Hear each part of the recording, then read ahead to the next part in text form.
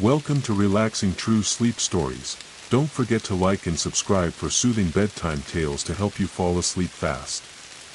The rain hadn't stopped for 4 hours. It fell in soft curtains over the windshield, blurring the two narrow lines of the road like smudged ink on wet paper. Cole had turned off the radio an hour ago, fed up with the static and intermittent country stations. Now, the only sound was the steady sweep of the wipers and the constant hush of water tapping the roof of his truck. The map said the town didn't exist. Black Hollow wasn't marked on anything official. Not on the GPS. Not on the folded highway map he kept in the glove box. He had only found it mentioned in an old note from his late grandfather, tucked inside a forgotten Bible. A note with an address and a line that had stayed with him ever since he read it: "If you ever need to disappear, this is where you go. But don't stay too long." Cole didn't plan to stay long. His hands were still shaking from what happened 3 nights ago in Chicago. He didn't want to think about it. Couldn't. He'd already washed the blood off his clothes. Thrown the burner phone into the river. Disappeared. That's what this drive was for.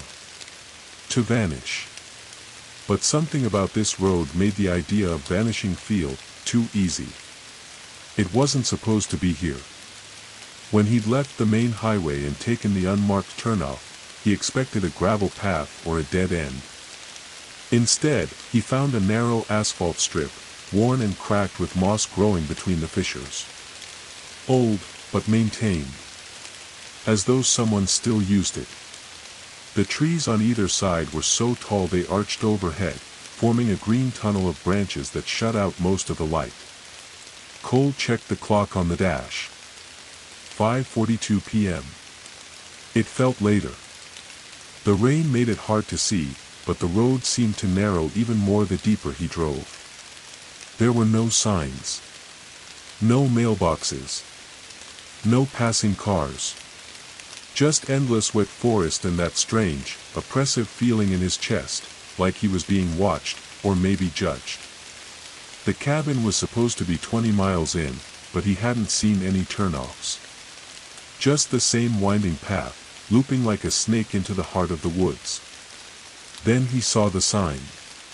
It was so old the letters were nearly faded, carved into a splintered plank of wood nailed to a leaning post. He slowed as his headlights swept over it. Black Hollow, population 41.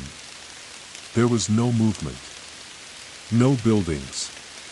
Just the sign and the trees, and something else now, something Cole couldn't quite explain. He felt pressure. Not pain, not dizziness. More like a subtle shift in the air, as if he'd just passed through a thin membrane. The air on the other side felt heavier. Older. He could feel it in his lungs, in the tightness behind his eyes. He drove on. After 2 more miles, the trees finally broke, revealing a clearing dotted with buildings that looked like they hadn't changed since the 1940s. A single street ran through the middle of the town, barely wide enough for 2 cars. Storefronts with hand-painted signs. A rusted water tower with moss crawling up the side. A church steeple peeking through the mist. No lights on. No cars. No people. Just as the rain began to ease, Cole spotted it, a small cabin on the edge of the town, tucked between 2 large pine trees. It looked like it had been carved right out of the forest, with a stone chimney and a crooked porch. The kind of place you'd find in an old horror movie, right before things went wrong. He parked the truck in front and stepped out. The rain had slowed to a mist now, hanging in the air like breath on a cold mirror. The forest around him was quiet, unnaturally so. No birds. No wind. Only the soft crunch of wet pine needles under his boots as he approached the cabin. The key had been mailed to him in an unmarked envelope. No return address. Just the words, "For your time away." He found the door and unlocked it. Inside, the air was musty and cold. Dust clung to the wooden beams. A fireplace sat against the far wall with a pile of dry logs next to it. The furniture was simple: old armchair, small table, a lamp with a cracked shade. On the floor near the window was a thin rug, moth-eaten and damp at the corners. A kitchenette to the left. A narrow hallway leading to a single bedroom and bathroom to the right. He dropped his duffel bag by the door and stepped inside fully, feeling the floorboards creak beneath him. The place was silent except for the occasional drip of rain from the eaves. He sat in the armchair, exhaling slowly, letting the silence wrap around him. No phones. No cameras. No neighbors. Just him, the forest, and whatever past the town had buried under its wet soil. Then he noticed something. On the table beside the chair sat an old leather-bound journal. He hadn't brought it. It was cracked with age, the pages yellowed, a strip of black cloth tied around it to keep it shut. On the cover, written in faint red ink, were the words, "I was not the first to hide here." Cole stared at it, heart thudding, unease crawling up his neck. He didn't touch it. Not yet. Outside, the last of the rain stopped. But the fog did not lift. In fact, it seemed to grow thicker. And from somewhere beyond the trees, just past where the headlights of his truck could no longer reach, something moved. A shadow. A shape. Then it was gone. Cole closed the door, locked it, and leaned his back against it. Somewhere deep in the forest, something was listening. And it now knew he was here. Cole sat in the armchair for nearly 10 minutes without touching the journal. The silence in the cabin pressed down like a wet cloth over his face, heavy and muffling. The kind of silence that wasn't just the absence of sound, but the presence of something waiting. He stared at the journal, its cracked leather cover curled slightly at the edges. It looked like it had been sitting there for years, but the layer of dust around it was disturbed, as if it had only recently been placed. The cloth ribbon that held it closed was frayed, tied in a hurried knot. The ink on the front cover, once red, had faded to the color of old blood. I was not the first to hide here. Eventually, curiosity won over caution. He reached out and untied the cloth, letting it fall limp to the table. The journal crackled faintly as he opened it, the pages dry and delicate beneath his fingers. On the inside cover, a name had been scrawled in hurried handwriting. James L. Fenwick, Room 3, The Briar Lodge. Cole frowned. Briar Lodge. There hadn't been any mention of a lodge in the listing or the letters he'd received. As far as he knew, this cabin was a standalone rental. There was no receptionist. No check-in counter. No neighbors. Just forest. He turned the page. October 5, 1985. The rain started again last night. Third day in a row. I don't think the sun ever really shines here. The woman who gave me the keys, Clara, I think her name was, said this kind of weather is normal. Said the hollow has always been like this. I thought she meant the town. But now I wonder if she meant something else. The trees seem taller every time I look at them. I don't mean they grow. I mean it feels like they're leaning in. I can't prove it. It sounds insane just writing it. But when I look out the back window, the same pine that was 6 feet from the porch yesterday is maybe 4 feet today. I don't like this place. But I'm not ready to leave. Not yet. Cole blinked. The writing was jagged in places, like the writer's hand had trembled. He flipped to the next entry. October 6th. I woke up to footsteps last night. Light ones. Not boots, bare feet. I was sure someone was inside the room with me. But when I turned on the lamp, nothing was there. Just that smell again. Wet wood and something else, something sour. Like meat left in a warm drawer. I checked the front door. Still locked. But the floor by the window was wet. There were muddy footprints. Small. Child-sized. I measured them against my palm. They fit. I tried telling Clara. She didn't seem surprised. Said the hollow has its rhythms. Said to keep the windows shut after sundown. Said I should never answer a knock if I don't see who it belongs to. Then she said something else. She said, if you hear a voice that sounds like your mother, don't follow it. Cole's skin prickled. He hadn't told anyone where he was going. He didn't have any family left alive, not really. But that last line hit something deep in his chest. Something buried. The kind of warning that felt oddly specific, and terrifying in its familiarity. He flipped forward through more entries. Most were the same: strange sounds at night, shadows moving between trees, animals that looked wrong, descriptions of deer with too long limbs or birds with eyes like cracked glass. Then one entry stood out. October 10th. The Echo Man came last night. I didn't see him, but I heard him. First, it was my name. At 3:17 a.m. exactly. James. Just once. Quiet.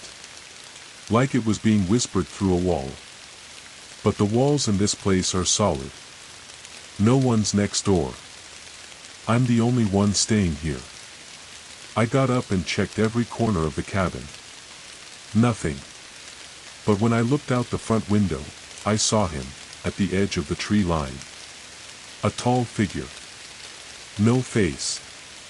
Just shimmer. Like the air around him was bending.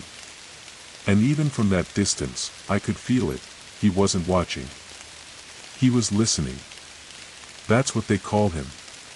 The Echo Man. He doesn't speak. He repeats.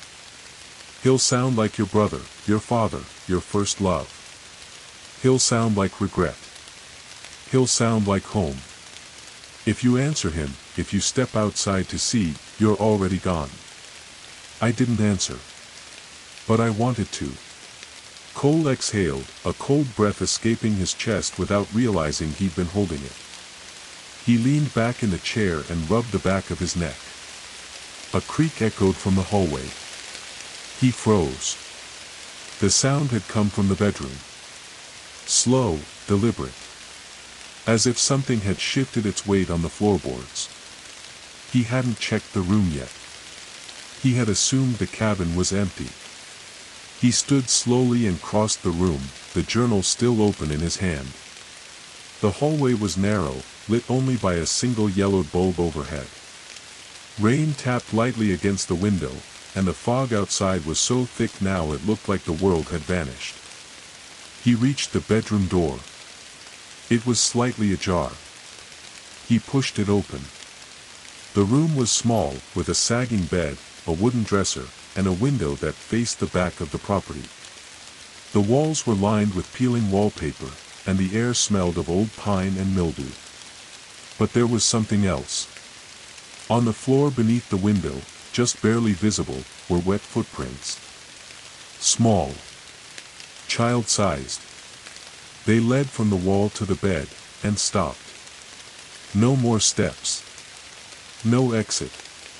Just ended. Cole's breath hitched. He turned, checked the closet, checked under the bed. Nothing. But when he straightened up, he caught a flicker of movement in the window. He looked. Just forest. Then, barely visible through the fog, a shape. Tall. Motionless. Listening. He backed away and closed the door quietly, returning to the main room. The journal still lay open on the chair. As he walked past it, something on the last page caught his eye. Something that hadn't been there when he first read it. A new line. Written in fresh ink. His heart jumped. It read, "You heard him too, didn't you?" The rain had stopped again, but the fog hadn't moved an inch. It clung to the cabin like it had grown from the ground itself, thick as wool and somehow heavier near the windows. Cole stood in the center of the room, staring down at the journal. His skin crawled beneath his jacket. He could still feel the imprint of those small, wet footprints in the back of his mind, like a memory he didn't want but couldn't shake. He hadn't written the line. That was certain. You heard him too, didn't you? It wasn't there when he turned the page. But now the ink was damp and glistening faintly, freshly pressed into the yellowed paper. He slowly closed the journal, wrapping the frayed black cloth back around it. Then he walked to the fireplace, knelt, and stacked dry logs onto the iron grate. He crumpled up an old piece of newspaper from the basket nearby, lit a match, and watched the flame grow. When the fire was steady, he picked up the journal and held it over the heat. The pages should have curled instantly. The cover should have blackened and cracked. But nothing happened. He held it there for 30 seconds. The fire licked around the edges of the leather, but the journal didn't burn. It didn't even smoke. The flames acted like it wasn't there at all. Cole yanked it back, heart hammering. He ran his hand along the edge. The cover wasn't even warm. His stomach turned. He tossed the journal onto the couch, backed away, and stared into the fire. He didn't like superstition. He wasn't religious. But this was wrong. This was something beyond explanation. Something that didn't care about rules. And suddenly, he realized he could feel it again, that pressure in the air, like a storm waiting to speak. He turned on all the lamps in the cabin. The weak yellow light barely pushed back the shadows, but it made him feel less alone. He shut the bedroom door tight, checked the lock on the front door twice. Then he sat back down, pulled a blanket around his shoulders, and listened. The cabin creaked softly as it settled. The fire popped once. Then silence again. The clock on the wall read 2:58 a.m. He didn't remember dozing off. Cole blinked awake on the couch, the fire now dimming to embers. His neck ached. His fingers were still clenched around the edges of the blanket. A sound had woken him. Not loud. Not sharp. Soft. Knocking. He turned his head slowly toward the door. 3 quiet knocks. Knock. Knock. Knock. Even through the thick wood, the sound was unmistakable. Precise. Not frantic, not accidental. Calm. Purposeful. He sat still. The knock came again. Knock. Knock. Knock. He reached for the fireplace poker and stood. Every part of his body screamed not to go to the door. The fire was nearly out. The cabin had grown colder, the air dense in his lungs. Then he heard the voice. Faint. From just outside the door. A woman. Cole, honey. You there, baby? It's Mom. The poker slipped slightly in his grip. He hadn't heard that voice in over 20 years. Not since he was a teenager. His mother had died in a crash when he was 16, raining night, wrong turn, head-on collision with a tree. She'd been pronounced dead at the scene. But the voice outside was hers. Clear. Soft. Familiar in the most unsettling way. Cole, baby. It's cold out here. Can you let me in? He took a step back. No, he said quietly, more to himself than to her. The voice didn't change. It didn't grow angry. It just stayed calm. I made your favorite, sweetie. The cornbread with the honey butter. Remember that? Remember how you'd come in from the rain and sit right at the counter? He gritted his teeth. His legs were trembling. "Come on, Cole," the voice whispered now, like it was just on the other side of the door. "I'm here now. Don't you want to see me? Knock. Knock. Knock." He forced himself to walk backward toward the fireplace, never turning his back on the door. Something in him, a cold, instinctive fear, knew what would happen if he looked through the peephole. He didn't want to see what was out there wearing his mother's voice. He sat in the armchair and stared at the door. The clock ticked. 3:03 a.m. "Cole," the voice said again, lower now, strained. Like the mouth saying it was not quite formed for speech. "Please. Knock. Knock. Knock." The voice stopped. The knocking stopped. The silence returned, deeper now, emptier. Like something had been waiting to be let in and had decided it was no longer going to ask. He waited. 5 minutes. 10. Nothing. Finally, he stood and walked to the door. He didn't open it.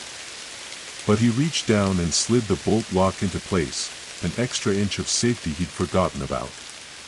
Then he froze. There were no footprints on the porch. Not a single one. Just smooth, wet wood and the glistening sheen of fog hugging the trees. He closed the curtain and stepped back, heart still hammering. He went to the kitchen, poured a glass of water with shaking hands, and tried to focus on something, anything, other than that voice. But when he returned to the living room, the journal was open on the couch again. And on the newest page, scrawled in a rushed, jagged hand, was a new message. "You shouldn't have ignored her." Cole didn't sleep. He sat with the blanket wrapped around him, the poker still in his grip, watching the front door as if it might sigh open on its own. The fire had burned down to a glow, and the journal lay on the table again, shut tight, the black cloth wrapped around it as if it hadn't moved at all. But he had seen it open. He had seen the new page. "You shouldn't have ignored her." The word still swam behind his eyes, every time he blinked. By the time dawn broke, or what passed for dawn in Black Hollow, the fog had barely lifted. The pale light that bled through the windows was thin and gray, like an apology rather than a sunrise. It lit the trees in strange silhouettes. The forest never seemed to retreat, it stood, still and silent, at the cabin's edge, as if waiting. Cole splashed water on his face in the small bathroom and stared into the cracked mirror above the sink. His eyes were bloodshot. A bruise-colored shadow curled beneath each one. He hadn't spoken aloud since the night before. Not really. It felt like his voice belonged to someone else now. Someone slower. More uncertain. After a dry breakfast of crackers and canned peaches, he decided to leave the cabin. He needed to know what he was dealing with. Needed to find a person, any person. There had to be someone in Black Hollow who could tell him what the hell was going on. He stepped outside and shut the door behind him. The fog hung low to the ground, curling around his ankles as he walked toward the main street. The town hadn't changed. It looked like an abandoned film set from the 1950s, faded shop signs, dusty windows, rusted bikes leaning against lamp posts. Yet none of it was broken. None of it was vandalized. No boarded windows. No graffiti. Everything was intact, just forgotten. As he stepped onto the main street, he noticed something strange. There were footprints in the mud. Fresh ones. Several pairs. Adult-sized, mostly, and leading toward the hardware store, the diner, the barbershop. Some crossed paths, others stopped abruptly as if the person who made them had vanished mid-step. But there was no one in sight. He walked slowly down the street, past the diner. The glass door was shut but clean. A handwritten sign in faded ink read, "Closed for fog." Cole stared at it, unsure if it was meant to be a joke. He cupped his hands to the glass and peered in. Empty stools. Empty booths. A half-finished cup of coffee on the counter. Still warm. He stepped back. There were no sounds. No birds. No cars. No wind. Then, from somewhere behind him, a voice croaked. "You shouldn't be here on a Wednesday." Cole spun around. A man stood near the corner of the post office, wrapped in a long gray coat, his skin pale and his beard unkempt. He looked old, maybe 60, maybe older. His eyes were wide, bloodshot. And he was barefoot, standing in the mud like it meant nothing.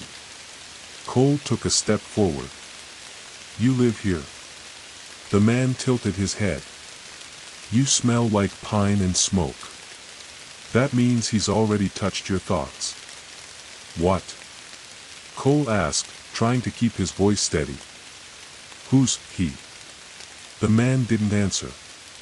Instead, he looked around the empty street with a dazed expression, like he was expecting to see someone else there.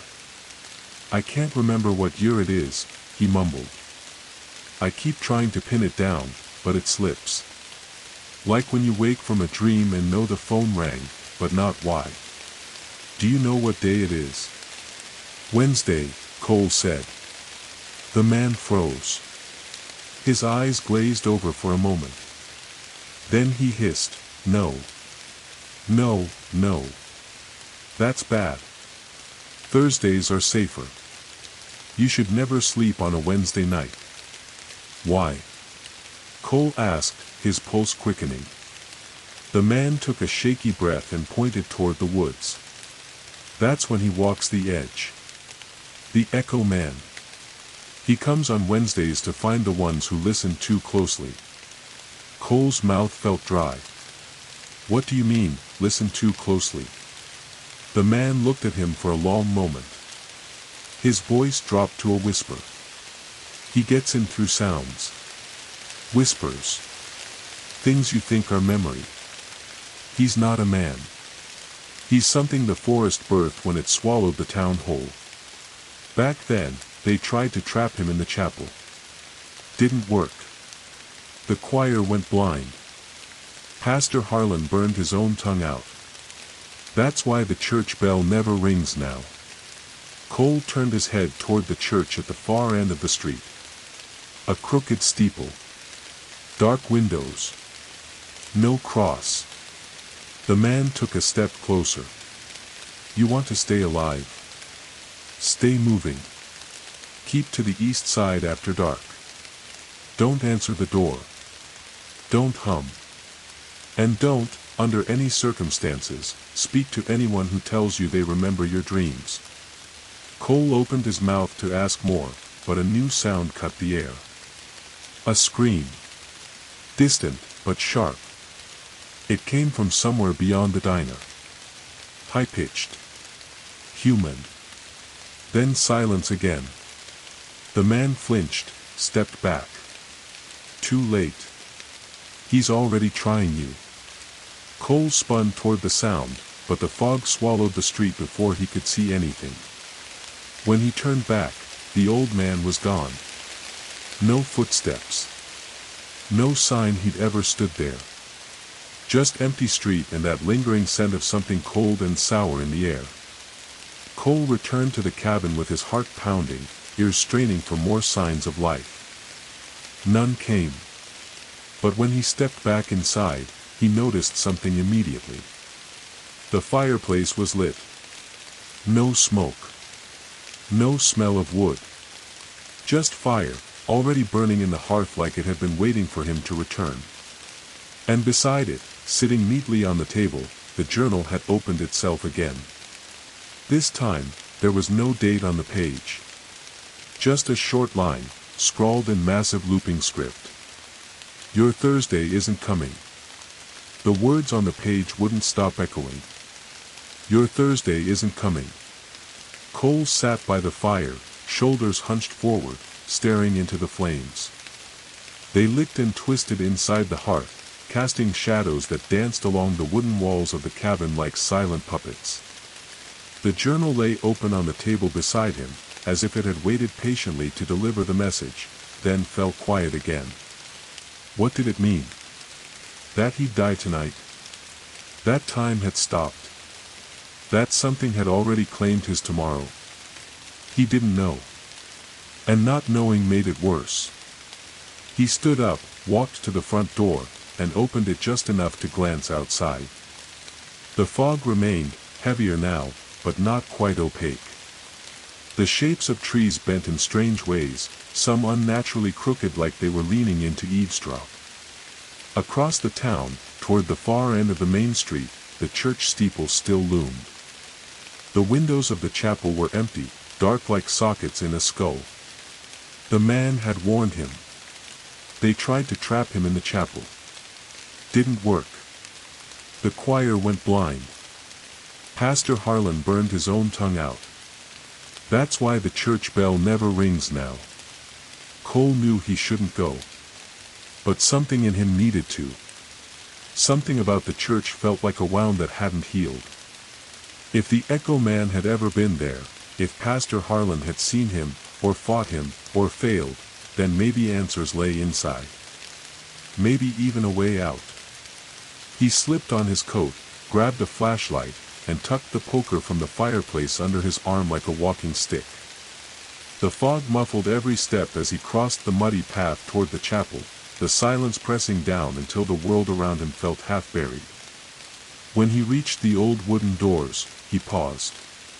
The handles were old brass, worn from years of use. Someone had once tied a length of barbed wire across them, but it had been cut, recently. He ran his finger across the frayed end of the wire and noted the rusted stain on the wood. Not old. Someone had been here. Or something. He pulled the door open and stepped inside. The scent hit him first. Not dust. Not mold. Something more primal, like scorched hair, old wax, and wet stone. It filled his lungs and coated his tongue as he moved deeper into the chapel. Inside, the pews were arranged in neat rows, but many had warped as if exposed to intense heat. Some were half melted into the floor, the varnish bubbled and blackened. Candle holders lay twisted and deformed. The walls were covered in what looked like melted hymnals, pages charred and fused into the plaster. But the worst part was the altar. It stood at the far end, untouched by rot or fire, made of pale wood that gleamed in the dim light. Above it, where a cross would normally hang, was a large black stain that stretched across the wall like a burn mark. It was still wet. Cole moved closer, lifting the flashlight toward it. The stain wasn't paint. Or ash. It pulsed, very gently, as if it were breathing. And as he got closer, he realized the sound wasn't in the room, but in his head. A low hum, barely audible, vibrating inside his skull like a second heartbeat. His vision swam. His legs buckled slightly, and he grabbed one of the pews to steady himself. Then, a whisper. Low. Male. Familiar. Let it in. Cole spun around, aiming the flashlight toward the back of the chapel. Empty. He backed away from the stain and turned toward a door tucked behind the pulpit, a wooden slab marked office in faded gold letters. The knob turned reluctantly, squealing as he opened it. Inside, the office was small, cluttered with moldy books, scattered hymn sheets, and a broken typewriter on a desk that sagged in the middle. A wall-mounted mirror was cracked down the center, the frame blackened as if scorched. On the far side of the room was a chair, and in it sat a body. Cole stopped cold. The man had been dead for decades, no doubt. What was left of him was skeletal, dressed in the remnants of a preacher's robe. One hand clutched a leather-bound book. The other was pressed firmly to the side of his own head, where a rusted revolver lay on the floor. The skull was mostly intact, save for a wide crack along the temple. Beside the body, carved into the wall in thick gouges, were words. "It will speak in your own voice next." Cole approached the body and gently pried the book loose. The leather cover was stiff with age. On the front, in small hand-painted lettering, the hollow psalm. He opened it. The pages weren't scripture. Not exactly. They were personal entries. Warnings. Madness. Confession. The thing in the trees does not live. It echoes life. It speaks in reflections, in dreams, in memory. It can't make words, it steals them. It is made of everything we forget, and it finds us when we're alone. It has no form but takes many. We built the church with salt in the foundation. We sang hymns backward. We wore our shoes on the wrong feet. Still, it came. The choir saw it in the rafters. Their eyes bled white. I burned the Bible. I burned the bell. I tried to trap it in the crawlspace. But it learned to speak like me. It told the children to come close. I cannot remember my wife's face anymore. It took that too. The last page had been written hastily. If you're reading this, it means you heard it. Or will. It gets in through memory. It rewrites what you think is yours. The longer you stay, the less you'll know what's real. You won't know what year it is. Or who you are. When it speaks in your voice, kill yourself. Do not hesitate. Cole let the book fall from his hands. His own voice, not memory, not dream, whispered from the mirror behind him. You're already too late. He turned, and the reflection staring back at him wasn't right. It was his face, yes. But older. More hollow. Eyes ringed in gray. Blood running from one nostril. And its lips were still moving, independently from his own. It smiled. Then everything went dark. The first thing Cole felt was cold. It had crept in under the door, through the cracks in the floorboards, and into his bones. He opened his eyes slowly, blinking against the soft flicker of firelight. The cabin ceiling swam into view above him, the wooden beams dark and damp with condensation. He was back in the armchair. Back in the cabin. But he didn't remember walking home. He didn't remember leaving the church. His pulse pounded in his ears as he sat up. The journal was once again closed on the table, bound tightly with the same black cloth. The fireplace crackled quietly, yet the room was colder than it had ever been. He rubbed his arms, trying to will some warmth back into his skin. And then he saw it. Sitting in the middle of the table, right beside the journal, was a small, boxy cassette recorder. It was old. Late 70s, maybe early 80s. Gray plastic casing with flaking paint on the buttons. He hadn't brought it with him. He hadn't seen it in a cabin before. But there it sat, completely out of place, and humming faintly, like something mechanical had just finished speaking. The tape inside was already rewound. Cole stared at it. He didn't want to press play. But his hand reached for the button anyway, trembling. Click. The tape whirred softly, the room holding its breath. Then, his own voice crackled to life. If you're hearing this, I need you to listen to me. Please. I don't know how much time I have left. Cole's spine stiffened. It was his voice. Without question. The same tone. Same slight rasp. But more urgent. Scared. Tired. I've been here for I don't know how long. Days? Weeks?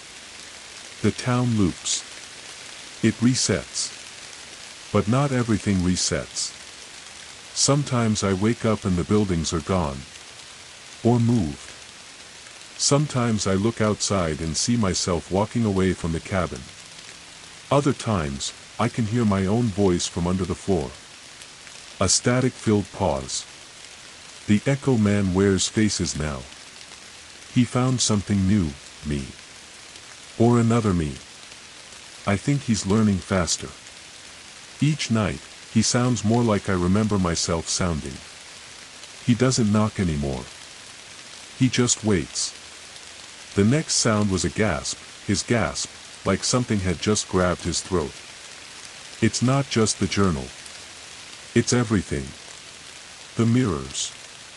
The clocks. My dreams. They've all started changing.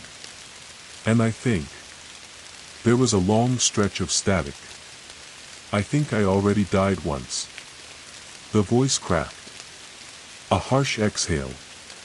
Then, if you're me, and I think you are, you need to find the well room. It's under the town. Hidden behind the chapel crawlspace. The journal won't tell you about it until it wants to. But it's real. That's where he comes from. Where he returns to. More static. Then a whisper, barely audible, choked with fear. Don't let him speak through you. Don't become the echo. Click. The tape stopped. Cole sat frozen. His throat had gone dry, and every muscle in his body locked in place as if the sound of his own desperate voice had flipped a switch inside his mind. He had questions, hundreds of them, but none that made sense yet. The tape left him with one truth he couldn't avoid. Something was wrong with time. The man on the street had said it too. I can't remember what year it is. Now Cole couldn't either. Was it Wednesday still? Or Thursday? Was it morning now? Or the same evening looped over again? He looked toward the window. Outside, the fog hadn't moved. The trees stood as still as statues. But now, he noticed something else. The shadows on the porch had changed. There were 4. Not 1. For shadows where only his had been earlier. They stretched across the porch in long, unnatural shapes, one of them curved unnaturally at the head, as if the neck had bent backward. He stood and backed away from the door. The tape recorder clicked again. On its own. Cole jumped. Then stepped forward and ejected the cassette. On the label, scrawled in the same handwriting from the journal. Recording number 4, last attempt. Last attempt. How many times had he done this? He yanked open the bottom drawer of the small wooden desk near the window. It was empty, except for 2 more tapes. One labeled. #2, don't sleep with the window open. And another, cracked and partially melted. #3, burn the mirror. He clutched them in both hands and stood motionless in the cabin's eerie silence. The weight of everything hit him at once. The woods. The reflection in the church. The Echo Man. The warnings. Somewhere, beneath this town, behind the chapel crawlspace, there was something called the well room. And if the man on the tape, if he was right, that place was the source. He had to get there. Before the Echo Man got in. But the cabin was not done yet. The lights flickered. A soft hum rose from the journal. And the fire in the hearth flared tall and white for a split second, long enough to cast a new shadow on the far wall. Cole's own shadow was still by the fireplace. But now, beside it, was another. An exact duplicate. But its mouth was open. And its head turned slowly to look at him. Then came the voice, his voice, spoken from behind him, though he hadn't opened his mouth. You left the door open. That's how I got in. Cole didn't turn around. The thing behind him, the thing with his voice, breathed slow and steady. No footsteps. No movement. Just the whisper still curling in his ears like smoke. You left the door open. That's how I got in. He clutched the poker in his hand so tight his knuckles turned white, eyes locked on the wall in front of him. Two shadows. Both still. But only one of them was his. The fire cracked sharply, and both shadows rippled. Cole spun, fast, swinging the poker in a blind arc. But nothing was there. The room was empty. The door was shut. The lights were still on. Only the poker, the fire, the tapes on the desk, and that journal, sitting closed now, still breathing faintly like it was alive. He backed away from the hearth, heart hammering like a jackhammer in his chest. He shoved the tapes into his coat pocket, slung the flashlight over his shoulder, and bolted for the door. He had one destination in mind now. The chapel. If there was any chance of escaping this place, if he could stop whatever this echo was becoming, he had to find the crawlspace the voice on the tape had warned about.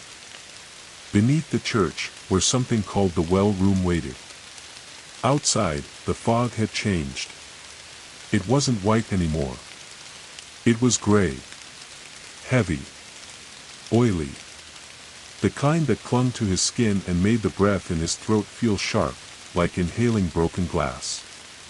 It pulsed faintly, in rhythm with the low hum that had followed him since the night before. The forest no longer looked like trees.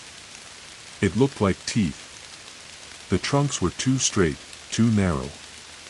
They swayed not with the wind, but with something deeper, some invisible breath beneath the ground.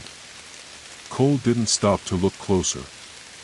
He ran, boots sliding in the wet earth, breath clouding in front of him as the steeple appeared again in the distance. The church door hung slightly ajar now. He hadn't left it that way. He entered slowly this time. Inside, the pews were different. Instead of being warped and burned, they were rearranged, stacked along the walls, as if something had cleared the center of the sanctuary for a ceremony. A gathering. The altar at the far end was gone. In its place, a hole had opened in the floorboards. Just wide enough for a man to crawl through. He approached it carefully, flashlight beam shaking. The hole descended into darkness. A cold, rank wind drifted up from below, smelling of mildew, rot, and something older, like earth that had never seen light. He crouched beside it. Carved into the floor around the opening were 3 words, etched deep and messy as if by fingernails. Below as before. Cole swallowed, then slipped through the hole. The descent was steep. Not stairs, just a narrow spiral tunnel carved from dirt and clay, lined with rotting boards and broken roots. As he climbed down, the sounds of the town faded behind him, replaced by the soft, wet groans of the tunnel shifting under its own weight. And then, a whisper. Not his voice this time. Another voice. Older. Broken. Don't remember your name. It makes you easier to shake. Cole froze. The voice came from somewhere beneath him, lower in the spiral. He pressed forward anyway, 1 foot at a time, until finally he reached the bottom. He emerged into a small underground chamber. No light. No movement. Just the walls, damp, circular, and carved with thousands of tiny symbols. Some resembled letters. Others were shapes he couldn't process. The air was thick and wrong. In the center of the chamber was a well. Old stone, cracked in places, with a wooden cover nailed over the top. Around it were dozens of small objects, dolls made of pine needles, animal bones, rusted tools, and scraps of paper pinned under stones. And something else. A body. Slumped beside the well. Fresh. Cole approached slowly, hand tight around the poker. It wasn't decomposed. Not yet. But the skin was pale blue and stretched thin. The man had been young. Worn jeans, flannel jacket. His eyes were open, glassy and unseeing, and his lips were parted in a grimace. In his lap was a journal, nearly identical to the one in Cole's cabin. But this one was soaked through, moldy, pages blackened with ink and smudged drawings. He picked it up and flipped through. Most entries were unreadable, but several stood out. I came here because I remembered a dream from when I was 7. The trees in the dream whispered my name. Years later, I heard them again. I haven't spoken aloud in 2 days. Every time I do, I feel something crawl closer. I think I am the first echo. I think this thing learned how to mimic us from me. Cole's blood chilled. The first echo.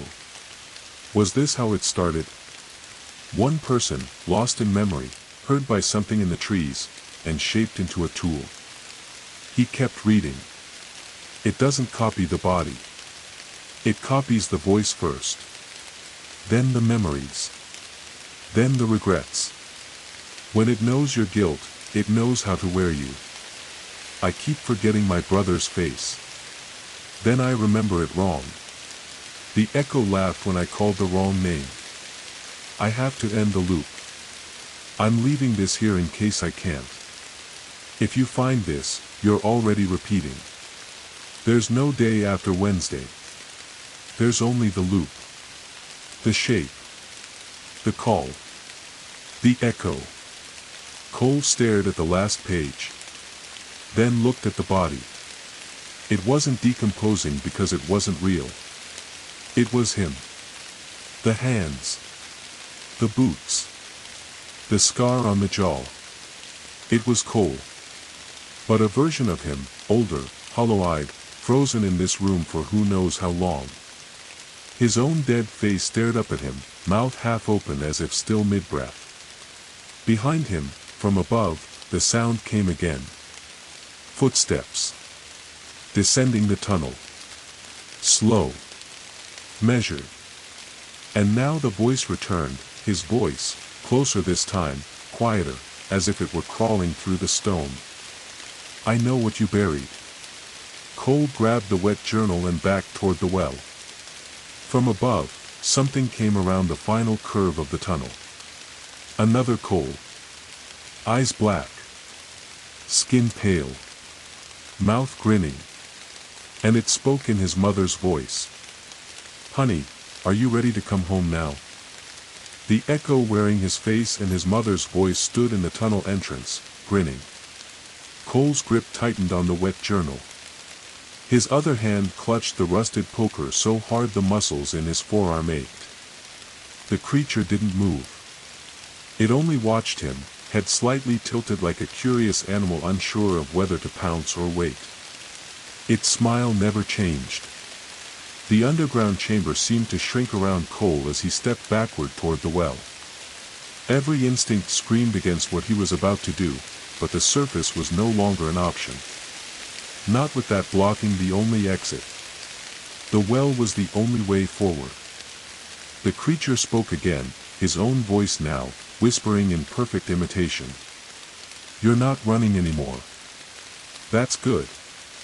The first one ran too. It made everything take longer. Cole didn't answer. He dropped to one knee beside the stone ring and began pulling at the wooden cover nailed across the top. The wood groaned but didn't break. The thing in the tunnel took one step closer. Just one. Cole snapped the poker upward like a crowbar and wedged it under the wooden slats. He pried, muscles burning, and finally heard the brittle pop of an old nail snapping. Then another. Then another.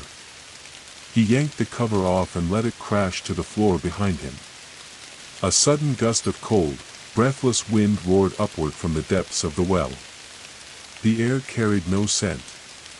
No moisture. Just a void, like the air had been holding its breath for centuries and had only now remembered how to exhale. Below, there was no water.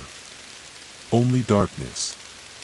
A swirling, shifting pitch that moved like smoke under glass. It pulsed once, as if recognizing his gaze, and then it was still again. Cole stepped onto the edge of the stone ring, turned once toward the echo at the tunnel mouth, and leapt into the well. He fell longer than made sense. The sensation was not like falling through air, but through something thicker. Memories brushed past his skin like spiderwebs, fleeting, half-formed images. His mother at the kitchen stove. His brother screaming through a closed door.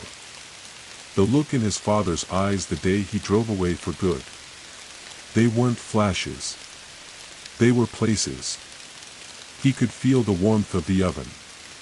Hear the hinges on the bedroom door. Smell the cologne that always made his father's car feel foreign. The well wasn't a tunnel. It was a descent into memory's spine, into the root system of who he was and what he had forgotten. And then, he landed. Not with a thud, but with stillness.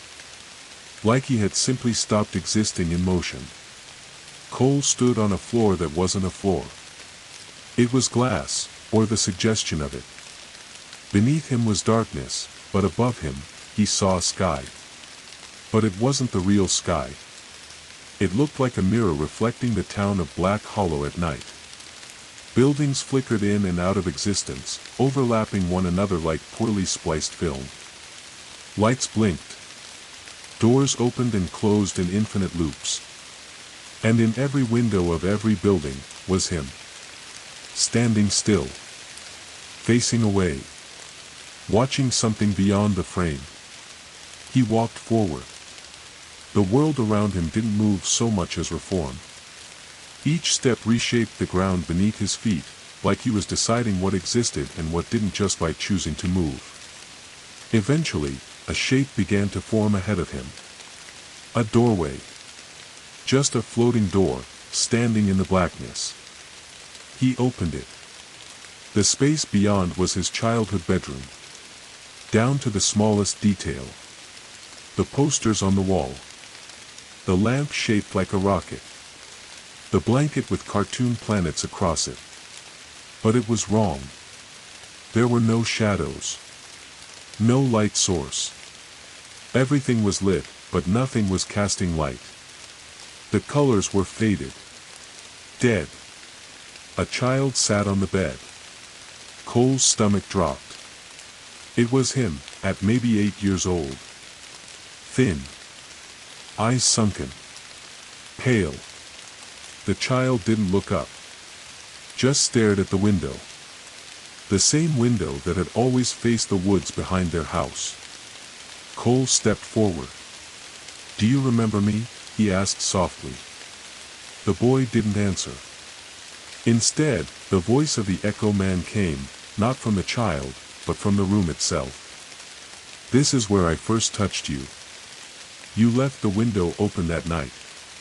Cole remembered. The storm that had rolled in. The wind. The moment he'd sworn he saw something at the edge of the trees, a tall, thin shape swaying not with the wind, but against it. He hadn't told anyone. Not then. But afterward, he'd started sleepwalking. Hearing his mother's voice calling him from outside. He'd convinced himself it was a dream. All of it. The child version of him turned slowly. Its eyes were completely black. And in his voice, it asked, "Why did you forget me?" Cole stumbled backward out of the room. The door vanished behind him. The glass ground below his feet reformed again. Now he stood in the middle of a dark church. Not the one in Black Hollow, but the version from his dream. From many dreams. The steeple cracked. The pews all facing the wrong way. An organ that wheezed with breath instead of sound. In the center of the altar stood the other Cole. The reflection. The echo. "You've come far," it said, calmly. They usually break at the first memory. Cole stepped forward. "What are you?" The echo smiled, mirroring him perfectly. "I'm what you forget when you stop facing yourself." It lifted a hand. And Cole felt his body lift off the ground, gently, like gravity had been turned off just for him. "You're going to join us now," the echo said. "Everyone does. Your voice is mine. Your shadow is already speaking." And then, faintly, from the echo's mouth, came another voice. His brother's. "Don't leave me. Please. Not again." The memory of the night Cole had packed his bags. The final fight. The slamming of the door. The voice echoed louder now, overlapping with his father's, his mother's, the old man from the street, Pastor Harlan, even a tape version of himself, all shouting, whispering, screaming from the echo's mouth. "Cole, Cole, Cole, come back, come home, don't forget, don't leave, listen, listen, listen." The echo opened its arms. And Cole let go. He closed his eyes. And shouted his name. "I am Cole Merrow." The world exploded. Light. Sound. Memory collapsing. The glass beneath him shattered into a million swirling fragments. He fell through time, through memory, through self. Then, silence. Then, breath. Real air. He opened his eyes on the floor of the crawlspace beneath the church. Mud under his hands. His own breath in his lungs. The well above him was gone. And in the silence of the space, only the sound of dripping water remained. But in his pocket, the tapes were still there. And the newest one had a fresh label. #5, you brought him back. Cole climbed out of the crawlspace like a man dragging himself up through the remains of a grave. His fingers clawed through damp soil. His body ached in places he didn't remember injuring. Each breath felt thick, syrupy, like his lungs had tasted too much of whatever lay beneath the well. But he was back. He could feel it. The weight of the world was heavier here, more real somehow, more grounded than the other place. Above, the chapel had changed again. The pews were back in place. The altar, untouched. The warped scent of burnt wax still hung in the air, but it no longer clawed at his mind like it had before.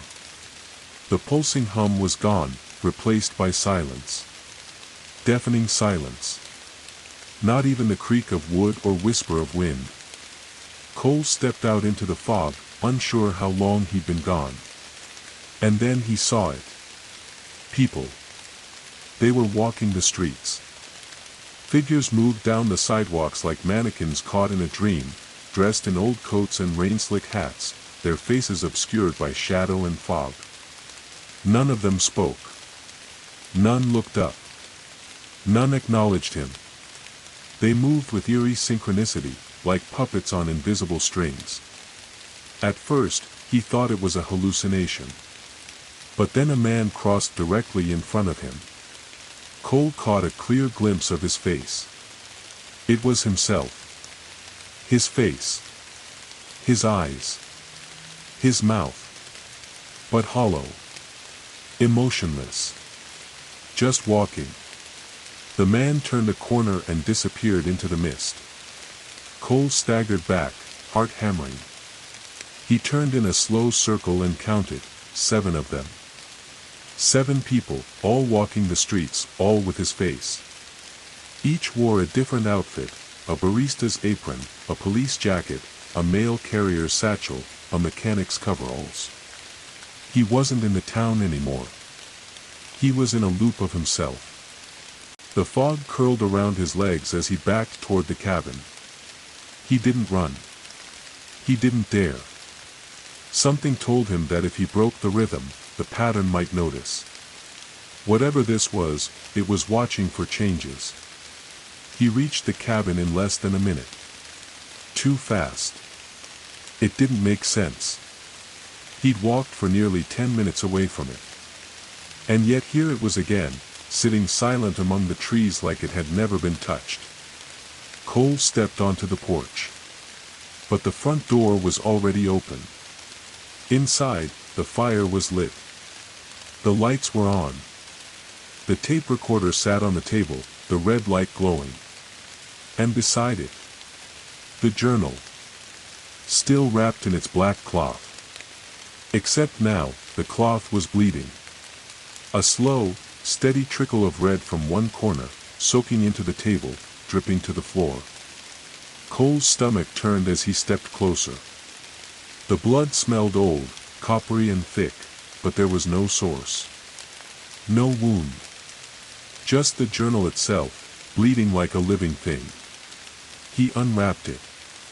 The pages were no longer yellowed. They were crisp, white, and the writing on them was his own. He flipped through the first few pages. Each one was dated. Each one was a full entry, written in a voice he recognized, his thoughts, his memories, things he had never written. Day 1, arrived in Black Hollow. Fog already thick. Cabin smaller than expected. Shouldn't have come alone. Day 3, heard the first knock. Thought it was a bird. Didn't open the door. Good. Day 4, saw Mom. Not Mom. Smiled wrong. Eyes too still. Day 7, realized the tape recorder is older than the cabin. Can't find the batteries, but it still plays. Asterisk, Day 9, my voice sounds different. Deeper. Like someone wearing me. Each entry bled into the next, scribbled faster, more frantic.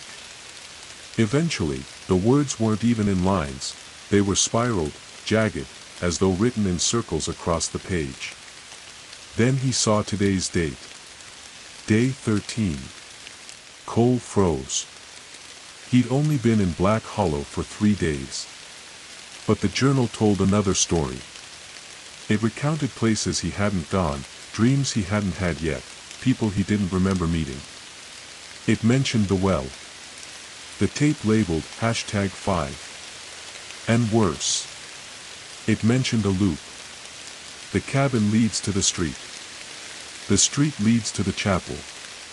The chapel leads to the well. The well leads to the cabin. Over and over. I've tried breaking the cycle. Fire. Blades. Silence. Sleep. Doesn't matter. He's in all the mirrors now. I smashed the last one but saw myself watching from the glass. If you're reading this, you're just another me. And it's already too late. Cole slammed the journal shut. His breathing was shallow. His hands shook. He turned to the desk and grabbed the latest tape, the one that had appeared while he was below. Number 5, you brought him back. He slid it into the recorder. Pressed play. The tape hissed. Then his voice, shaky, quiet, whispered. I don't know which version I am anymore. I thought if I went deep enough, I'd find the truth. But all I found was him. Or me. Or both. The Echo Man doesn't want to kill you. He wants to become you. To wear your thoughts. To speak as you forever. But he's not just an echo of sound. He's an echo of regret. You brought him back by remembering too much. Every time you recall your mother's voice, he sharpens it.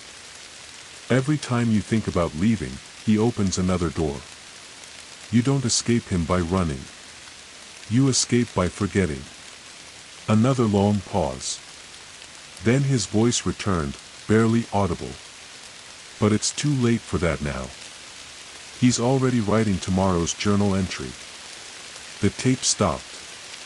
And the sound of a pen scratching across paper came from the corner of the room. Cole turned slowly.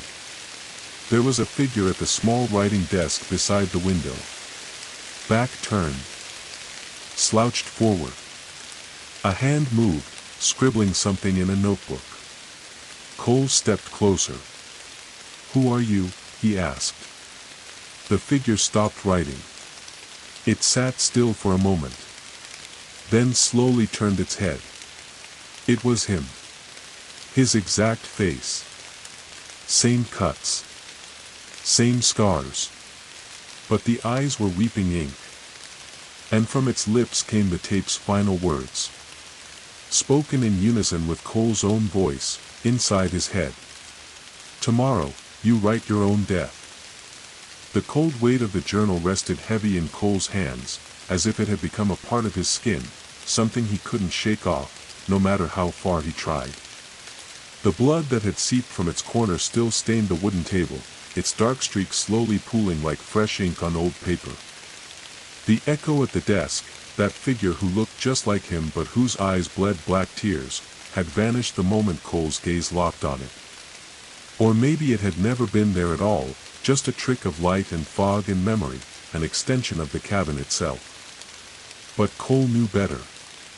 He had been trapped. Trapped in a town that folded in on itself like a paper map, where roads led nowhere but back to the beginning, and every door he opened showed the same worn planks and cracked walls. Where voices spoke his own name, but with strange accents and shadows curled behind them, and where the only future waiting was the past, repeating. The tape recorder sat on the table, silent now, but the words it had whispered were still thick in his mind. Tomorrow, you write your own death. He shivered. What did that mean? Would he die tomorrow? Had he already died, and this was just an echo of what was left behind? Or was the death something else, something deeper, a transformation he couldn't escape? Cole's gaze drifted toward the window. The fog had not lifted. Instead, it pressed harder against the glass, suffocating the world outside. The trees stood like ghostly sentinels, their branches reaching in silent accusation. He needed answers. He needed to break the loop. He stood, pacing slowly, searching the cabin for something, anything, that could help him. His fingers brushed against the worn spines of books lining the shelf. Old hymnals, weathered Bibles, and journals filled with scrawled notes. Among them, he found a tattered notebook bound in rough leather, its cover unmarked. Inside, the pages were filled with strange symbols, some resembling letters, others like drawings of faces melting into shadows. At the bottom of one page, a phrase repeated in neat handwriting. To forget is to live. To remember is to die.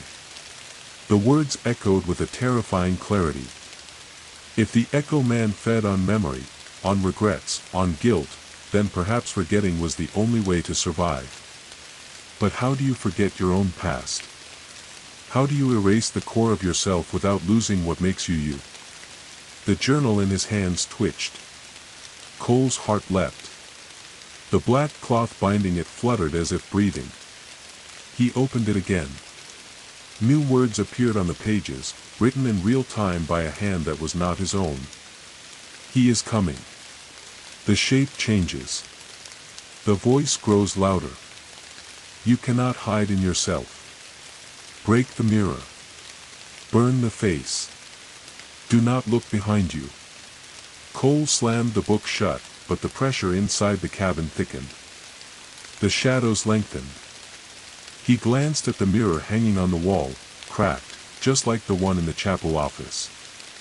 Slowly, against his better judgment, he approached it. His reflection stared back.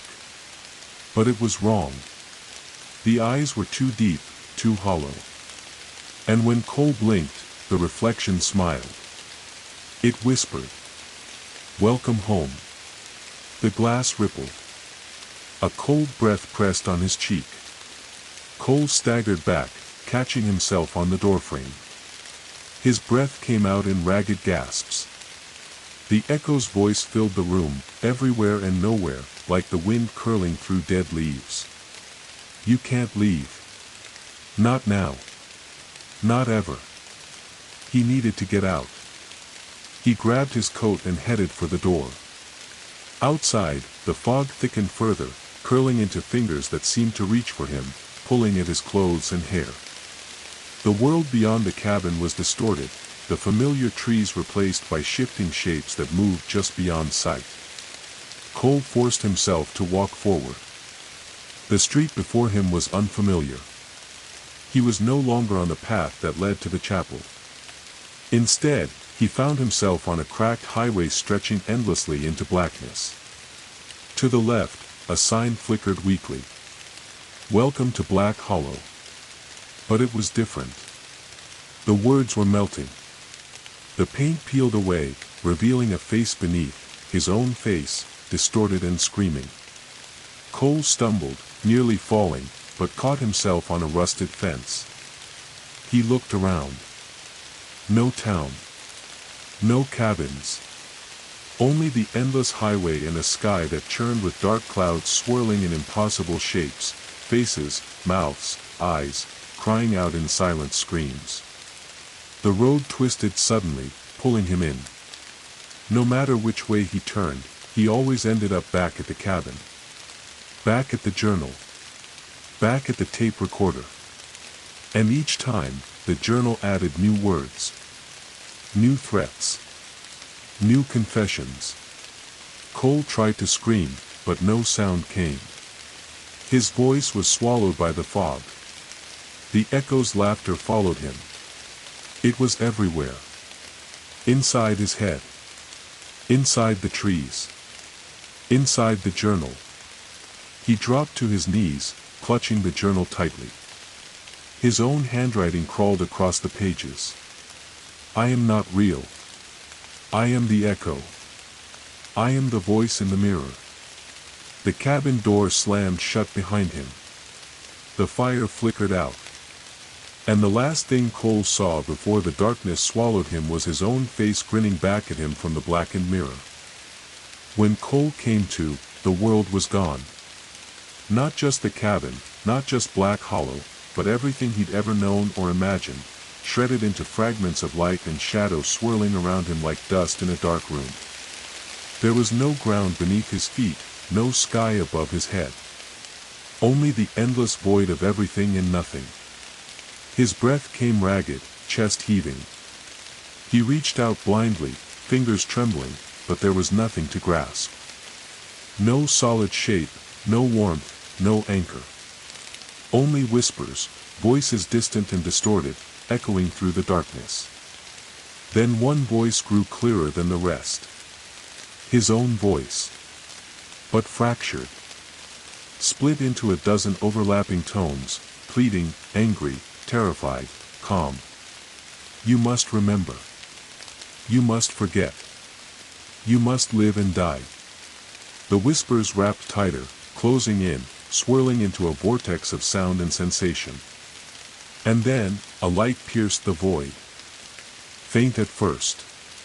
A single point glowing like a dying star. Cole moved toward it, propelled by desperation. As he approached, the light grew, revealing a shape, a room. It was the cabin. But not the cabin he remembered. This one was warped, twisted as though painted with melting clocks in a dream. The walls breathed, pulsing like living flesh. The floor shifted beneath his feet, creaking in language only the darkness could understand.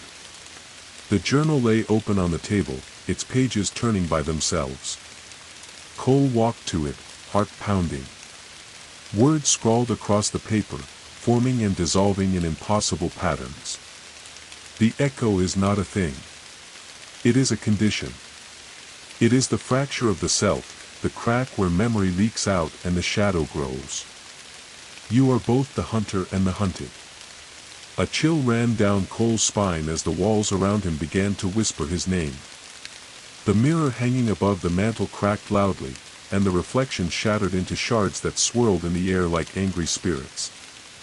From the shards, faces emerged, dozens of versions of Cole, all staring, all screaming silently. One stepped forward, eyes black pools of despair. "You're running," it said softly. "But there's no running in here. Only falling." Cole's breath caught. "Who are you?" he asked, voice shaking. The echo smiled, a cruel twist of lips. "I am every regret you have ever had. Every fear you buried beneath the surface. The part of you that remembers too much, and not enough. The cabin twisted further, folding into itself, and suddenly Cole found himself outside, in the woods. But the woods were wrong. The trees were made of shadow and bone, twisting impossibly into the sky. The ground was cold and cracked, glowing faintly beneath his feet. A path lay before him, lined with flickering lanterns that cast no light. At the path's end stood the figure he had come to fear most, the Echo Man. Tall, thin, faceless, with a mouth that stretched impossibly wide into a grin. Cole felt the weight of all his memories pressing down, crushing him.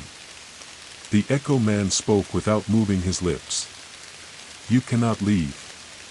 You can only become." Cole's mind raced. He knew the truth now. The Echo was not an enemy to fight or escape. It was a part of him, the fractured self made manifest. If he wanted to survive, he had to face it. The path stretched endlessly. Cole began to walk, each step sinking deeper into the fractured earth. Memories flared behind him, flashes of childhood pain, lost friendships, moments of shame and sorrow.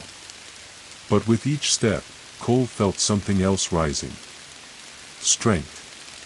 Determination. The courage to face the darkness within. He stopped. He turned. The Echo Man was no longer a figure looming in the distance. It was inside him. The shadows coalesced into a voice, his voice. Whispering. "You are the Echo." Cole closed his eyes. He took a deep breath. And he spoke. "Then I will be the Echo who remembers hope. The Echo that breaks the cycle." Light exploded from within him, scattering the shadows like shattered glass. The forest dissolved into mist. The cabin reformed around him, warm, real, alive. The journal was closed. The fire crackled softly. And for the first time in what felt like forever, the door was open, leading to the world outside.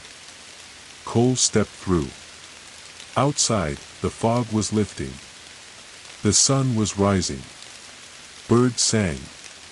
The town of Black Hollow was waking. But Cole knew better now. He carried the Echo inside him, not as a curse, but as a memory. A reminder that even in the deepest darkness, there is light. Cole stepped through the open cabin door, and the world outside greeted him with an unfamiliar stillness. The fog that had haunted Black Hollow for so long was thinning, retreating like a tide pulling away from the shore. Pale morning light seeped through the trembling leaves, casting long, golden fingers across the forest floor. For the first time, Cole noticed the small sounds of life stirring, birds chirping, leaves rustling in a gentle breeze, the distant trickle of a stream. Yet beneath the promise of dawn, the weight of what he had faced still pressed down on his chest like a stone. He paused at the edge of the porch, taking in the quiet town stretching before him.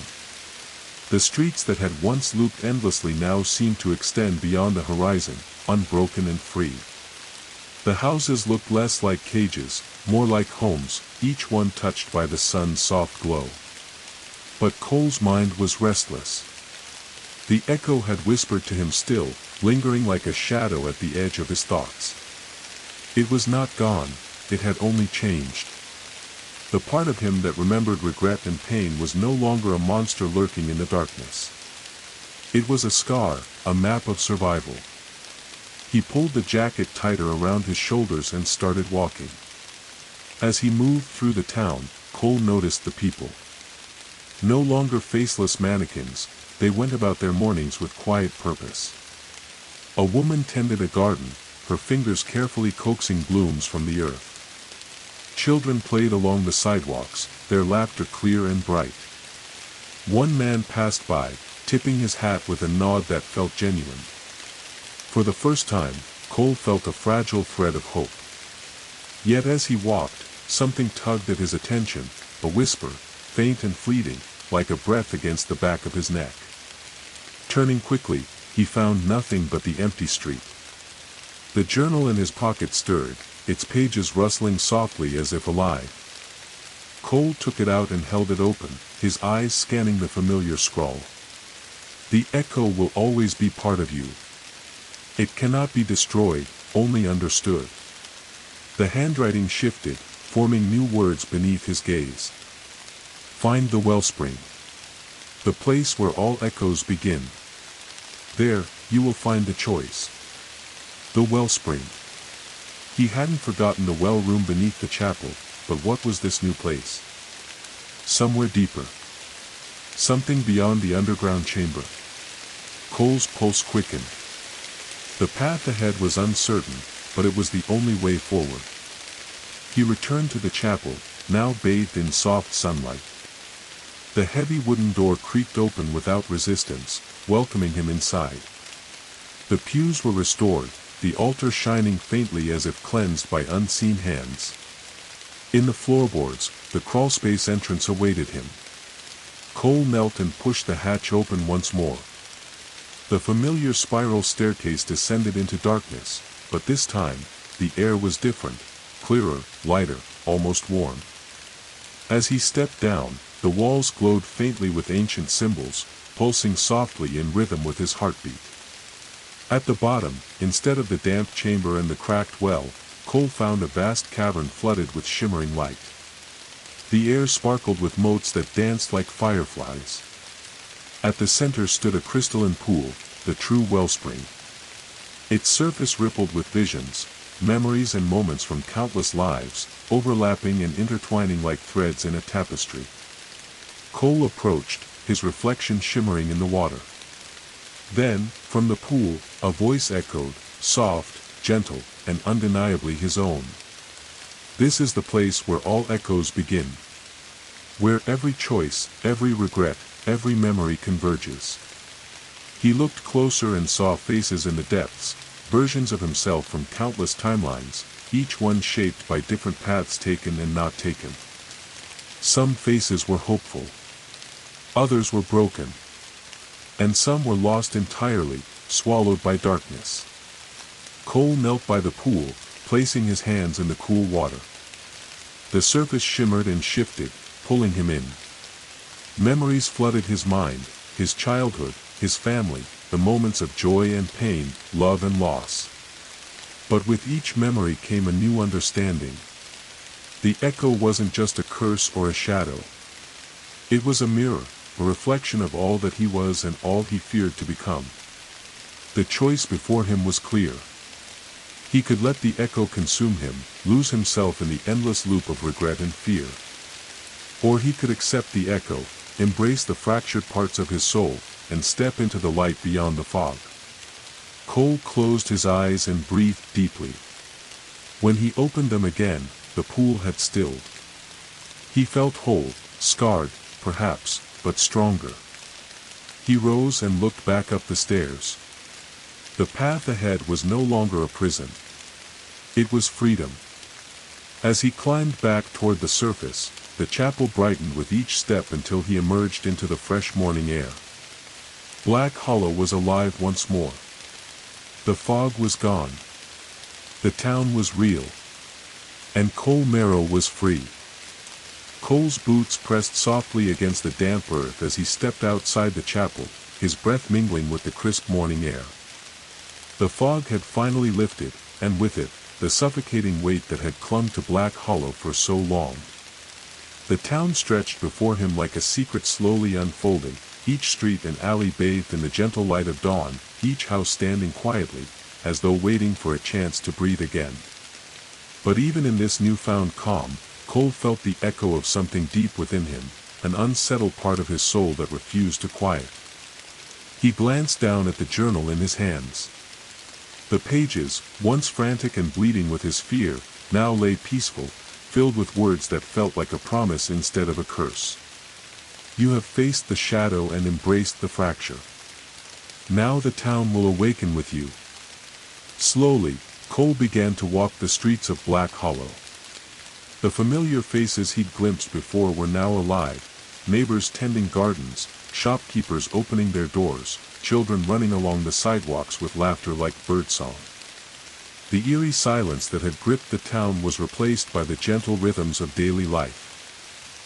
Cole paused at the old bakery, where an elderly woman smiled warmly and offered a freshly baked loaf. "Welcome back," she said softly, her eyes reflecting a depth of knowledge. He nodded, accepting the bread, but the feeling of unfamiliarity lingered. The town was waking up, but it was a waking that seemed to pulse with the echoes of its own past. As he continued, Cole noticed something else, a series of faint markings etched into the bark of trees, carved into stones along the sidewalks, hidden in the patterns of cracked pavement. They were the same symbols he'd seen beneath the chapel, glowing faintly in the darkness of the wellspring. Their meaning was still a mystery, but they seemed to guide him, drawing him deeper into the heart of the town. His feet carried him toward the town square, where an ancient oak stood proudly, a sentinel watching over Black Hollow for centuries. The tree's massive branches stretched skyward, its roots sinking deep into the earth. At the base of the tree, Cole found a small, weathered box nestled among the roots. He knelt and opened it carefully. Inside lay a simple key, cold and heavy in his palm. Attached to the key was a note, written in the same handwriting as the journal. "The door to the forgotten awaits. Use the key when you are ready to face what lies beneath the hollow." Questions stirred in Cole's mind. Forgotten. Beneath the hollow. He looked up at the great oak, its branches casting long shadows in the morning light. Then he noticed a faint outline, almost invisible, etched into the bark. A door. A hidden entrance. His heart pounded. With the key clenched tightly, he placed his hand on the outline. A soft click echoed through the air. The bark shifted, revealing a narrow doorway, just wide enough for him to squeeze through. Taking a deep breath, Cole stepped inside. The air within was cool and damp, thick with the scent of earth and forgotten memories. A spiral staircase wound downwards, carved from stone and softened by centuries of moss. Each step descended deeper into the bowels of Black Hollow, further from the waking world above. Cole's footsteps echoed softly as he moved downward, his flashlight cutting through the darkness. After what felt like an eternity, the stairs opened into a vast cavern beneath the town. The chamber was alive with a soft, pulsating light emanating from a pool at its center, a wellspring, but unlike any he had seen before. This pool shimmered with a strange energy, its surface rippling with visions of Black Hollow's past, celebrations, heartbreaks, births, and deaths, moments frozen in time. Cole approached the pool cautiously. From the depths, a voice spoke, not with words, but feelings. Memories surged through him, unbidden and vivid. He saw the founders of Black Hollow, their hopes and fears etched into the very soil. He saw moments of betrayal and sorrow, kindness and courage, all woven into the fabric of the town. And then, he saw himself, not just the man he was, but all the versions, all the echoes. The fragmented pieces of his soul, scattered across time and memory, converged in the pool's shimmering surface. A realization dawned. The wellspring was not just a source of echoes, it was a living archive, a heart beating beneath Black Hollow that held the town's collective memory. And Cole was bound to it. He was part of the town's story, and the town was part of his. To heal Black Hollow, he would have to embrace every part of himself, the light and the shadow, the hope and the regret. Only then could the cycle be broken. As Cole reached out to touch the pool, the waters surged upward, engulfing him in a flood of memories and emotions. He relived moments of joy and pain, love and loss, fear and courage. Each memory was a thread, weaving him back into the tapestry of Black Hollow. When the flood subsided, Cole found himself transformed. He was no longer just a man trapped by echoes. He was a guardian, a keeper of the town's soul. Emerging from the cavern, Cole felt the weight of centuries lift from Black Hollow.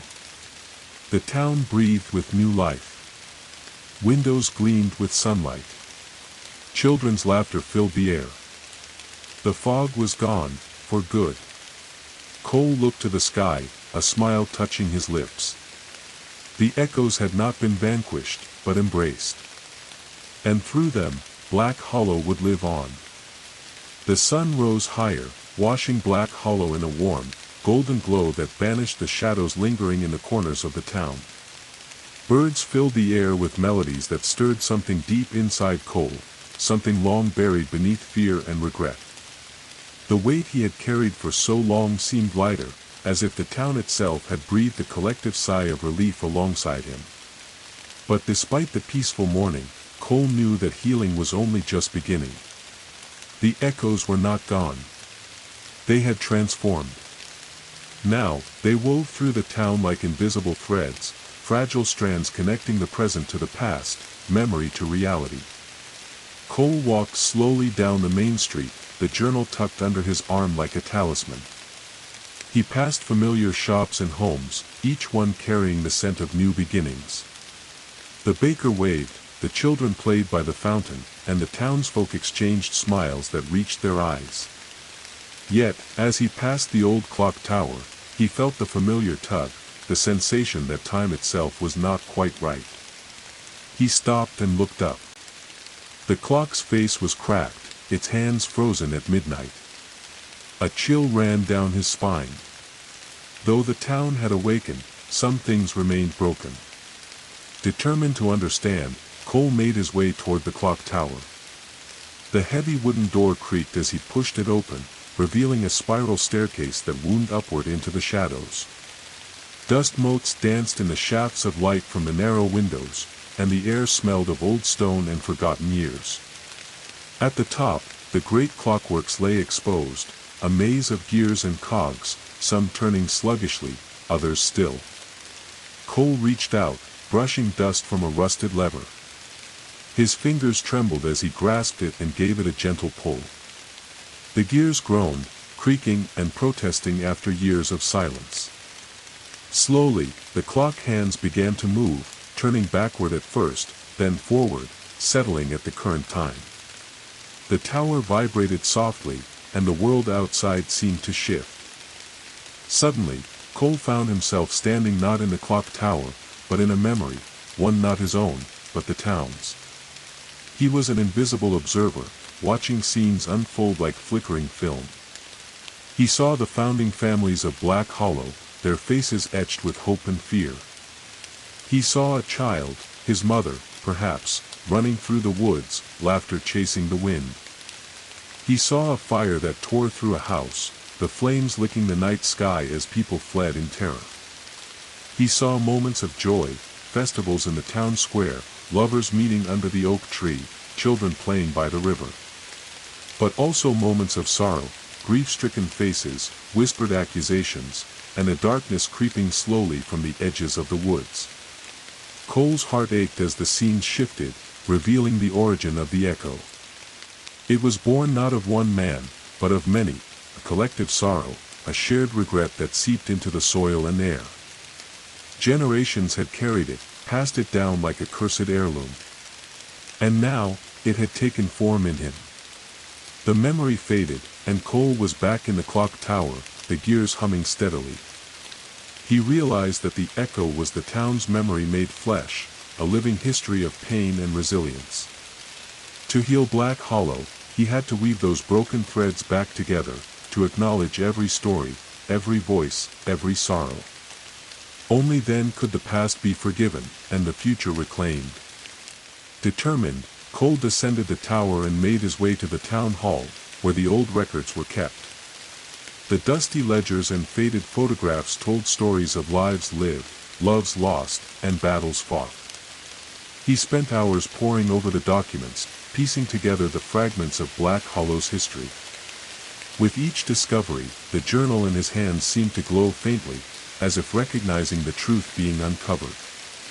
As twilight settled, Cole stepped outside, the weight of history settling upon his shoulders.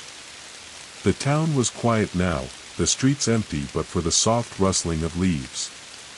He looked up at the oak tree, its branches silhouetted against the darkening sky. In its shadow, a figure waited, a young woman with eyes like storm clouds and a smile that was both comforting and fierce.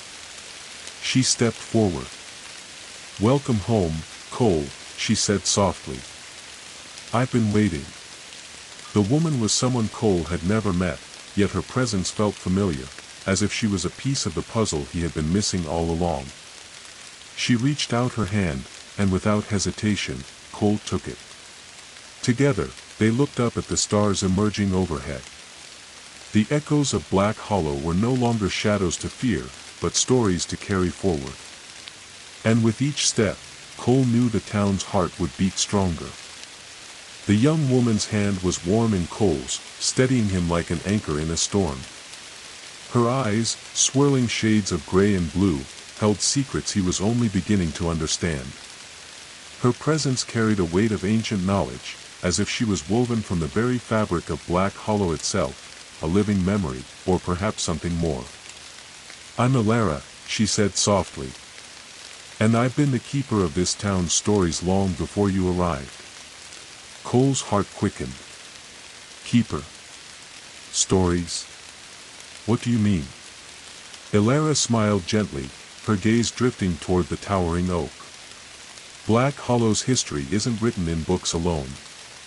It lives in its people, in the land, in the echoes you felt. I'm here to guide you, to help you understand what you've become, and what the town needs from you." The weight of his journey pressed on him anew. "I thought I was just running from myself, from the Echo Man. But now I see that running only pulled me deeper into the heart of this place." She nodded. "Exactly. The Echo is not a curse to escape, it is a responsibility to accept. The fractured pieces of Black Hollow's past have gathered in you. And now, you must help us heal." The sun dipped below the horizon, painting the sky with streaks of blood red and violet as the town settled into twilight. Cole and Elara made their way down the winding streets, passing homes where lanterns flickered behind lace curtains and shadows danced on walls. "You must understand," Elara began, "the Echo is a mirror. It shows what we fear and what we hide. But it also reveals what we've forgotten, the truths buried beneath generations of silence." She paused, her eyes reflecting the flickering light of a distant bonfire. "The wellspring you found is the source. A living memory, a soul of the town itself. It holds every joy and every sorrow, every secret whispered in the dark. It's what connects us all." Cole absorbed her words, feeling the enormity of his role settle deeper into his bones. "So what happens now?" he asked. "You become the Keeper's voice," Elara replied. "You carry these stories forward. You help the town remember, and heal." That night, beneath a sky bursting with stars, Cole sat by the fire in the town square. The journal lay open in his lap, its pages blank yet thrumming with potential. Around him, the townsfolk gathered, faces lined with age and youth, hope and hardship. They listened as Cole began to speak. He told them of the echo, of the wellspring beneath the chapel, of the shadows they had all carried unknowingly. He spoke of memories, both painful and beautiful, that had shaped their lives and their town. As he spoke, the journal began to fill, words appearing in flowing script as though written by unseen hands. The people leaned closer, eyes glistening with tears and recognition. For the first time in years, the stories of Black Hollow were being told. Days turned into weeks. Cole and Elara worked together to gather the memories of the townsfolk. They recorded stories of love lost and found, of battles fought and peace forged. They uncovered old wounds but also moments of forgiveness and renewal. Each story added another thread to the growing tapestry that would bind the town's fractured past. The journal became a living testament to their journey, a bridge between what was and what could be. But healing was not without its trials. Late one evening, as the wind howled through the trees, Cole felt the familiar tug of the echo, a shadow at the edge of his vision. He followed it to the edge of the forest, where a figure cloaked in darkness waited. It was the Echo Man. But no longer a monstrous shape, now he appeared as a weary man, eyes heavy with sorrow. You carry their stories, the Echo Man said quietly. But can you carry your own? Cole met his gaze, feeling the weight of truth behind the question. I can, he replied. Because I'm not alone. The Echo Man nodded slowly, fading back into the shadows.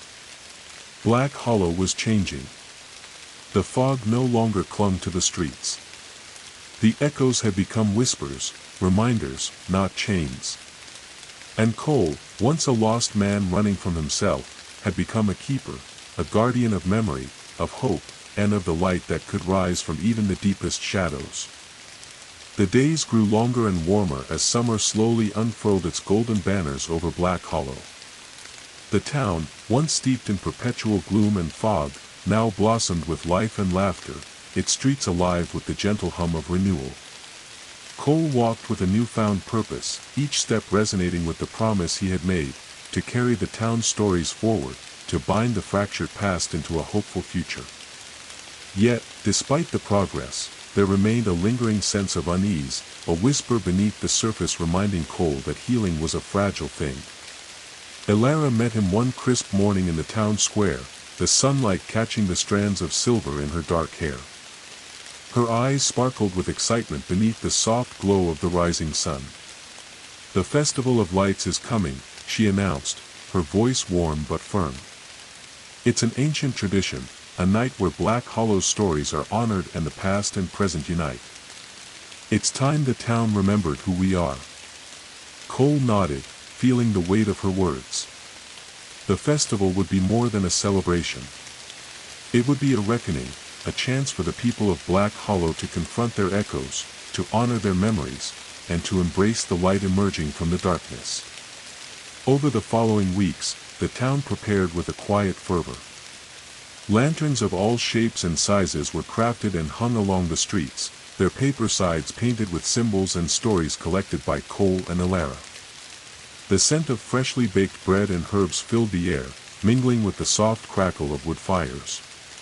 Children rehearsed songs, their voices bright and clear, while elders gathered around old oak tables, recounting tales of ancestors and forgotten days. The town was weaving its fractured threads into a tapestry of light and remembrance.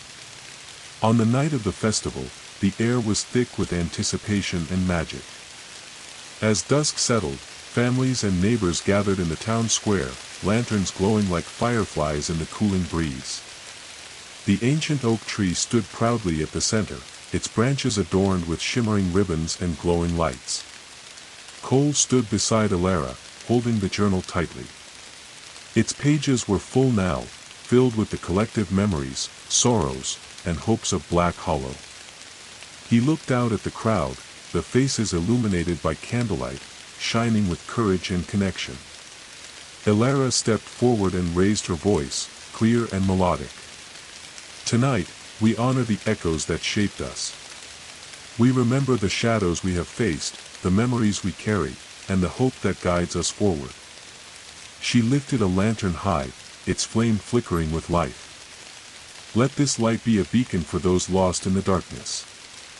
Let it remind us that even in our deepest shadows, we are never alone. One by one, the townsfolk lit their lanterns, lifting them high into the night sky. The glow spread like wildfire, casting the town in a warm embrace.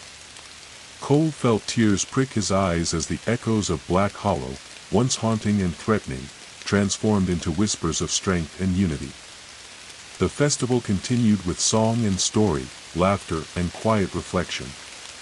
Cole took a moment to walk among the people, hearing their voices rise in harmony. An old man shared a tale of a long-lost love reunited by fate.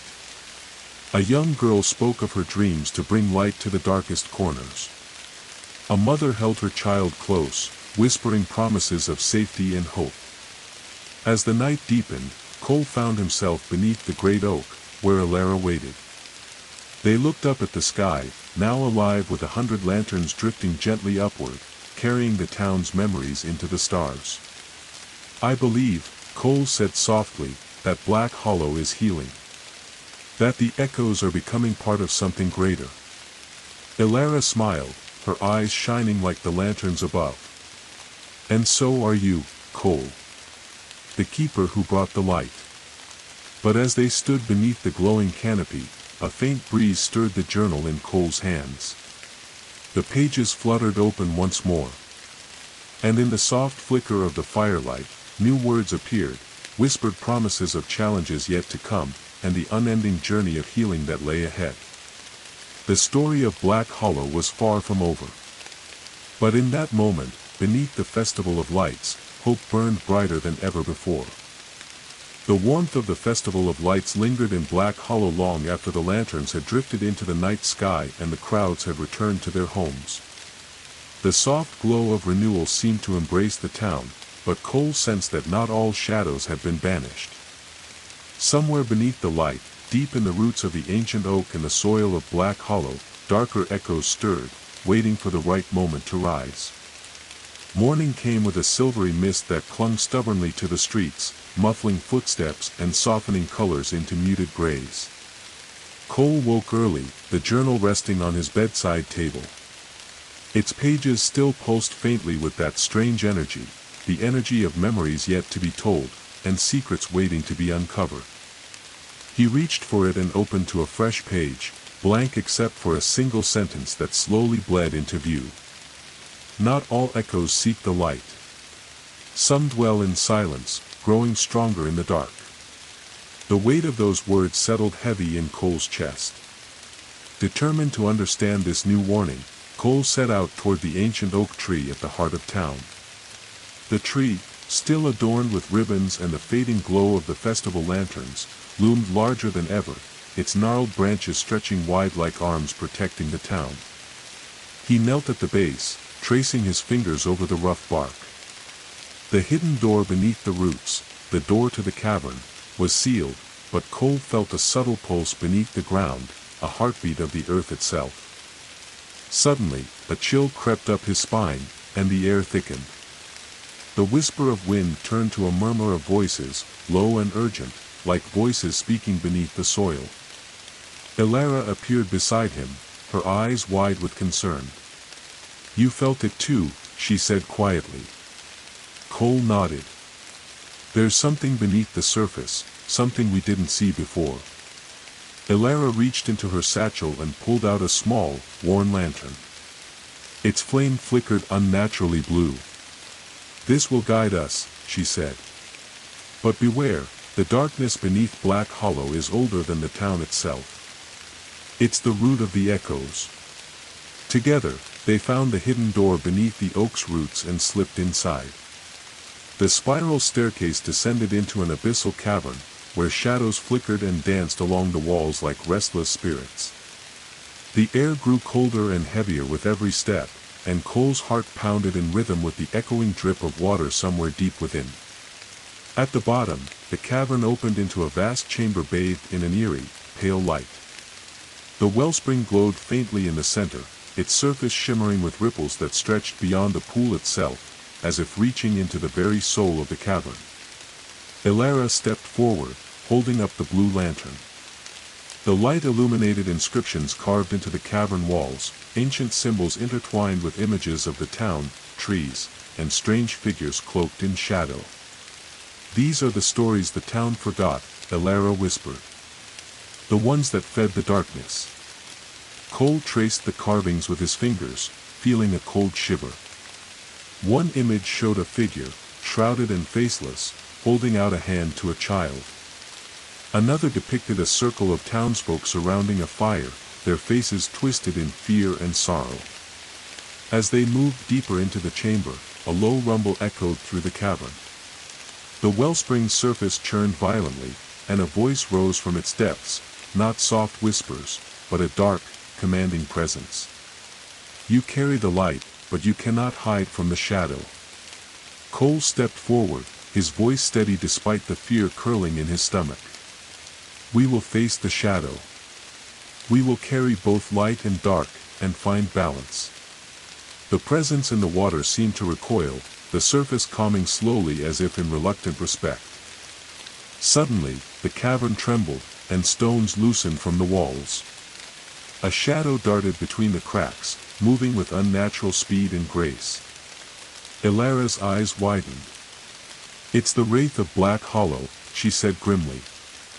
"A remnant of the past, fueled by forgotten pain and anger. It seeks to unravel the healing we've begun." Cole gripped the journal tightly. "We won't let it." The wraith appeared, a shifting mass of darkness, with eyes like burning coals and a form that seemed to flicker between solidity and mist. It lunged at them with a scream that echoed through the cavern. Cole raised the journal, its pages glowing bright as he recited the stories they had gathered, the tales of hope, love, forgiveness, and resilience. The wraith hissed and recoiled, weakened by the light of memory and truth. Ilara stepped forward, holding the blue lantern high, its flame flaring with an intense glow. Together, their combined light and stories pushed back the darkness, until the wraith dissolved into nothingness. Breathing heavily, Cole and Ilara stood in the silence that followed. The cavern felt lighter, as if the weight of long-buried pain had been lifted. But Cole knew this was only one battle in a much larger war. As they ascended the spiral staircase back to the surface, the first rays of dawn painted the sky with hues of pink and gold. Black Hollow was healing, but its shadows remained. And Cole was ready to face whatever echoes still lurked, because only by embracing both light and dark could the town story truly be told. The dawn light spilled gently over Black Hollow as Cole and Ilara emerged from the depths of the cavern. The morning air was crisp, carrying the scent of pine and earth, but beneath that fresh veneer, an old unease lingered. The battle with the wraith had been won, but the memory of its burning eyes haunted Cole's thoughts. He knew the shadows in Black Hollow were not so easily banished. The town's past was woven with threads of mystery, secrets that had never fully seen the light. Ilara led Cole to a place few in Black Hollow dared to speak of, the old town library. The building was modest, its bricks weathered and softened by years of rain, but inside, it held the accumulated knowledge of generations. Dust motes floated in the golden beams of sunlight streaming through tall windows, illuminating rows of books and fragile documents. "This is where the town's forgotten stories live," Ilara explained, her voice echoing softly among the shelves. "Not just the stories we've gathered, but those erased, hidden, or lost to fear." Cole's fingers traced the spines of ancient tomes, their titles faded. He felt a hum beneath his touch, a pulse of history yearning to be known. They began to delve into the archives, searching for clues about the origins of the echo and the shadows still haunting Black Hollow. Hours passed as they pored over brittle pages and faded photographs. Each discovery painted a richer picture of a town steeped in complexity, of people grappling with hope and despair, love and betrayal. One leather-bound journal caught Cole's eye. It belonged to a woman named Miriam Hawthorne, a name whispered in town lore as both revered and feared. Her handwriting was elegant yet hurried, filled with accounts of strange occurrences, warnings, and a growing darkness she struggled to understand. Ilara read aloud a passage. "The shadows gather not to consume, but to warn. Black Hollow's fate is tied to the balance we maintain. To ignore the past is to invite its return in fury." The weight of Miriam's words settled heavily. The balance, this was the key. The town's echoes, the wraith, the wellspring, all threads in a fragile equilibrium. Cole's gaze fell on a map pinned to the wall, marked with cryptic symbols and dates spanning centuries. "Look here," Ilara pointed.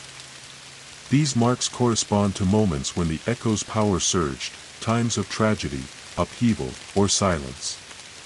Cole noticed one symbol recurring near the outskirts of town, by the old cemetery. "Maybe the answers lie there," he suggested. As twilight approached, Cole and Ilara made their way to the cemetery, a sprawling field of weathered headstones and twisted trees that whispered in the wind. The fading light cast long shadows, and the air was thick with history and silence. Among the graves, they found a hidden entrance, a narrow passage leading underground, concealed by overgrown roots and moss. Descending carefully, they entered a crypt that pulsed with a strange energy, Within the crypt, walls were etched with ancient symbols, and in the center, an altar bore a single flickering candle. The atmosphere was heavy, filled with the weight of secrets long buried. Cole approached the altar, and as he did, the journal in his bag began to vibrate softly. He opened it to find new words inscribed across the page.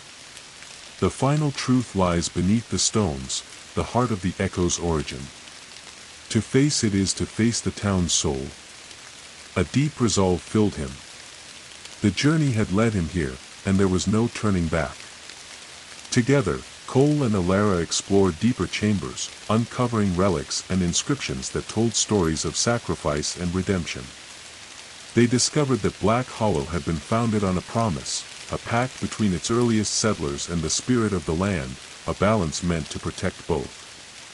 But the pact had been broken, fractured by fear and silence, giving birth to the echoes that haunted the town. Cole understood now that his role was not only to heal but to restore that ancient covenant. As they emerged from the crypt, night had fallen fully, and the sky was dotted with stars. The town lay quiet, resting in fragile peace. Alara turned to Cole, her expression solemn yet hopeful.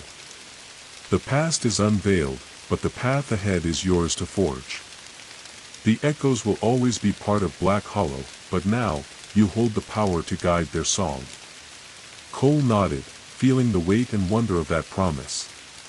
In the days that followed, Cole continued to gather stories and memories, each one a stitch in the town's healing tapestry. He knew challenges remained, shadows yet to face, but with Alara's guidance and the strength of Black Hollow's people, the echoes would no longer bind them in fear. Instead, they would be a chorus of resilience, a testament to the power of memory, hope, and the enduring light beneath the darkest shadows. The days following their descent into the crypt were filled with quiet determination. Black Hollow continued to breathe anew, its streets humming with a gentle pulse that promised healing and hope. Yet, beneath this calm surface, Cole sensed a tension tightening like a noose, invisible but unyielding. Each morning, he awoke to the weight of the journal on his bedside table, a constant reminder of the stories yet untold, the shadows yet faced. The pages whispered softly as if alive, beckoning him to delve deeper, to listen harder. Alara joined him one afternoon beneath the great oak, the site of so many pivotal moments. The tree stood majestic and ancient, its roots clutching secrets as old as the town itself. The balance is fragile, she warned, her voice low and grave. The wraith was only a symptom, not the source. The storm is gathering, the echoes of the past are waking, and soon, they will demand more. Cole nodded, the gravity of her words sinking deep. How do we prepare? He asked. Alara's eyes flickered with a mixture of fear and resolve. We gather. The people of Black Hollow must stand united.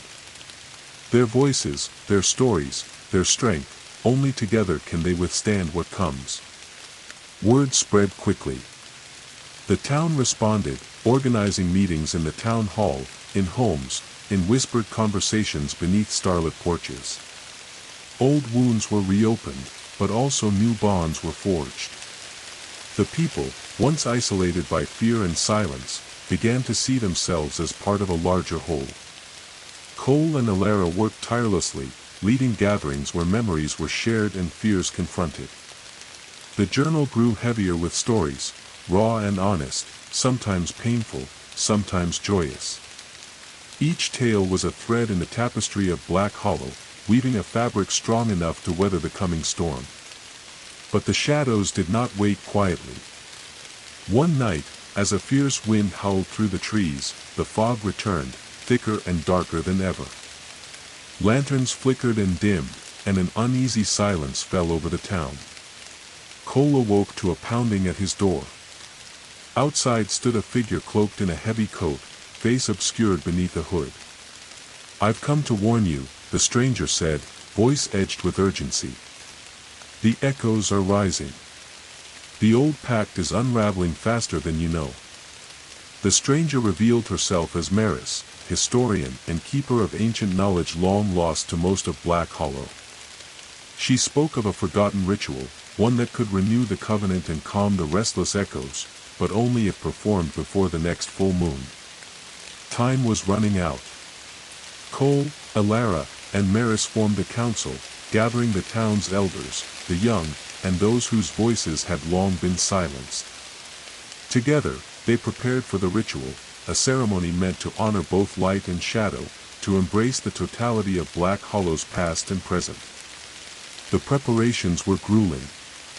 Doubts and fears surfaced, old resentments flared, but amidst it all, a shared purpose anchored the town.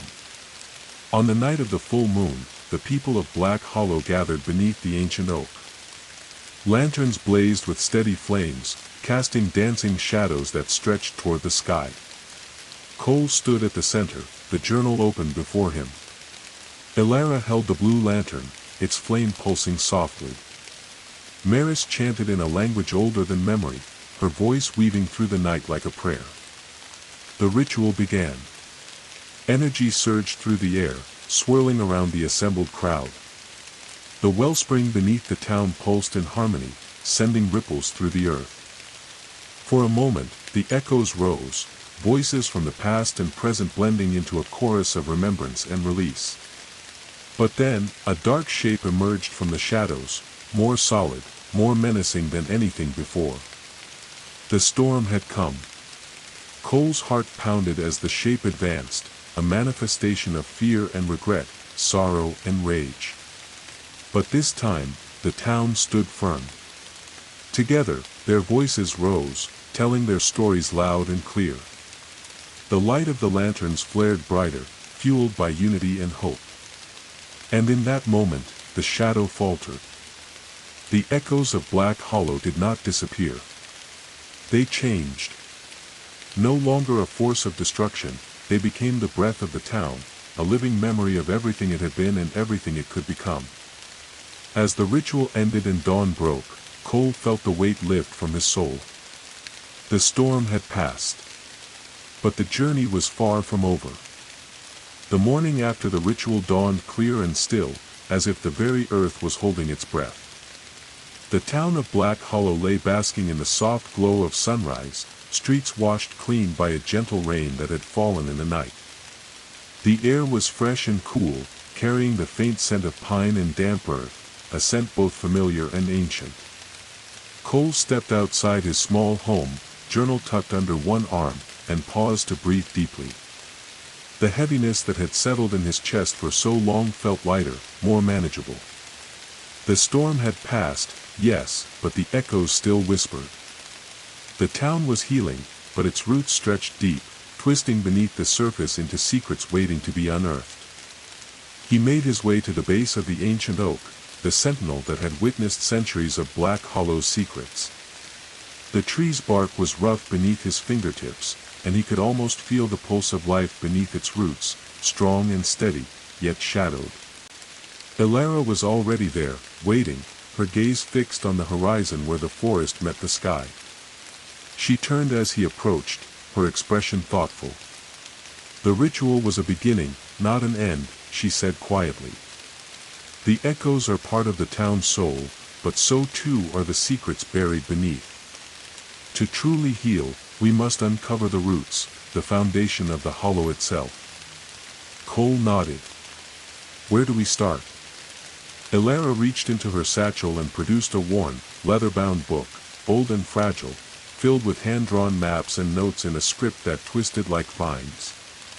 This, she said, is the Book of Roots. It belonged to the first keeper, Miriam Hawthorne. It holds the knowledge of the land, the spirits, and the ancient pact.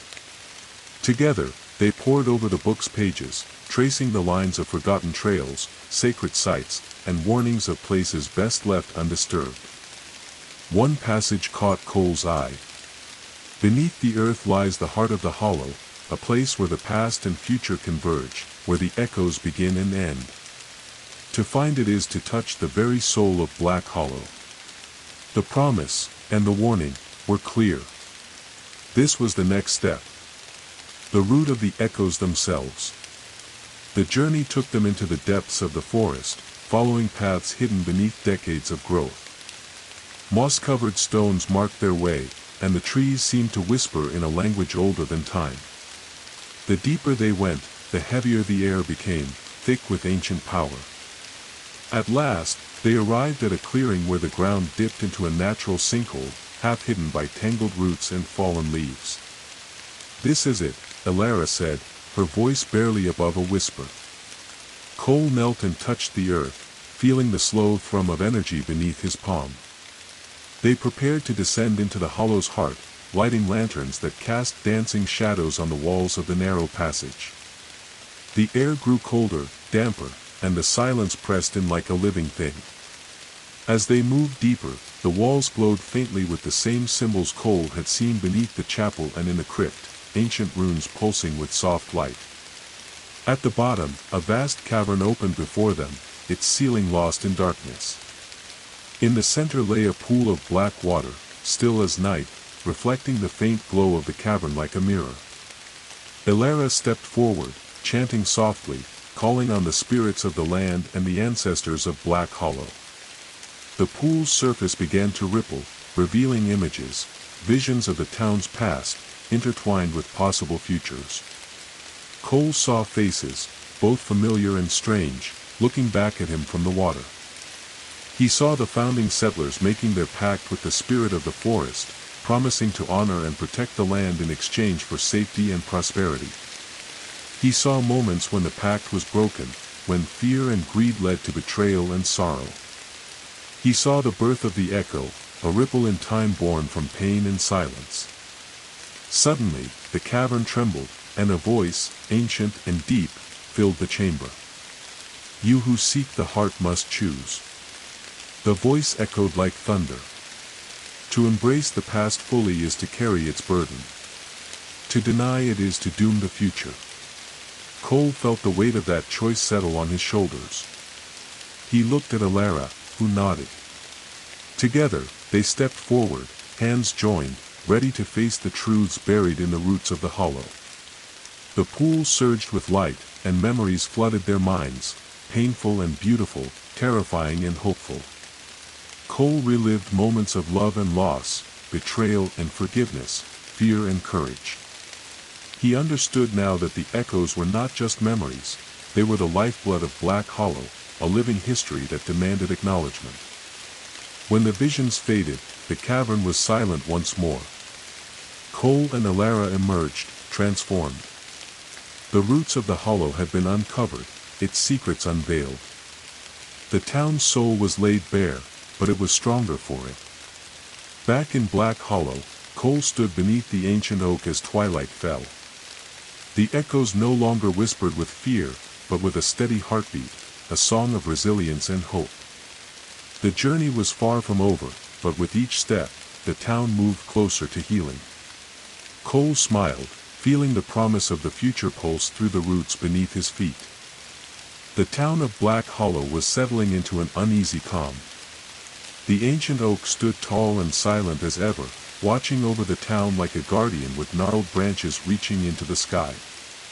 Yet beneath the surface, the echoes continued to ripple, a low hum in the back of Cole's mind, a steady heartbeat beneath the earth, a whisper carried on the wind. Despite the hope born of their discoveries, Cole could not shake the feeling that the peace was fragile, like a thin layer of ice covering a dark, turbulent lake. One morning, Cole awoke to find the town shrouded in a thick mist, a fog so dense it swallowed the streets and muffled all sound. The world outside his window was veiled in gray, transforming familiar shapes into ghostly silhouettes. He dressed quickly and stepped outside, the damp chill seeping through his clothes. The air was heavy with silence, broken only by the faint rustling of leaves.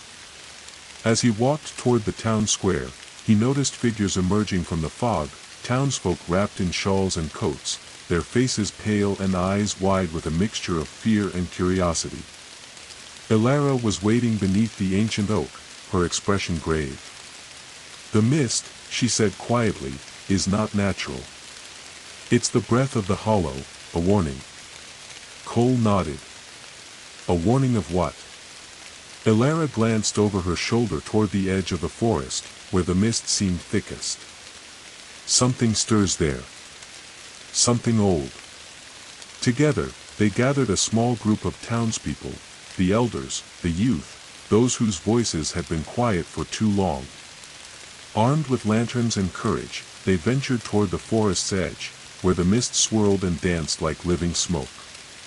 The trees loomed like silent sentinels, their branches heavy with dew. As they moved deeper, the whispers began, soft at first, like the rustling of leaves, then growing louder, more urgent. Voices from the past. The group paused near a clearing, where the mist parted to reveal a circle of ancient stones, worn smooth by time. Elara stepped forward, placing her hand on one of the stones. "The circle marks a place of power," she explained. "A meeting point between the physical and the spiritual, where the echoes are strongest." Suddenly, the air shimmered, and a figure appeared within the circle, translucent and glowing faintly in the gray light. It was Miriam Hawthorne, the first keeper, her eyes filled with sorrow and wisdom. Miriam's voice echoed softly, carried on the wind. "The balance weakens. The echoes fracture and threaten to consume. The past must be embraced fully, or all will be lost." She looked at Cole, her gaze piercing. "You hold the key. The stories. The strength. But you cannot do it alone." With a final, mournful glance, she faded into the mist. The group was silent, the weight of Miriam's warning sinking deep. Cole felt a resolve harden within him. "We must gather the stories, every voice, every truth. The echoes will guide us if we listen." Elara nodded. "And we must prepare. The hollow's breath grows colder, and the shadows lengthen." In the days that followed, the town of Black Hollow came alive with a renewed purpose. People shared stories long buried, tales of joy and sorrow, love and loss, courage and fear. The journal grew heavier with each entry, its pages filled with the collective heartbeat of the town. Cole and Elara led gatherings beneath the ancient oak, where lanterns glowed like stars, and voices wove together into a tapestry of memory and hope. But as the nights grew longer and the mist thickened, Cole could not ignore the growing sense of something watching, waiting. One evening, as he walked the quiet streets, he felt a presence beside him. Turning, he saw a shadow flicker at the edge of the light, a figure cloaked in darkness, with eyes like embers burning in the night. The Echo Man. Cole's breath caught, but he stood firm. "We face this together now," he said, voice steady. The figure nodded slowly, a flicker of understanding in those burning eyes. The echoes of Black Hollow were awakening. And Cole was ready to listen. The dense mist lingered over Black Hollow like a suffocating blanket, dulling colors and swallowing sound. It clung to the streets, creeping through alleyways and curling around the limbs of the ancient trees that stood sentinel on the town's edges.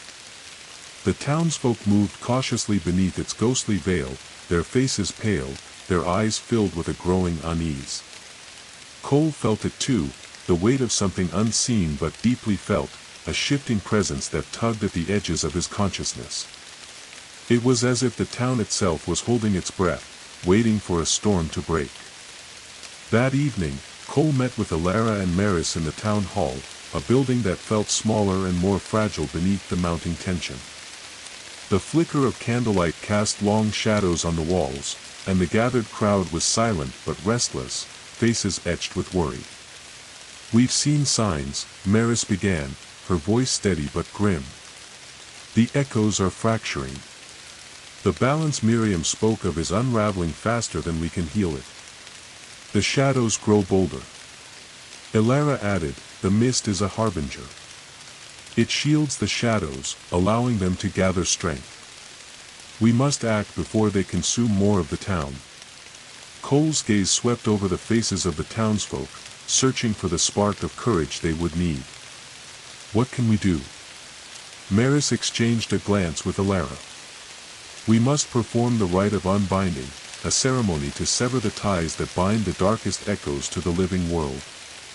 It's dangerous and taxing, but it's the only way to reclaim the balance." Preparations for the rite began immediately. The town came together, their collective resolve hardening like steel. They gathered herbs and stones, crafted symbols of protection, and cleared the ancient circle in the forest where the ritual would take place. Cole found himself burdened with the task of documenting every step, the stories, the incantations, the hopes and fears woven into the ceremony. The journal had become a living chronicle of the town's struggle, a beacon in the encroaching darkness. On the night of the rite, the town gathered beneath a crescent moon, the sky a deep velvet dotted with stars. Lanterns were lit and placed around the circle, their flames flickering defiantly against the swirling mist. Elara stood at the center, her voice ringing clear as she began the ancient chants. Maris joined her, weaving words older than the town itself, calling upon the spirits of the land and the ancestors. Cole held the journal open, reading aloud the stories they had gathered, the tales of love, loss, courage, and forgiveness that formed the true heart of Black Hollow. As the ritual deepened, the mist thickened, swirling and coiling like living smoke. Shadows gathered at the edges of the circle, their forms twisting and writhing, as if desperate to cling to the world of the living. Suddenly, a chilling howl tore through the night, echoing from the depths of the forest. The ground trembled beneath their feet, and the air grew electric with tension. From the darkness emerged the fractured echoes, shadows of pain, anger, and sorrow given form.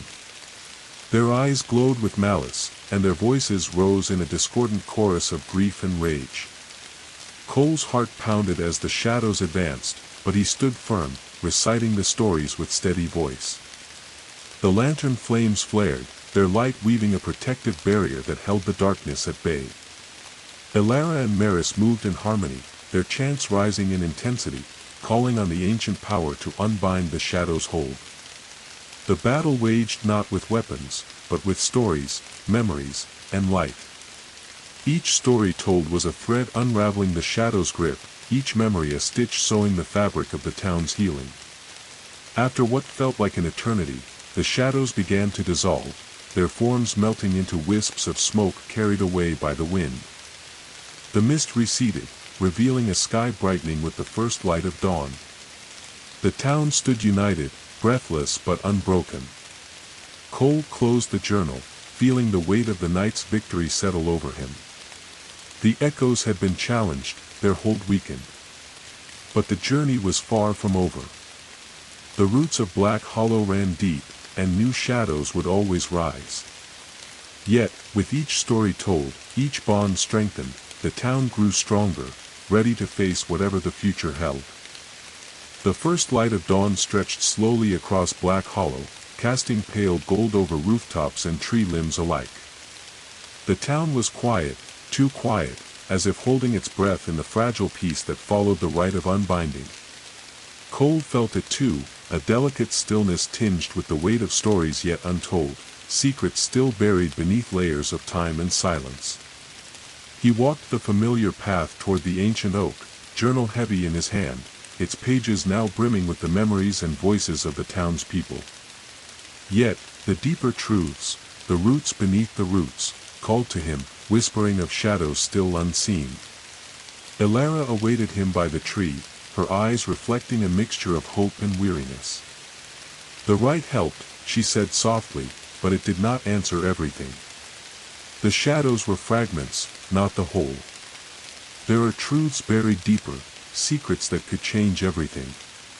Cole nodded, feeling the gravity of her words. Where do we find them? Elara reached into her satchel and pulled out a faded letter, brittle at the edges but carefully preserved.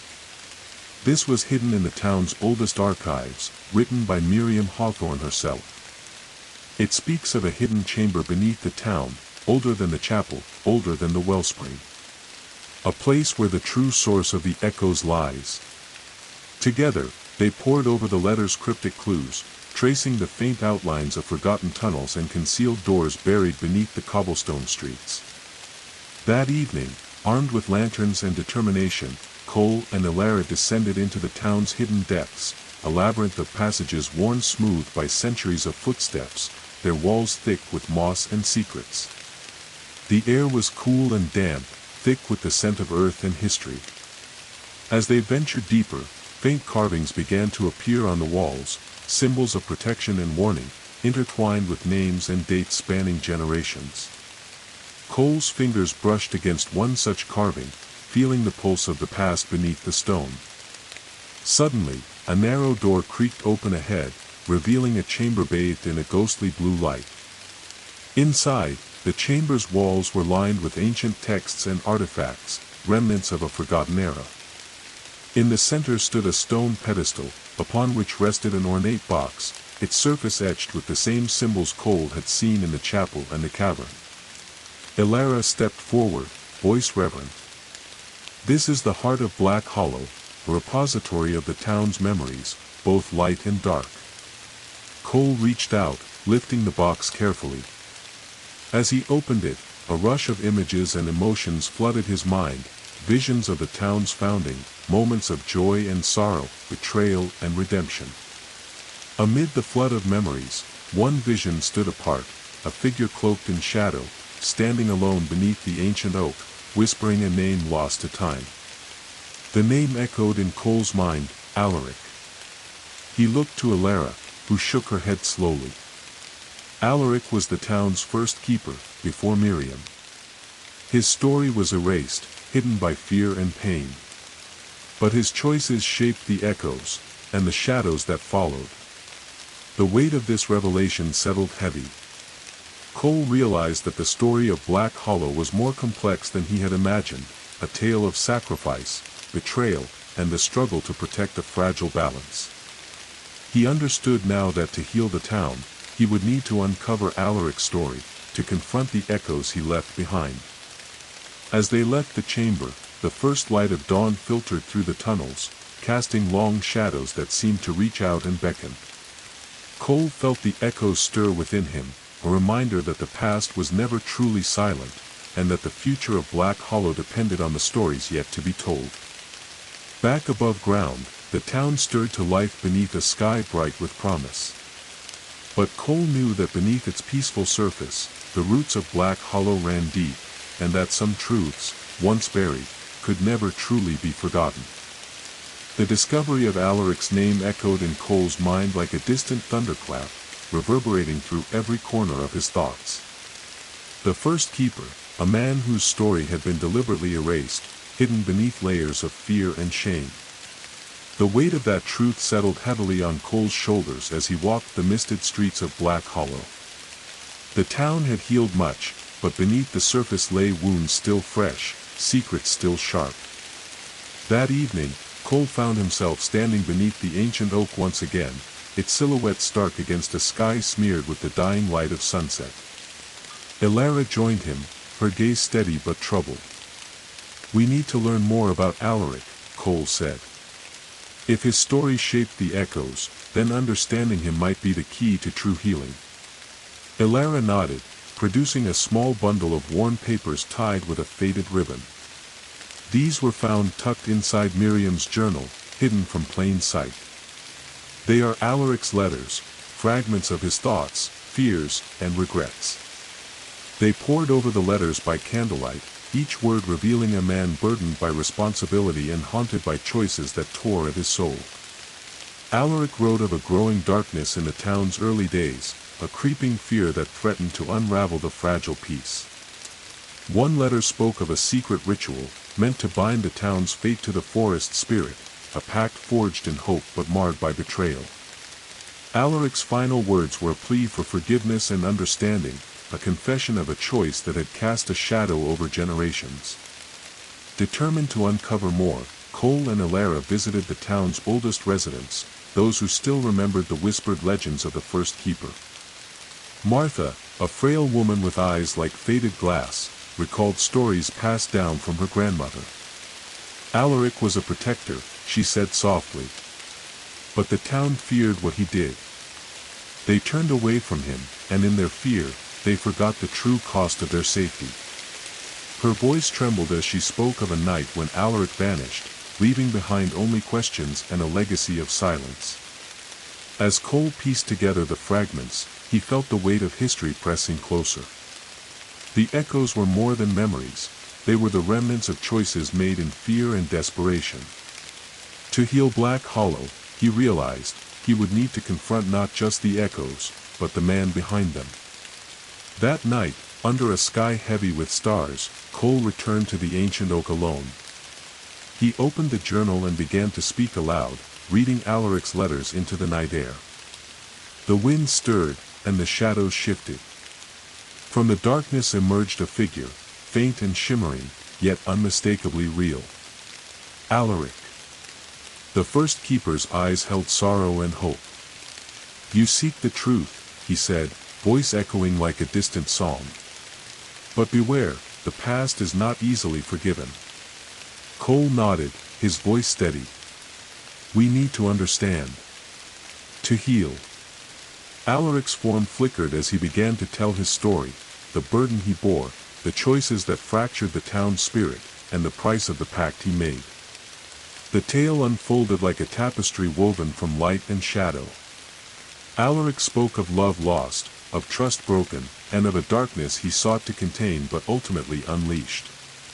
He confessed to sealing away part of himself, an act that created the echoes, the shadows that haunted Black Hollow to this day. Cole listened, feeling the echoes pulse around them, alive with the weight of Alaric's confession. When the story ended, Alaric's form began to fade. "Carry my story," he whispered. "Let it be a light for the future." And then he was gone, leaving Cole alone beneath the ancient oak, the night thick with silence and promise. As dawn broke, Cole knew the path ahead was clearer but no less challenging. To heal Black Hollow, the town must embrace all its stories, the light and the dark, the past and the future. Only then could the echoes finally rest.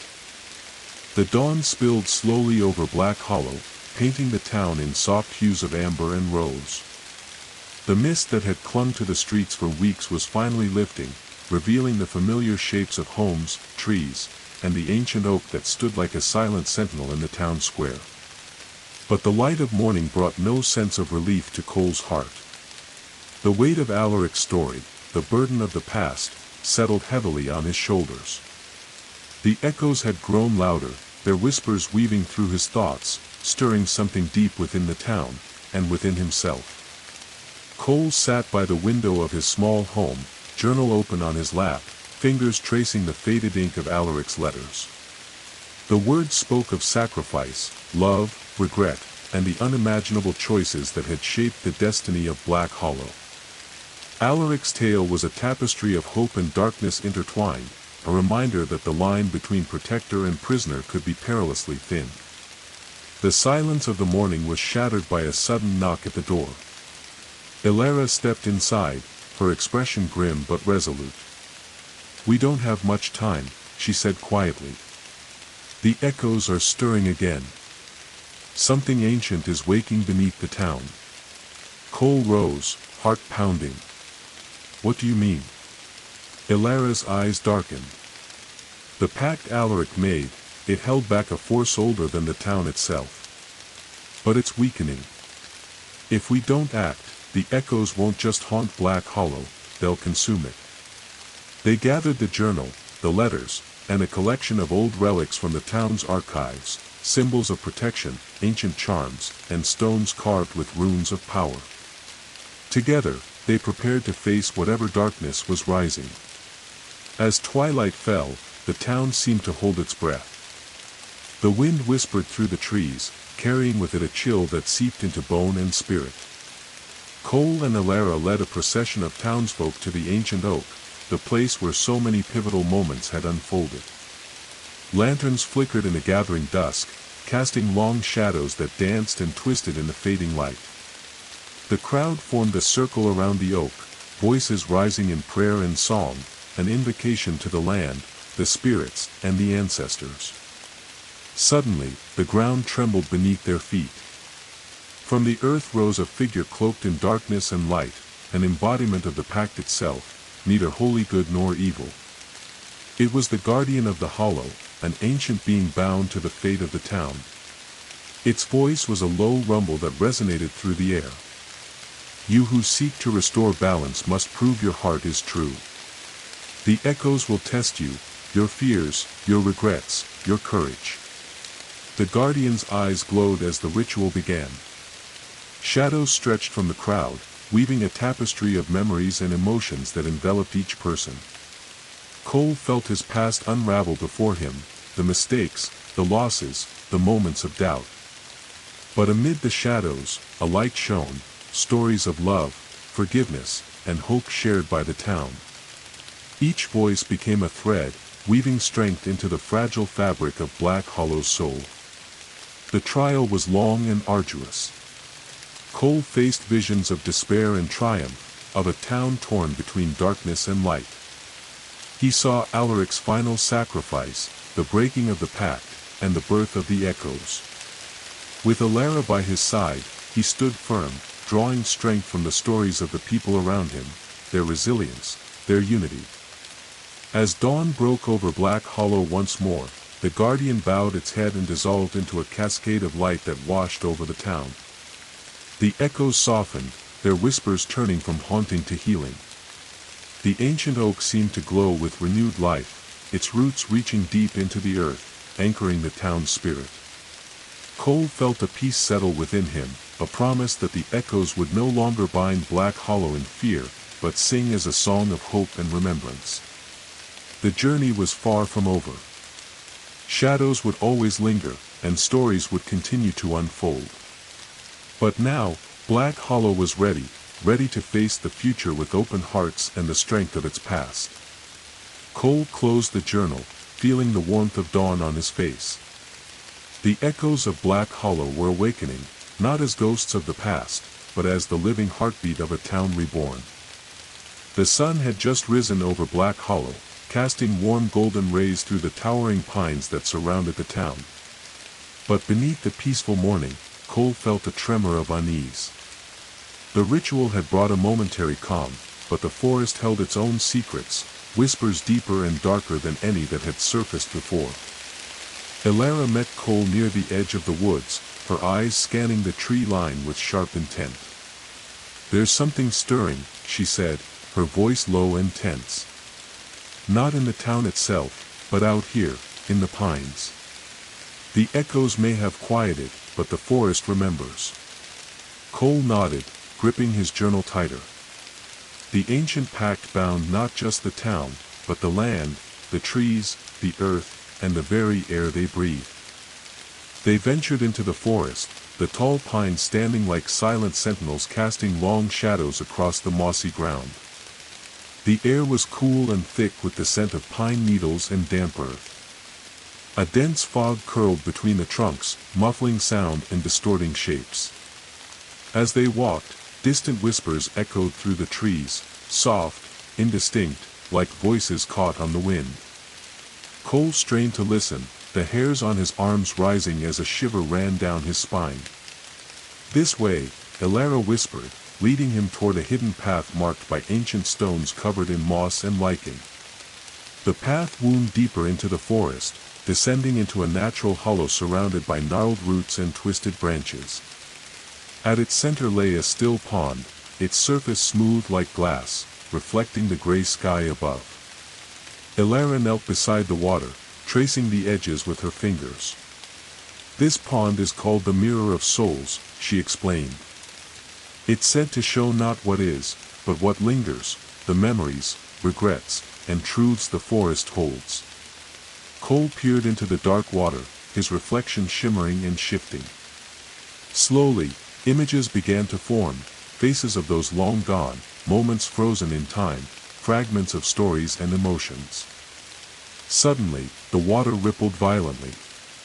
The whispers grew louder, coalescing into words. "Remember. Remember." Cole felt a surge of energy as the pond's surface broke, and a figure rose, a woman cloaked in white, her eyes deep pools of sorrow and longing. She spoke softly, her voice carrying the weight of centuries. "I am Leora, guardian of the forest's memory. The echoes have been silenced, but the roots of pain remain. To heal the hollow, you must face what lies buried here." Leora led Cole and Alara through the forest's hidden places, forgotten graves marked only by stones worn smooth by time, ancient trees carved with symbols of protection and warning, and ruins swallowed by vines. Each place whispered a story of loss, betrayal, and love. Cole felt the forest's sorrow seep into his bones, a reminder that healing was a journey, not a destination. That night, beneath the vast canopy of stars, Cole sat by a campfire with Alara and Leora. They spoke of the past, of choices made and consequences faced. Leora shared the story of a great betrayal, a keeper who had turned from the pack, seeking power for himself and fracturing the bond between town and forest. That betrayal birthed the echoes, she said. But it also planted the seed for redemption. Cole listened, understanding now that the shadows were not enemies, but echoes of choices, reminders that every action carried weight. The forest was alive with memory, and its whispers guided the living toward healing. As dawn approached, Cole felt a quiet resolve settle within him. The journey ahead was long, but with every story told, every shadow faced, Black Hollow moved closer to peace. The echoes were not just voices of the past, they were the heartbeat of the town's soul. The forest around Black Hollow seemed to breathe with a life of its own. Each step Cole took along the winding, root-choked paths carried a weight far greater than mere distance. The whispers of the woods, subtle and ever-present, wrapped themselves around his thoughts, stirring memories both distant and immediate. The veil between past and present, the seen and unseen, thinned here, delicate and almost tangible. Alara walked beside him, her lantern casting flickering shadows on the trees, while Leora moved silently ahead, a ghostly figure almost indistinguishable from the mist that clung to the forest floor. Their journey this night was not just through trees and dirt but through layers of time itself, peeling back the skin of Black Hollow's long-hidden truths. They arrived at a clearing that had never appeared on any map, marked only by a circle of stones half buried in moss. The air here was colder, the silence thicker, as though the very atmosphere held its breath in anticipation. "This is the threshold," Leora said softly, her voice barely more than a whisper carried by the wind. "It is where the veil between our world and the echoes is thinnest. Where the past can reach through to touch the present." Cole stepped forward, lantern held high, feeling the hairs on his arms rise. The stones pulsed faintly, glowing with an ancient energy that seemed to resonate with the very core of the forest. Suddenly, the mist thickened, swirling into shapes that flickered and shimmered. Faces emerged, faint, wavering, and full of expression. They were the echoes, the memories trapped between worlds, children laughing, lovers parting, cries of grief and defiance. Each image was a story, a moment forever caught in the endless twilight of the veil. Cole felt a sharp ache deep inside, a reminder that these echoes were not merely phantoms but the living fragments of Black Hollow's soul. "Why are they here?" he asked. "Why do they linger?" Alara replied, "Because their stories are unfinished. Because the town's wounds run deeper than we can see. We must listen. We must help them find peace." As they stood in the clearing, a chilling wind swept through the trees, carrying a voice both beautiful and terrifying. "You seek to bind what cannot be bound," it whispered. "To silence what must be heard." From the swirling mist, a figure stepped forward, tall and regal, yet terrifying in its intensity. Its eyes glowed like embers, its form shifting like smoke and flame. "I am the Warden of the Veil," it said, voice reverberating through the clearing. "I guard the balance between worlds.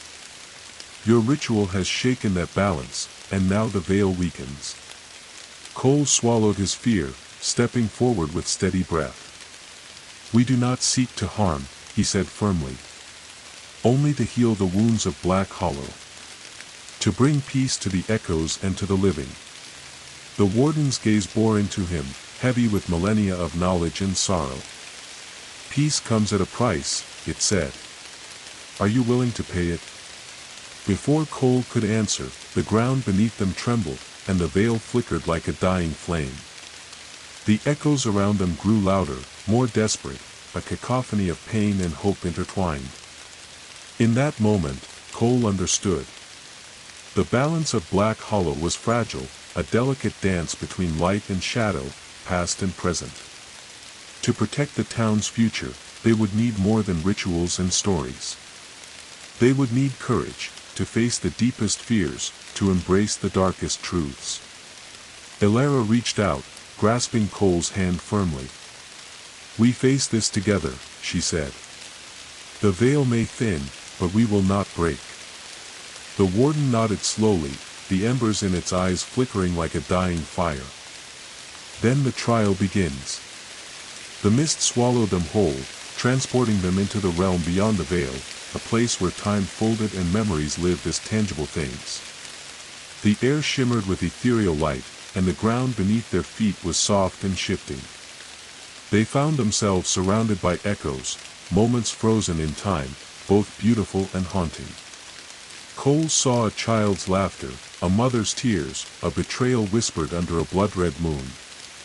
Each echo was a thread, weaving together the story of Black Hollow's heart, a story of love, loss, and resilience. For what felt like days, Cole and Elara wandered the realm of echoes, confronting visions that challenged their resolve. They faced fears and doubts, relived moments of heartbreak, and found strength in shared stories of hope. With each step, the veil mended, the echoes finding rest, their voices joining in a harmony that lifted the weight of sorrow from the town. When they finally returned to the forest clearing, the mist had lifted, revealing a sky awash with dawn's first light.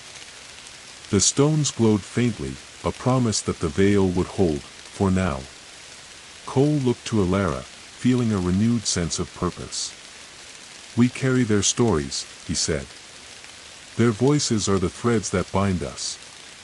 Elara smiled, the dawn's light catching in her eyes. "And with each story told, Black Hollow grows stronger." As the town slowly awoke beneath the rising sun, Cole felt the echoes settle into a new rhythm, a heartbeat steady and true, echoing the strength of a community bound by memory, courage, and hope.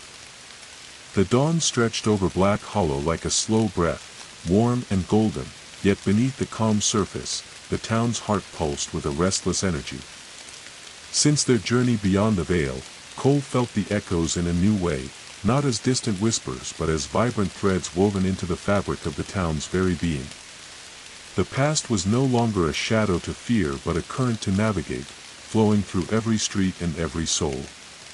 But with this newfound connection came a question that weighed heavily on Cole's mind: how did the echoes shape the present, and what future awaited a town so deeply tied to its memories? That morning, Cole and Elara gathered beneath the ancient oak once again, joined by townsfolk eager to understand and to heal. The oak's gnarled branches reached toward the sky like open arms, its roots deep in the earth, a symbol of strength and resilience. Cole held the journal open, its pages heavy with stories and truths, and began to speak. His voice carried over the gathering, steady and clear. "The echoes are not just memories, they are the heartbeat of Black Hollow.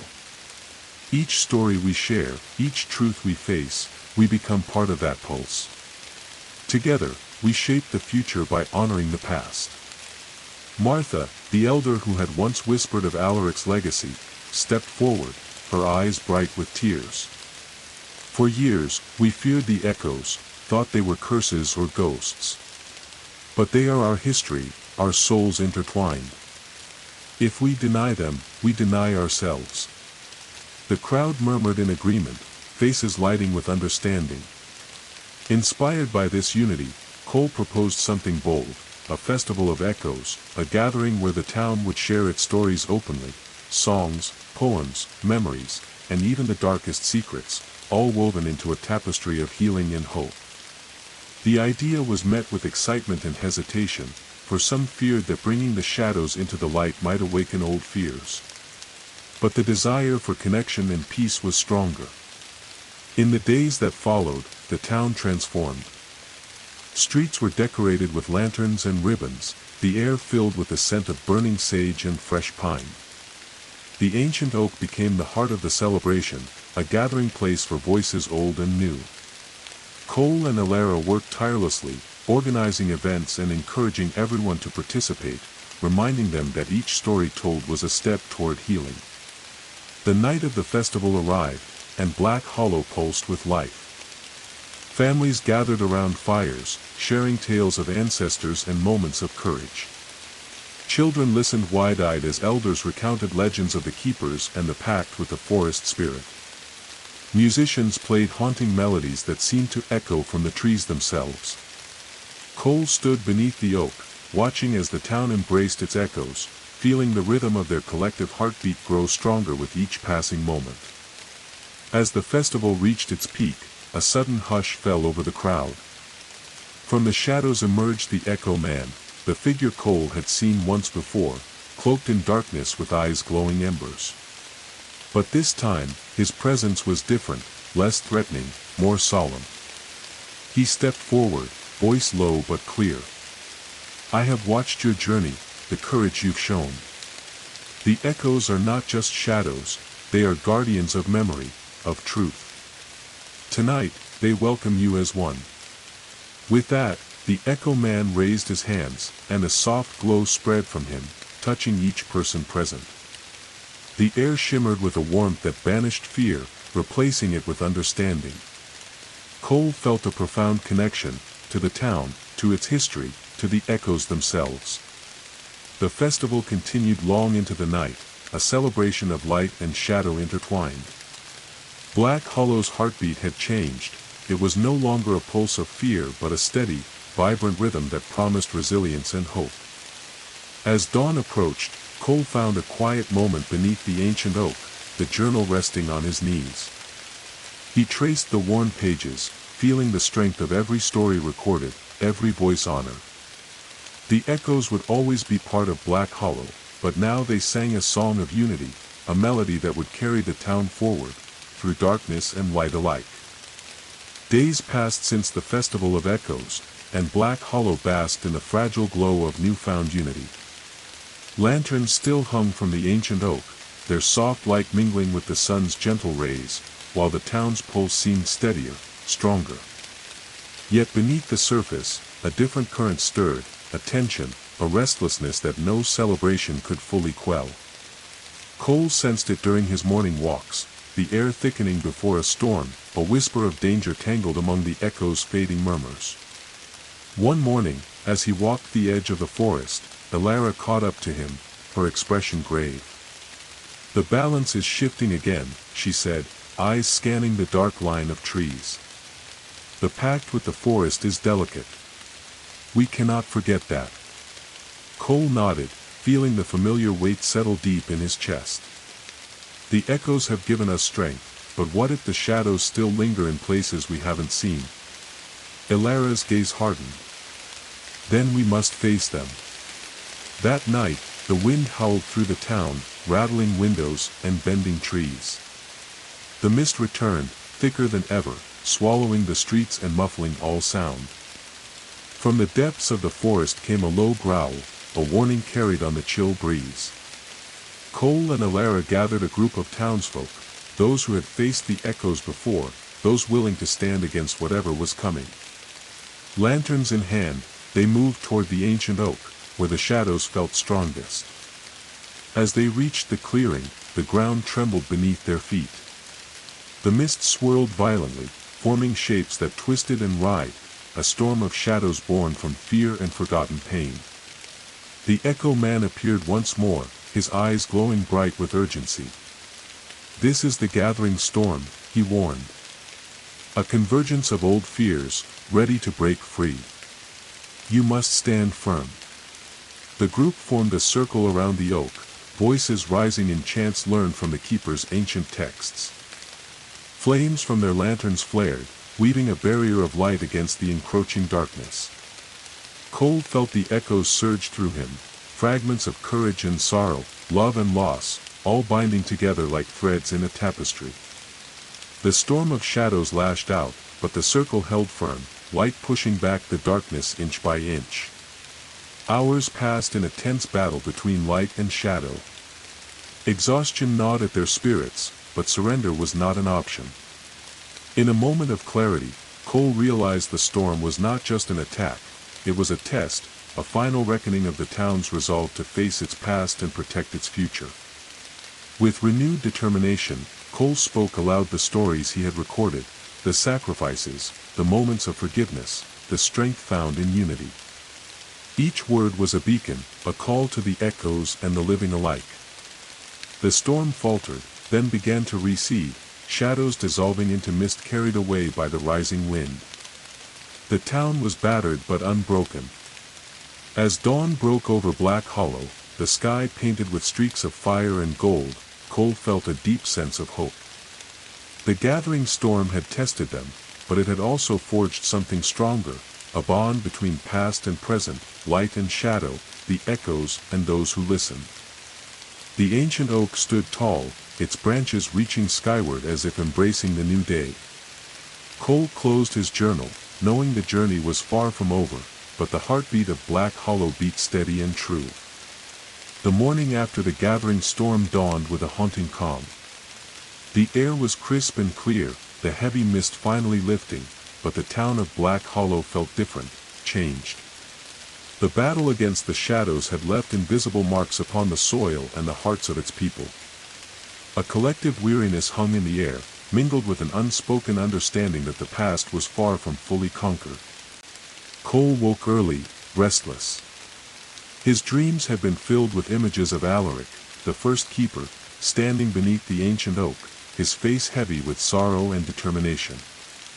The visions had become more frequent, more vivid, as if the past was reaching through time to urge him onward. He met Alara in the town square, the morning light illuminating her serious expression. "We need to delve deeper," she said, voice steady. "The echoes aren't just memories, they're warnings. Alaric's legacy is not finished." Together, they visited the town's archives, dusty shelves heavy with records and relics. Among the faded manuscripts and brittle letters, they uncovered a long-lost diary, Alaric's personal journal, filled with raw, unfiltered thoughts and confessions. As Cole turned the pages, he felt himself drawn into Alaric's world, a time of hope and desperation, when the foundations of Black Hollow were being laid amid fear and sacrifice. The journal spoke of the pact with the forest spirit, a binding meant to protect the town but at great cost. Alaric's words revealed his internal struggle, his desire to shield his people, even as the darkness grew within him. One entry stood out, its ink smudged but its message clear. To carry the burden of a keeper is to walk between worlds, to face the shadows within and without. The echoes are not enemies but mirrors, reflecting what we refuse to see. Cole realized that to truly heal Black Hollow, he and the town must embrace this legacy, accepting that the shadows and the light were inseparable parts of their story. Alara suggested they hold a ceremony to honor the keepers, past and present, and to renew the pact with the forest, not as a bond of fear, but of trust and respect. The night of the ceremony, the town gathered beneath the ancient oak, transformed by lanterns and woven garlands.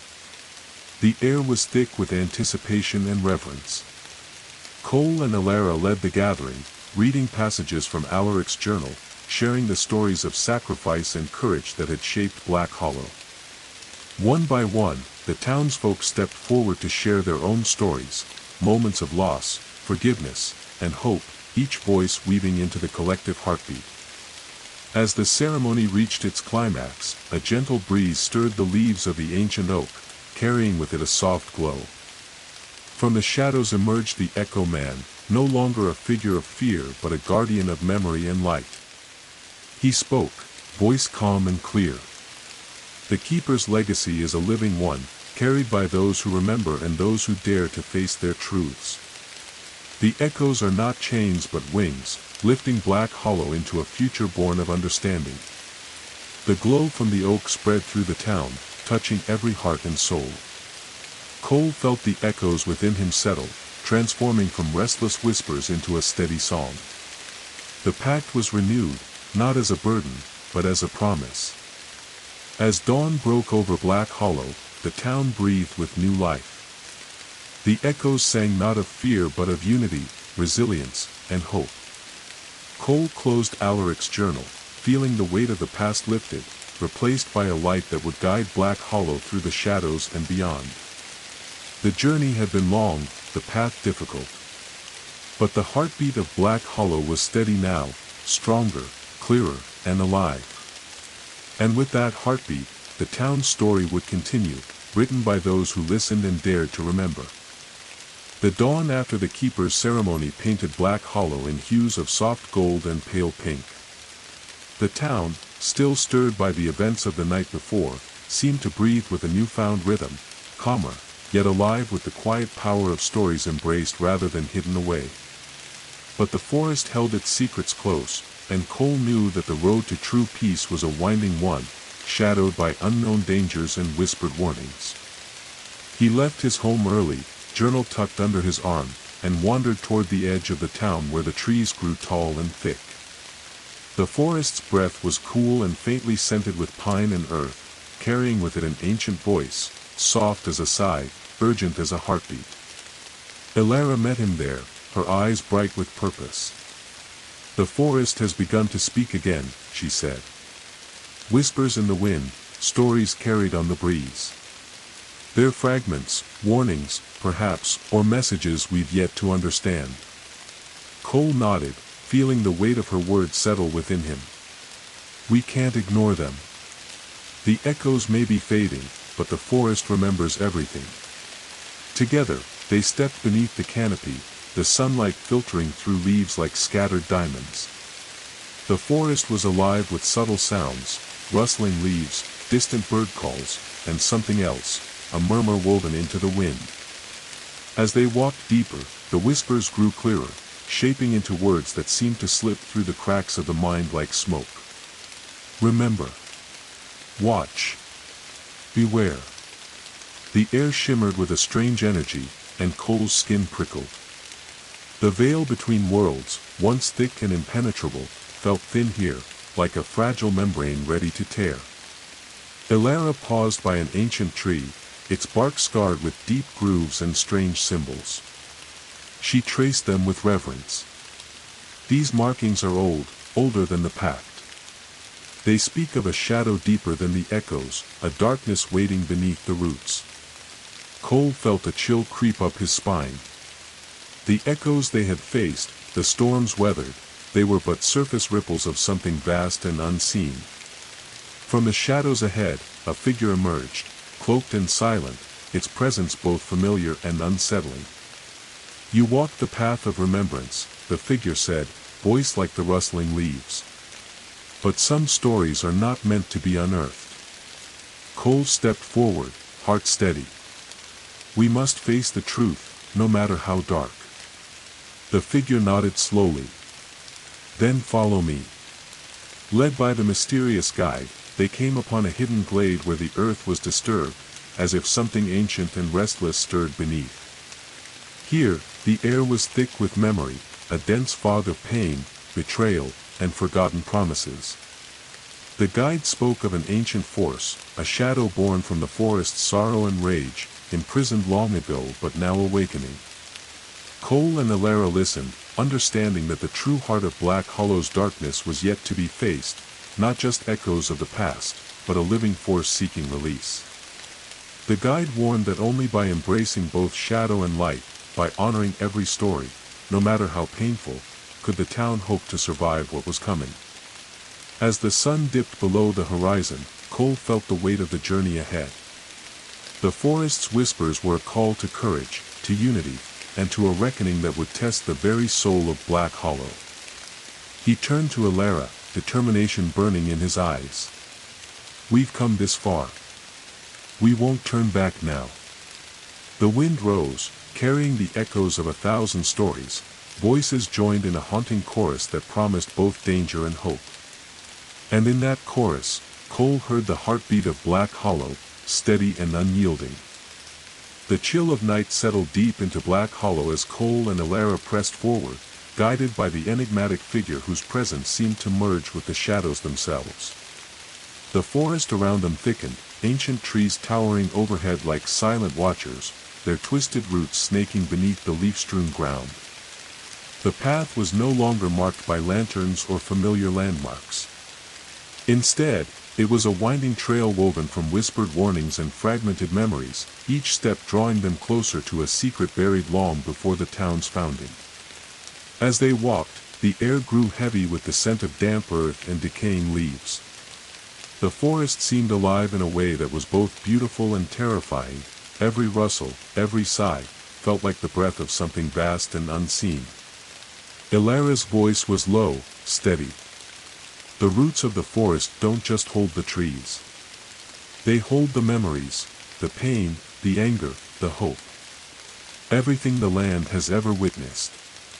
Cole nodded, feeling the weight of those words as he gazed at the gnarled roots twisting across the forest floor, some buried deep, others coiling above ground like serpents waiting to strike.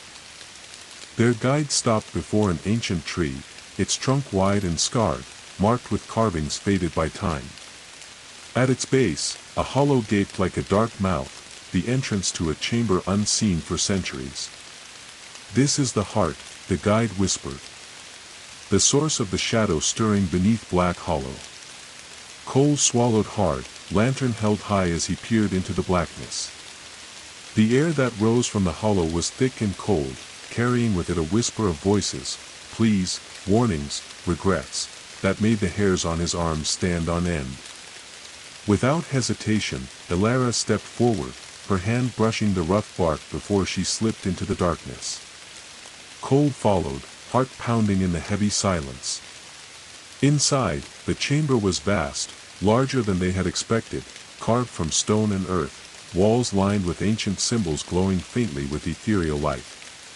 At the center lay a pool of black water, still and deep, reflecting the faint glow above. The guide spoke, voice echoing softly in the chamber. "This pool holds the forest's sorrow, its rage and grief, trapped and waiting. The shadow that seeks release is born from the pain here." Cole approached, peering into the water.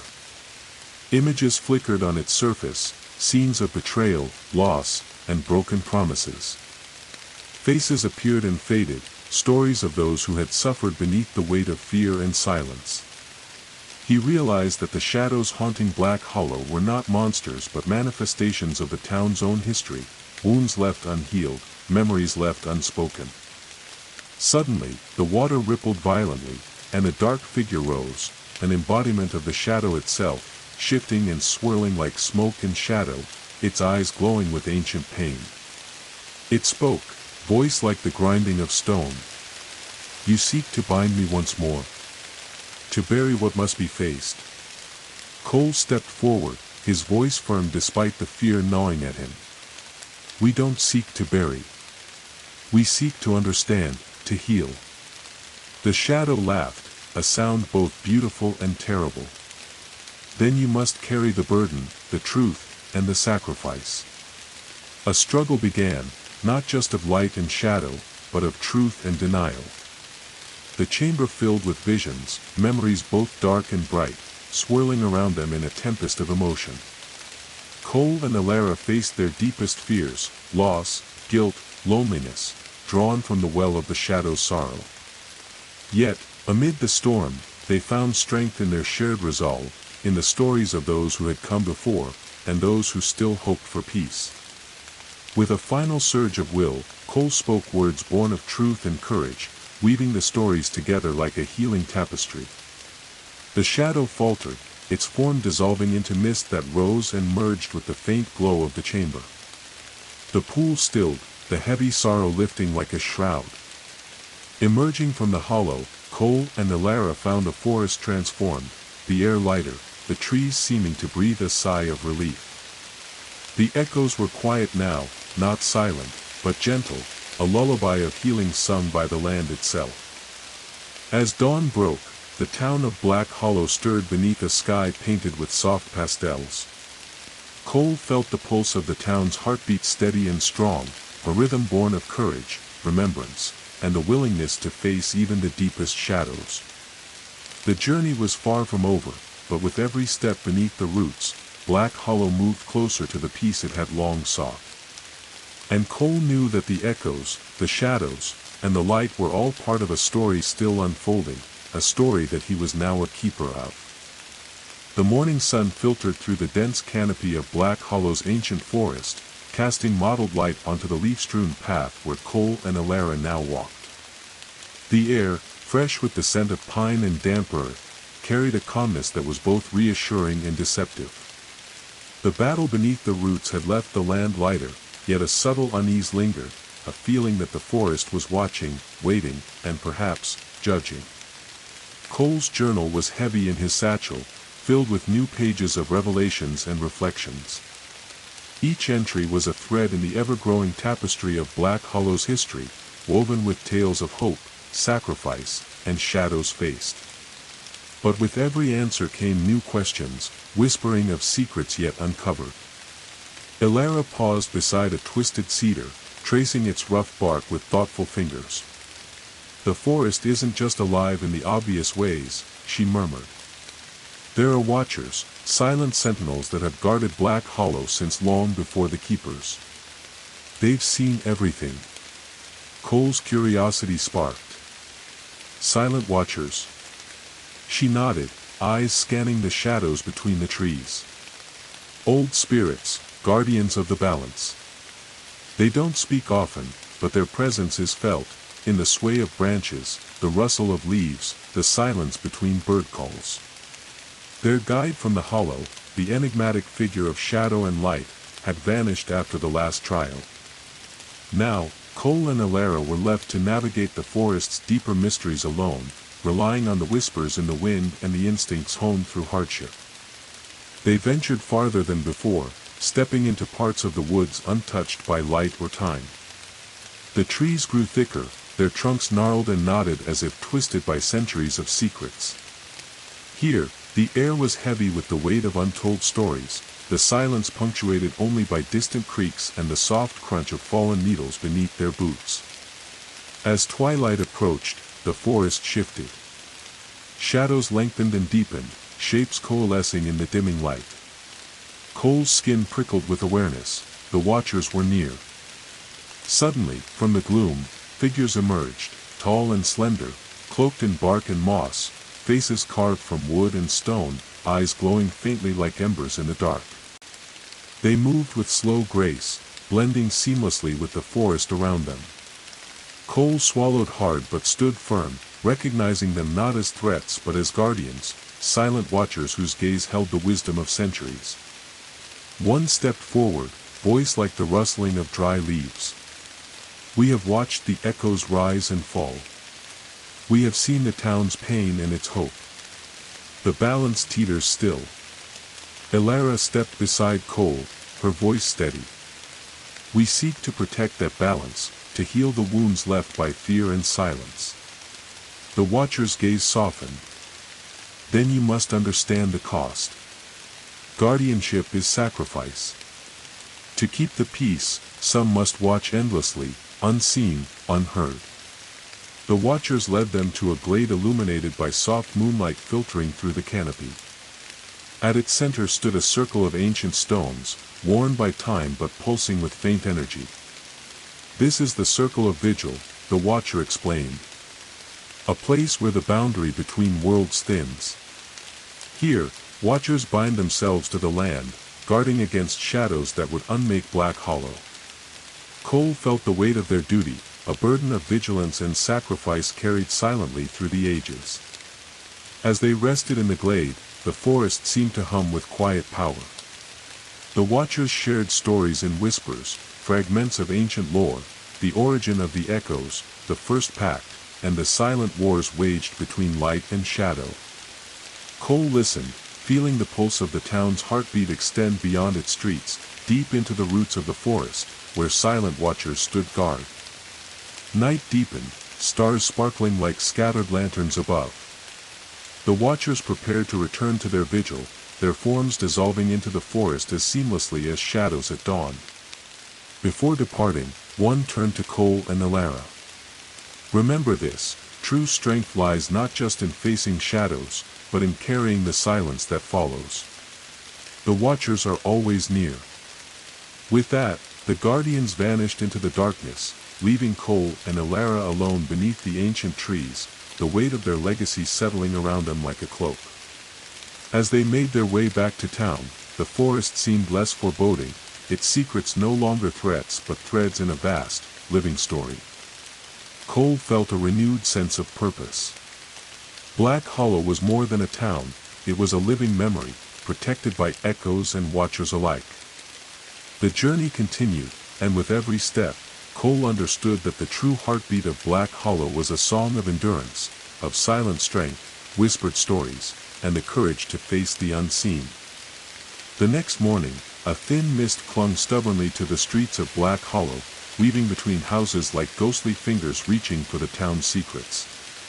Cole and Elara moved with a quiet urgency, their footsteps muffled on the damp cobblestones as they made their way toward the town's edge. Today, their journey would take them beyond the familiar paths and into a place whispered about in hushed tones, the Forgotten Hollow. Few dared to speak openly of this forsaken part of the forest, a place where the trees grew twisted and gnarled, their branches intertwining like skeletal hands reaching for the sky. It was said that those who ventured into the Forgotten Hollow seldom returned unchanged, their minds haunted by shadows that lingered long after their bodies escaped. As they approached the boundary where the trees grew thick and ominous, Elara paused. Her breath caught in the chill morning air. "This place is a wound on the land," she murmured. "A scar left by a betrayal so deep that the forest itself refuses to heal." Cole nodded, his heart tightening. The echoes they had encountered were only fragments of a darker, more primal sorrow that festered in this hollow. Whatever darkness dwelled here was ancient, older than the pact, older even than the town itself. They stepped beneath the twisted canopy, the light dimming as shadows swallowed the path. The forest seemed to close in around them, the silence absolute save for the faint crunch of their boots against dry leaves and brittle twigs.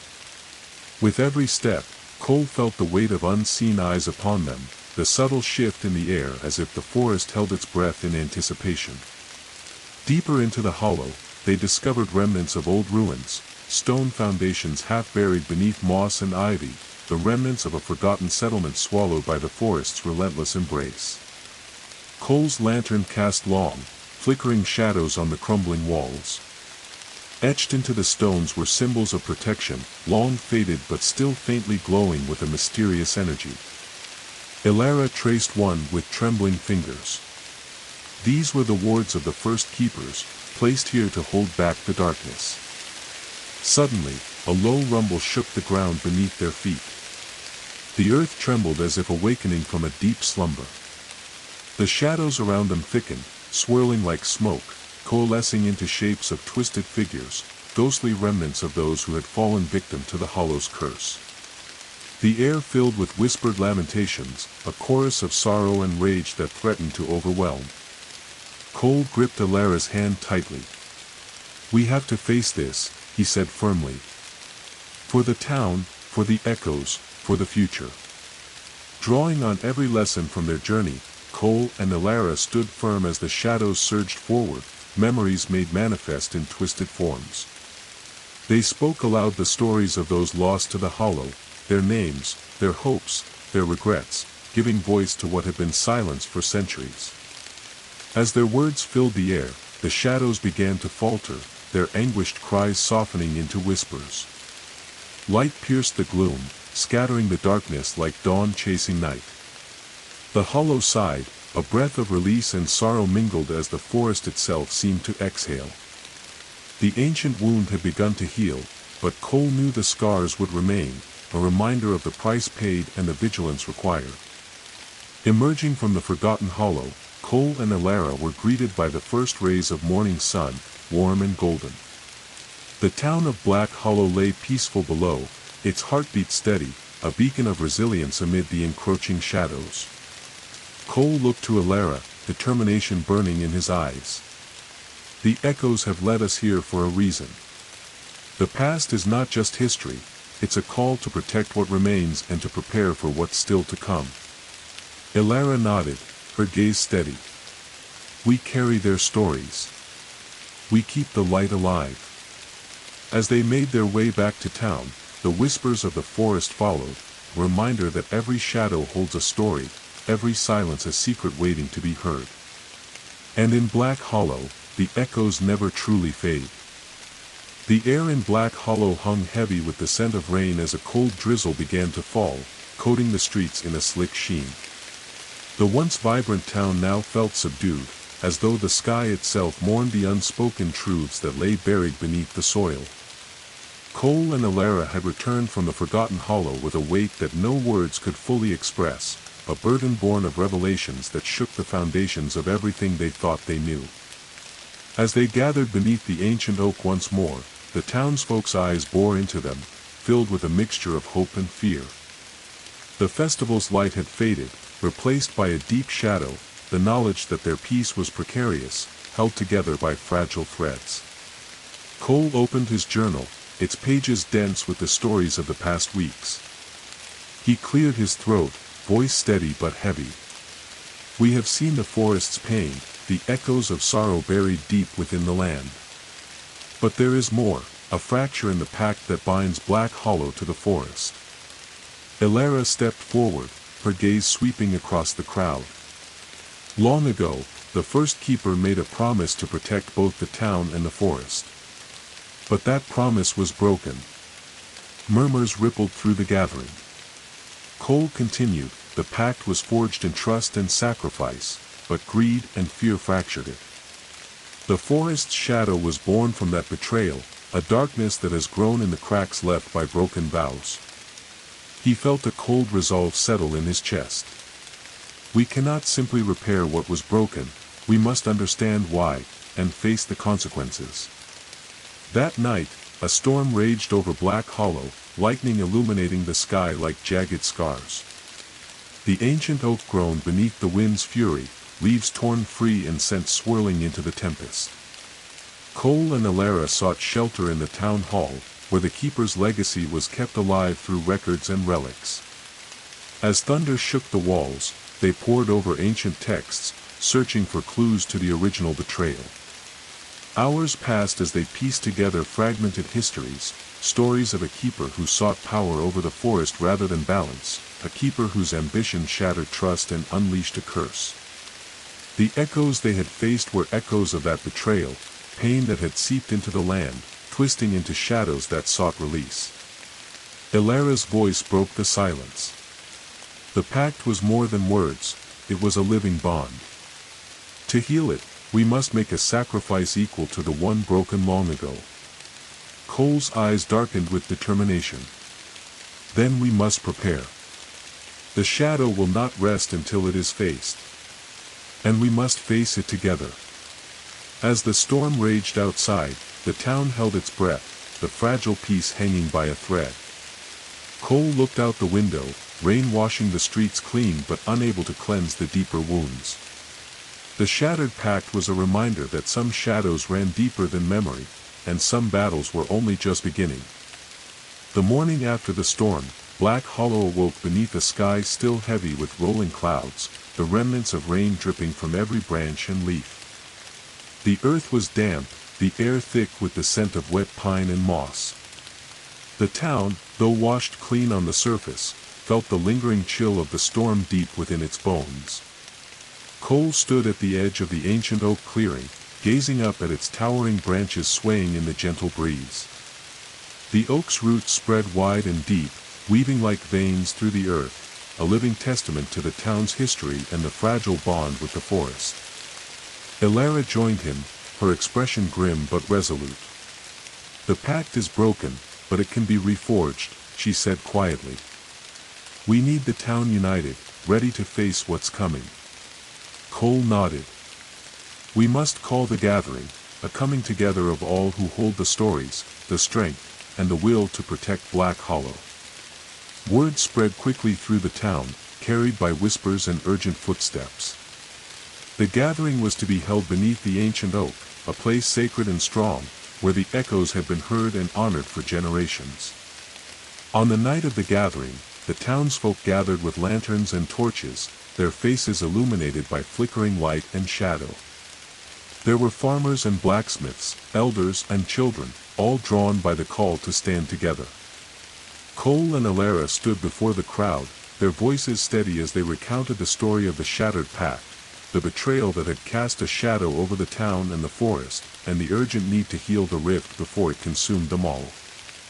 "We face not just the echoes of the past, but a living darkness born of broken trust," Cole said, eyes scanning the faces before him. "Only together can we rebuild the bond and protect the home we love." The crowd murmured, fear and determination mingling in the cold night air. Among them, the Watchers, the silent guardians of the forest, stood tall and still, their presence a reminder of the ancient forces at play. Alara stepped forward, holding aloft a carved wooden talisman, a symbol of the Keeper's legacy and the promise to honor the forest. "This talisman is a beacon," she explained. "It calls to the spirits of the land, the echoes of our ancestors, and the Watchers who guard us. With it, we reaffirm our vow to protect and respect Black Hollow." As the lanterns were raised high, their light converged on the talisman, casting radiant patterns on the bark of the ancient oak. The air thrummed with energy, a palpable connection weaving through the crowd and into the earth beneath them. Suddenly, a chilling wind swept through the clearing, and the shadows seemed to deepen, swirling at the edges of the light. From the darkness emerged shapes, figures born of shadow and sorrow, their eyes glowing with cold fire. The gathering held its breath as the shadows approached, silent but heavy with menace. Cole stepped forward, voice ringing clear. "We do not fear you. We acknowledge your pain, your rage. But Black Hollow stands united, and we will not let the past destroy our future." The shadows hesitated, their forms flickering like smoke caught in a gust of wind. Then, with a haunting wail that echoed through the trees, they began to dissipate, drawn back into the mists from which they came. The gathering breathed a collective sigh, relief mingling with the lingering tension. Cole looked to Alara, a spark of hope in his eyes. "This is only the beginning. The shadows test us, but they also remind us why we fight." Alara nodded. "We carry the stories and the strength of those who came before. Together, we will face whatever comes." As dawn broke, casting light over Black Hollow, the town stood stronger, a community bound by stories, courage, and the unyielding heartbeat of the forest. Days passed after the gathering, but the uneasy calm settled over Black Hollow like a thin veil. The storm had passed, but the town's wounds ran deeper than rain could wash away. Cole found himself restless, haunted by the feeling that the shadows lurking beneath the surface were far from vanquished. Alara stood beside him one evening as they overlooked the placid surface of Moonshade Lake, its waters reflecting the fiery hues of sunset. The lake had always held a special place in the town's heart, a serene escape from the restless forest and a reminder of gentler days. But recently, whispers had begun to circulate about strange happenings beneath its glassy surface. "Alara," Cole said softly, "there are stories, old stories about the lake. They say it hides something, something ancient and powerful." Alara nodded, her eyes scanning the fading light. "The lake is a mirror, but also a veil. Beneath its calm, secrets lie buried, secrets that may hold the key to the pact's breaking." Determined to uncover the truth, Cole and Alara gathered a small group of trusted townsfolk, including the elder Martha and the blacksmith Jonas. Together, they prepared for a journey beneath the lake's surface, equipped with ropes, lanterns, and a determination born of desperation. As night fell, the group gathered at the lake's edge. The water was cold and dark, swallowing the fading light as they lowered themselves in, guided by ropes and flickering lanterns tethered to the shore. The lake's depths were eerie and still, the silence broken only by the muffled sounds of bubbles and distant echoes of their breathing. Cole's lantern illuminated ancient stones and twisted roots, relics of a time when the land was wild and untouched. Deeper and deeper they descended until they came upon a cavern carved beneath the lakebed, a vast hollow where water pooled in shimmering darkness. Etched into the walls were symbols matching those found in the ancient oak's chamber, glowing faintly with a ghostly light. Cole traced the carvings, feeling the hum of power beneath his fingertips. This is a sanctuary, a place of binding and protection. Suddenly, the water around them shifted. From the shadows emerged a figure, a woman draped in water and mist, her eyes deep pools of sorrow and strength. "I am Leora," she whispered, voice like the ripple of waves. "Guardian of the lake, keeper of forgotten truths."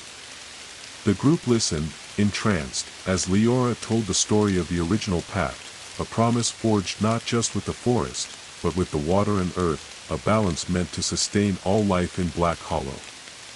But betrayal fractured this balance, Leora continued. The keeper who sought power broke the vow, and the lake's guardian was bound, trapped between worlds.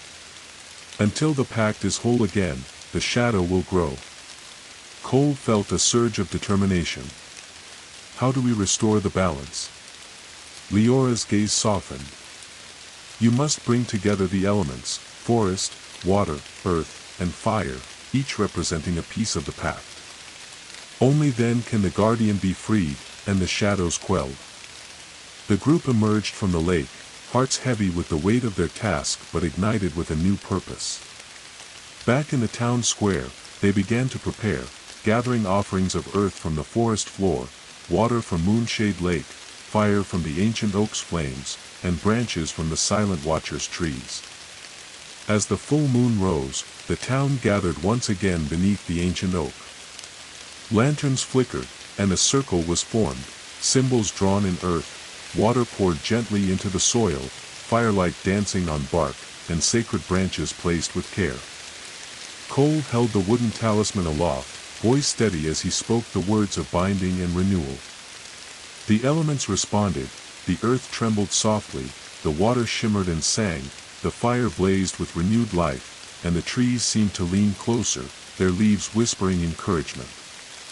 A gentle glow spread through the circle, enveloping the townsfolk and the forest alike. The shadows that had long clung to Black Hollow began to retreat, drawn back into the depths from which they came. Leora's voice echoed through the clearing, a song of hope and healing. As dawn broke, the lake's surface mirrored the clear sky, calm and pure.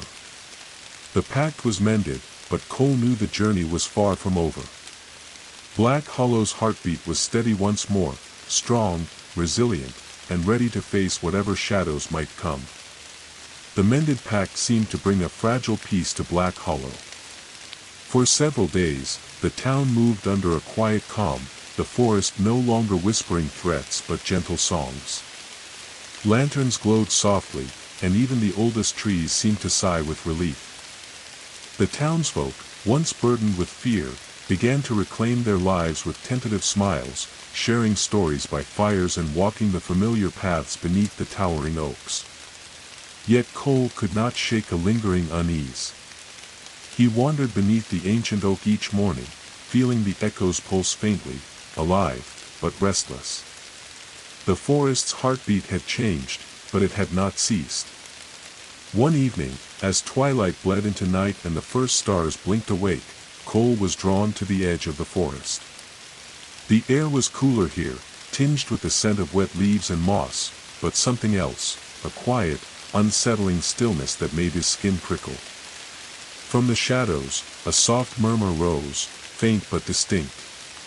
It was the voice of the echoes, but different, darker, more urgent. "Elara," Cole whispered, turning to find her waiting nearby, eyes shadowed yet steady. "They stir again," she said simply. "The pact is mended, but the forest holds more than we've yet seen. The darkness is patient, it waits for cracks to open." Together, they followed the whispering wind deeper into the forest, past familiar trails and ancient trees now bathed in silver moonlight. The echoes grew louder, weaving stories of warning and sorrow that fluttered like moths around their minds. They came to a clearing, where the ground was disturbed, and a new shadow lurked, subtle but unmistakable. It pulsed with a slow, rhythmic beat, like a wound reopening. Elara knelt, her fingers tracing the earth's surface. "This is a breach, a place where the pact's light has weakened." The shadow seeps in here, feeding on fear and forgotten pain. Cole's heart clenched. We thought we were healing, but the darkness hasn't disappeared. It's gathering strength. A cold wind stirred the leaves, carrying with it a faint but chilling laughter, hollow and distant, yet filled with promise of more to come. Determined not to let the darkness take hold, Cole and Alara returned to the town, calling the keepers and watchers to council. They pored over ancient texts, seeking wisdom and guidance to seal the breaches and strengthen the pack's light. The elders spoke of rites long forgotten, ceremonies that wove the strength of the four elements with the resilience of the human spirit. The community prepared, rekindling fires, gathering sacred herbs, and crafting talismans imbued with the power of memory and hope. On the night of the ceremony, beneath a sky heavy with stars, the entire town gathered once more beneath the ancient oak. Lanterns swayed in the cool breeze, their light casting dancing shadows that seemed to flicker with the pulse of the earth itself. Cole and Alara led the ritual, their voices steady and strong, weaving stories of sacrifice and courage into a tapestry of sound that rose to meet the whispering wind. As the ceremony reached its peak, the forest responded, branches swayed, leaves shimmered with ethereal light, and the earth beneath their feet hummed with power. The breach in the clearing sealed slowly, the shadow retreating like a tide pulling back from shore. The echoes quieted, singing now a lullaby of peace and protection. Yet, as the first light of dawn touched the treetops, Cole knew the balance was delicate. The darkness might rest, but it never truly sleeps. Black Hollow had been given a reprieve, but the echoes stirred again, a reminder that the past and present are forever entwined, and the fight for the town's soul was far from over. The days that followed the sealing of the breach were filled with a cautious optimism. The town of Black Hollow seemed to breathe easier, the oppressive weight that had clung to the air lifting slightly as if the forest itself exhaled a long-held breath. Yet beneath the calm surface, an undercurrent of tension pulsed, a subtle reminder that peace was often just the quiet before the storm. Cole and Alara found themselves drawn repeatedly to the edge of the forest, standing in the twilight shadows where the trees whispered secrets only half heard. The echoes had grown more elusive, their voices faint and tangled as though something else was stirring, a veil thinning between worlds. One evening, as the sun dipped below the horizon, casting the sky in bruised purples and fiery oranges, Cole noticed a flicker of movement just beyond the tree line. A figure stood at the boundary between light and shadow, barely visible yet unmistakably there. As he stepped closer, the figure vanished like mist, leaving behind a chill that sank deep into his bones. Alara joined him moments later, her expression troubled. "The veil is thinning," she said quietly. "The boundaries between our world and the realm of echoes are weakening. The forest is no longer just a place of memories, it is becoming a crossing." Their fears were soon confirmed when strange phenomena began to ripple through Black Hollow. At night, lights flickered in the woods, faint glimmers that danced just out of reach, like will-o'-the-wisps teasing travelers. Shadows twisted into unfamiliar shapes, and soft voices whispered from the darkness, speaking in tongues only half understood. Some townsfolk reported dreams where the past and present collided, vivid visions of ancient rituals, forgotten faces, and moments of terror and hope intertwined. The echoes were no longer distant memories, they were bleeding into the waking world. Determined to protect their home, Cole and Alara convened a gathering of the keepers, elders, and watchers beneath the ancient oak.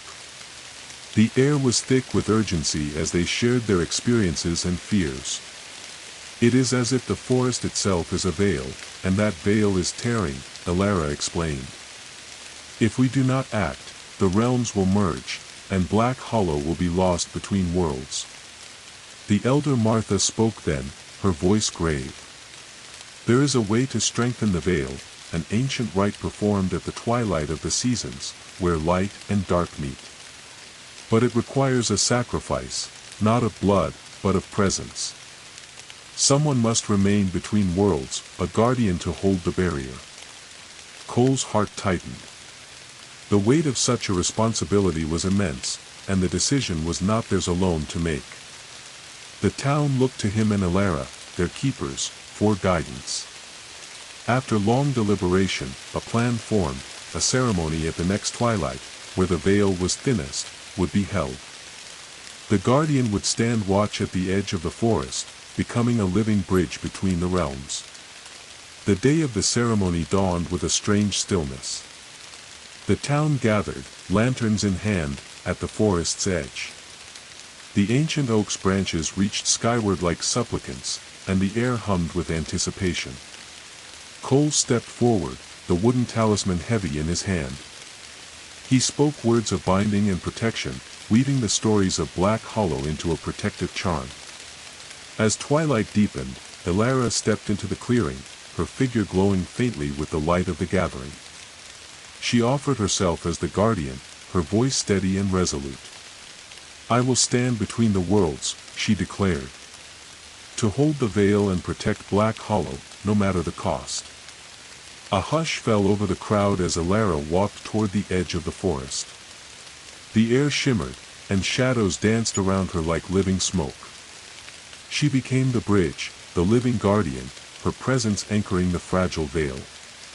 Cole watched, heart heavy but proud, as the forest seemed to breathe around her, alive and watchful. Days passed with Elara standing sentinel, the veil holding strong under her watch. The strange lights and whispers began to fade, and the forest's heartbeat returned to a steady rhythm. But the cost was clear. Elara's eyes held a distant look, her smiles fewer, her presence both part of this world and the next. Cole remained by her side, determined to protect her and the town they both loved. He understood now that the echoes of Black Hollow were not just memories, they were a living, breathing force, intertwined with the fate of everyone who called the town home. And as the veil held firm, so too did the heartbeat of Black Hollow, fragile, resilient, and eternal. The weeks following Elara's acceptance of the Guardian's role passed with a strange rhythm, days blurred into nights, and nights back into days, each marked by the soft hum of the forest's ancient heartbeat.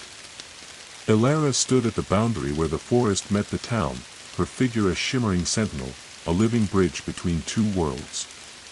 Her presence held the fragile veil intact, yet with every breath, Cole could see the toll the role exacted upon her. The townsfolk respected her sacrifice, but behind their quiet gratitude was a lingering worry. Children whispered her name in fearful reverence, elders spoke of her with a mix of awe and sorrow, and Cole, burdened with both hope and dread, watched over her like a guardian himself.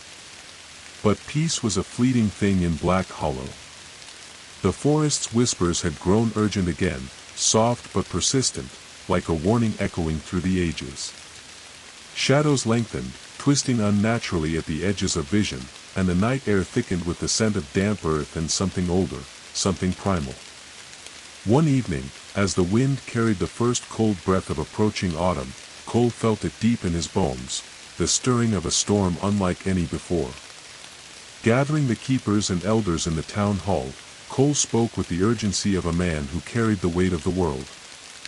The veil is holding because of Elara's strength, but the forces beyond it grow restless. There is something coming, something that seeks to tear the veil apart and consume Black Hollow. Martha's eyes narrowed with concern. We've faced shadows before, but this is different.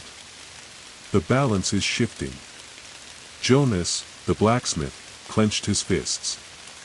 Then we fight. We stand together, or we fall divided. Plans were drawn, and preparations began. The town rekindled the ancient fires, crafting talismans and weaving protective charms into clothing and homes. Hunters and watchers took to the forest paths, eyes sharp and weapons ready. Cole spent hours with Elara each night, studying the growing strain in her gaze and the faint flickers of the otherworld she now inhabited. He knew the coming battle would test them all, body, mind, and spirit. As the days shortened and the wind grew colder, the forest's unrest culminated one stormy night. Lightning cracked the sky, illuminating the twisted shapes that moved through the trees, figures born of shadow and malice, creeping closer to Black Hollow's heart. The town rallied beneath the ancient oak, flames roaring higher than ever before. The keepers led the chants, their voices a steady shield against the encroaching darkness. Ilara stood at the edge, her form glowing faintly as she held the veil steady. But even her strength was tested as the shadows surged forward, twisting into monstrous shapes that clawed at the edges of the light.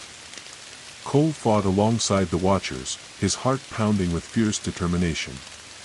The battle was brutal, shadows lashing, claws tearing, voices screaming from the depths of the forest. But the town held firm, united in their will to protect their home. At the peak of the storm, a great shadow broke free, a swirling mass of darkness that moved with terrifying intelligence. It sought Ilara, the guardian of the veil, a final strike to shatter the boundary between worlds. Cole faced it, standing between the shadow and Ilara, wielding the talisman with all the strength he could muster. With a cry that echoed through the night, the talisman blazed with light, pushing back the darkness. The forest responded, the Watchers, the trees, even the earth itself joined the fight, turning the tide.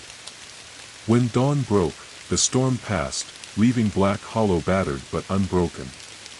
Ilara, though drained, still held the veil, her sacrifice keeping the town safe. Cole knelt beside her, voice soft. "We've won this battle, but the war isn't over." She nodded, eyes reflecting the first light of morning. "The echoes will always be with us. But so will we, with courage, with stories, and with each other." The forest around them was quiet once more, but the heartbeat of Black Hollow thrummed stronger than ever, a reminder that even in darkness, light endures. The morning after the fierce battle was quiet but charged with a tension that neither rain nor sunlight could wash away. Black Hollow's streets were streaked with muddy footprints and shattered branches, the scars of the night's chaos still fresh on the earth and in the minds of its people. Yet, beneath the surface of this battered calm, a new unease began to stir, one far more subtle, but no less dangerous. Cole sat beneath the ancient oak with Ilara, both weary but resolute. The talisman's glow had dimmed, though its warmth still radiated in their hands. The forest was silent for now, but the echoes whispered still, faint and fragmented, as if carrying a message from somewhere deep beneath the roots of the town itself. Ilara's gaze drifted toward the shadows cast by the tree's massive limbs. "The battle was only a symptom," she murmured. "There's something beneath the surface, something darker and older than the shadows we fought." Cole nodded, his fingers tightening around the worn leather strap of his journal. "The forest holds many secrets, but there are some even the Watchers fear to speak of." They rose together, drawn by an unspoken urgency toward the western edge of Black Hollow, where the forest grew thickest and the land sloped down into a valley known as the Hollow's Deep. Few dared venture there, for it was a place where the trees leaned close, and the air hung heavy with whispers that sent chills through even the bravest souls. As they approached the valley, the canopy above grew dense, filtering the light until the world was dim and muted. The ground was soft and springy beneath their feet, carpeted with moss and fallen needles. The faintest glimmer of movement caught Cole's eye, a flicker of something unseen just beyond the edge of vision. "Ilara," he whispered, "do you feel it? The way the echoes twist here, different. Like they're trying to tell us something." She nodded, eyes narrowing. "We must listen carefully. The answers lie beneath." The two descended into the valley, where the ancient trees stood like silent sentinels, their roots sprawling deep and tangled into the earth. At the center, a shallow pool of water shimmered with an unnatural clarity. It was still, mirror-like, but as they gazed into its depths, images flickered, fragments of long-forgotten events playing out like ghostly visions. Faces appeared, both familiar and alien, locked in moments of despair, hope, and fury. A great ritual unfolded, one of binding and betrayal, sacrifice and sorrow. Cole recognized the keeper who had shattered the pact, his eyes hollow and desperate as he made a choice that rippled through time. Suddenly, the surface of the pool rippled violently, and a voice echoed from the depths, low and ancient, like the rumbling of the earth itself. You who seek truth, beware. The roots run deeper than you know. To heal, you must confront the darkness at the core. A cold wind swept through the valley, rustling leaves and stirring the shadows into motion. The echoes intensified, surrounding Cole and Alara with a chorus of whispered warnings and fragmented memories. Determined to face what lay beneath, they descended further into the earth, following a narrow passage hidden behind the pool. The air grew colder and heavier, thick with the scent of damp stone and forgotten history. The tunnel opened into a vast cavern, its walls adorned with ancient carvings depicting the pack's formation, and the terrible price paid to sustain it. At the center, a great stone altar bore the marks of a long-ago sacrifice, stained and cracked but still pulsing with latent power. As Cole approached, the shadows coalesced into a form, a figure draped in darkness, eyes glowing like embers in the gloom. I am the Echo Keeper, it intoned, voice both warning and welcome. The guardian of memories lost and pain unspoken. To mend what is broken, you must journey into the heart of the forest's shadow, and face what you fear most. Cole felt a cold resolve settle within him. We will face it. For Black Hollow, and for all who call it home. The Echo Keeper stepped aside, revealing a passage deeper into the cavern, winding into the forest's darkest roots. Cole and Alara exchanged a determined glance, knowing the path ahead would test every ounce of their courage and strength. As they moved forward, the echoes followed, whispers growing louder, stories weaving into a tapestry of fear, hope, and unyielding resilience. Outside, Black Hollow stood on the edge of dawn, its heartbeat steady but its future uncertain. The shadows stirred beneath the roots, but so too did the light of those brave enough to face them. The passage beyond the Echo Keeper's cavern was narrow, winding like a serpent curling beneath the forest floor. The air grew colder, thicker, as Cole and Alara pressed onward, the flicker of their lantern casting long, wavering shadows on the damp stone walls. Each step echoed faintly, a measured rhythm in the vast silence that seemed alive with watching eyes and unspoken secrets. The deeper they ventured, the more the air seemed to pulse with ancient power, old magic rooted in the earth itself, tangled with grief, hope, and fierce protection. The forest's heartbeat was no longer just a distant murmur but a roaring presence all around them, wrapping tight like vines. Alara paused, her breath visible in the cold air. This place, she whispered, it's the forest's heart, the wellspring of the echoes and the source of the pack's power. But also where its darkest wounds fester. Cole nodded, steeling himself. We need to find the core, whatever holds the shadow, and confront it. They moved forward until the passage opened into a vast underground chamber, its ceiling lost in darkness above. The chamber was alive with the soft glow of bioluminescent fungi, casting eerie green and blue light on roots as thick as tree trunks that curled and twisted like ancient serpents. In the center, a massive root sprawled across the cavern floor, pulsating faintly like a heartbeat. From it, tendrils of shadow spilled like ink into the darkness, writhing and curling with unnatural life. Cole's lantern illuminated carvings on the cavern walls, depictions of the original pact, the keepers, and a shadowy figure breaking the sacred bond, unleashing the curse that plagued Black Hollow. The images shifted subtly, telling a story of betrayal, sacrifice, and a lingering darkness that had never truly been banished. Suddenly, the tendrils surged toward them, shadows coalescing into a vast, looming shape, a creature born of the forest's pain and fury. Its eyes burned with a sorrowful rage, voice a rumbling growl that shook the cavern. You seek to undo what was done, it thundered. But the shadow is part of the whole. To reject it is to invite destruction. Cole stepped forward, talisman clenched tightly. We do not reject the shadow. We seek balance, to heal the wounds, not hide from them. A fierce battle of wills unfolded, light against dark, hope against despair. The cavern trembled as echoes of the past and present clashed in a dance of power and purpose. Cole and Alara called upon the strength of the town, the forest, and the ancient pact, weaving stories and memories into a shield of resilience. The shadow creature roared, its form flickering between rage and sorrow. Slowly, the darkness began to recede, drawn back into the heart of the root as Cole's light grew stronger, fueled by his unwavering resolve and Alara's steady presence. With a final surge, the shadow dissolved into a shimmering mist, and the cavern filled with a warm, golden light. The pulsating root slowed its beat, steadying into a calm rhythm, a sign that the forest's heart was healing. Cole and Alara exchanged exhausted but triumphant glances. The darkness had not vanished completely, but it was held in check, bound by understanding in the strength of the pact renewed. As they ascended back toward the surface, the forest around Black Hollow seemed to breathe easier, the trees standing taller, the air lighter, the echoes softened into gentle songs.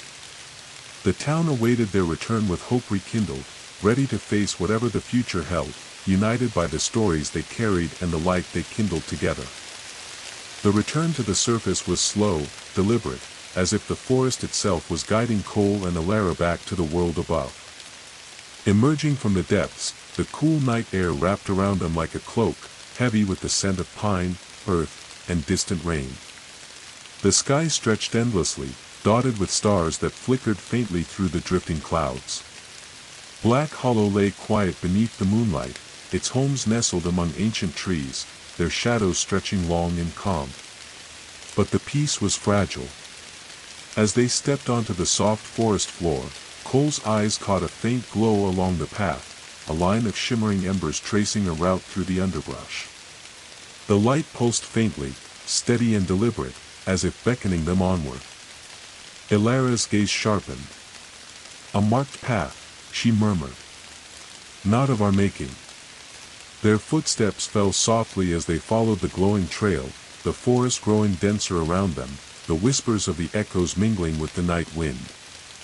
The path wound between towering trunks and over mossy stones, twisting further from the town's edge into an unfamiliar part of the woods. The deeper they ventured, the more the air thickened with a strange energy, a mixture of anticipation and warning. Shadows flickered at the edge of sight, and the forest's heartbeat thrummed louder in their chests, echoing the steady pulse of the glowing embers beneath their feet. Cole tightened his grip on the wooden talisman, feeling its warmth respond to the surrounding power. "This path, it's a summons." Alara nodded, eyes scanning the dense canopy overhead. "A call from the echoes. We must see it through." After what felt like hours, the path ended at a small clearing bathed in moonlight. At its center stood an ancient stone circle, weathered and worn, yet humming with latent power. Moss and vines curled around the stones, and faint symbols glowed faintly along their edges, the same markings that had guided them in the cavern beneath the lake. As they approached, a soft murmur rose from the circle, a choir of voices layered with sorrow, hope, and warning.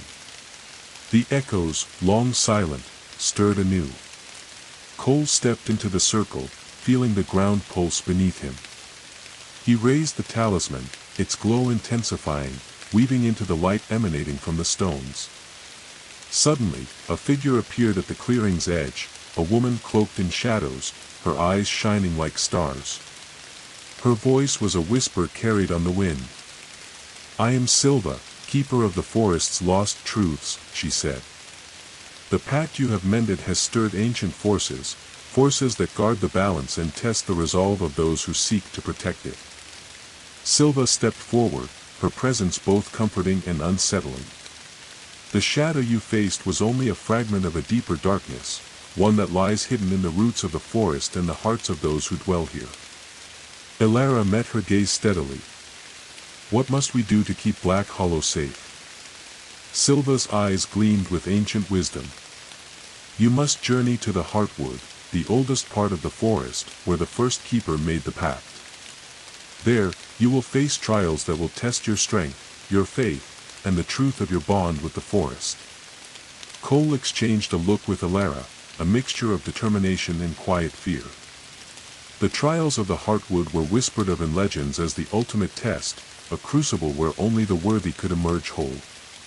Silva extended her hand, and the glowing embers of the marked path flared brightly, casting long shadows that danced like spirits across the clearing.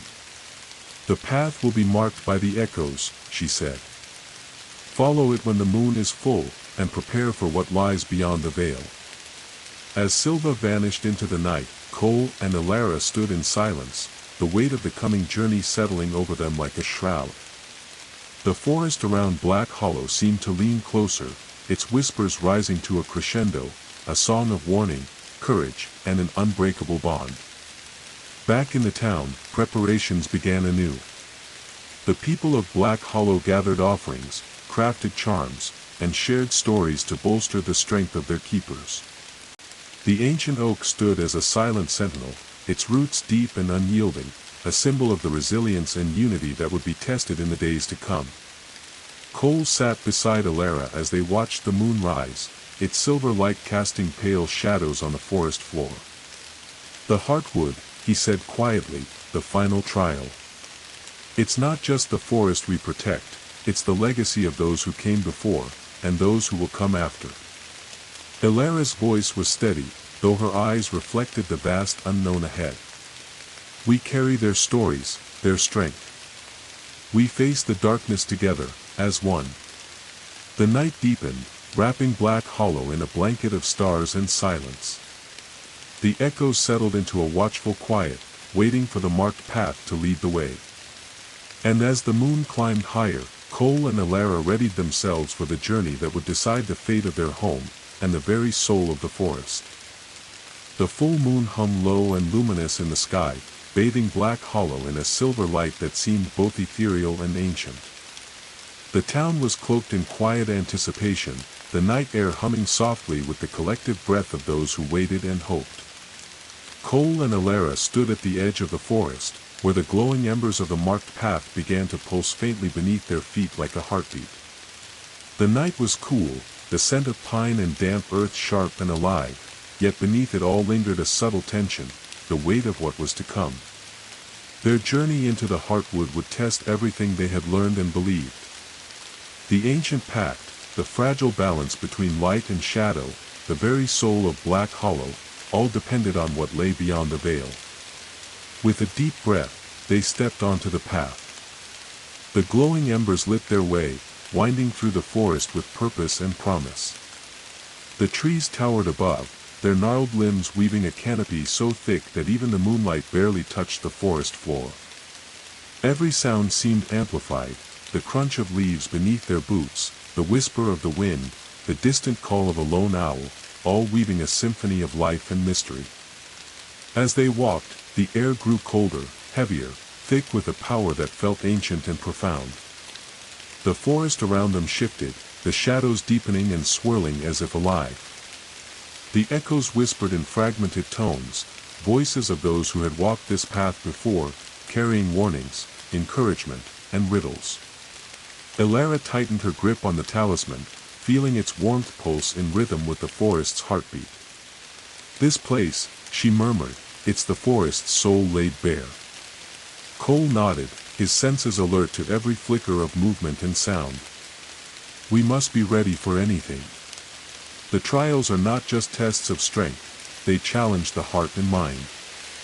The first trial awaited them in a glade bathed in ghostly light, where the air shimmered with an unnatural stillness. At its center stood a pool of water so clear it mirrored the star-studded sky perfectly. The echoes urged caution, for this was the trial of reflection.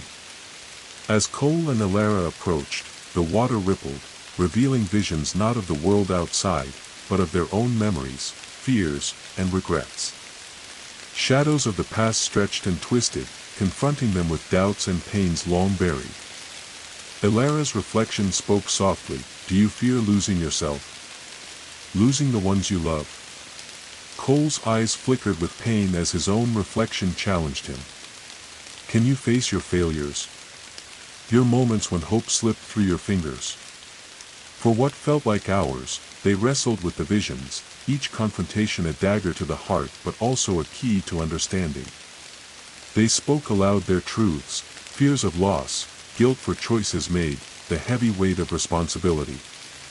With each confession, the water's surface stilled, its mirror clearing as if cleansed by honesty and courage. The echoes hummed a low song of approval, and the path ahead brightened with the light of a new dawn.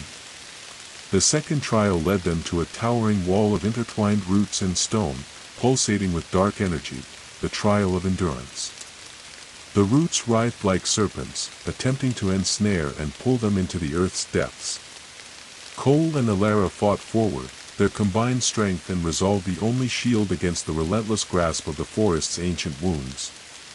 Each step was agony, each breath a battle, but they refused to falter. Alara's voice rang out, steady and fierce. We are not prisoners of fear or pain. We are keepers, bound by choice and courage. With a final surge, they broke free, the wall crumbling to reveal a narrow passage that led deeper into the heartwood.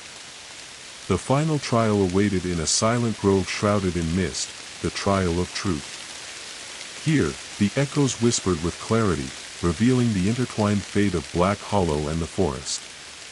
A spectral figure appeared, the first keeper, the one whose betrayal had fractured the pact. His eyes held sorrow and remorse, his voice a haunting echo. I was blinded by ambition, he confessed. I broke the sacred bond and cast a shadow that lasted centuries. But the forest remembers, and so must you. Cole stepped forward, voice steady. We do not seek to repeat the past, but to learn from it. To honor those who came before by forging a new path. The figure nodded slowly, fading into the mist, leaving behind a glowing seed, a symbol of renewal and hope. As Cole and Alara planted the seed at the heartwood's core, the forest around them seemed to breathe anew. Light filtered through the canopy, leaves shimmering with renewed life. The echoes sang a song of healing, their voices a balm to the ancient wounds. Emerging from the heartwood, they were greeted by the first rays of dawn breaking over Black Hollow. The forest stood taller, its heartbeat steady and strong, a living testament to the courage and unity of its people. Back in the town, the community welcomed their keepers with tears and smiles, their spirits lifted by the promise of renewal. The ancient oak swayed gently in the morning breeze, its branches reaching skyward like hands grasping hope. Cole looked to Alara, gratitude and love shining in his eyes. We faced the darkness, and it did not break us. Alara smiled softly, her voice filled with quiet strength.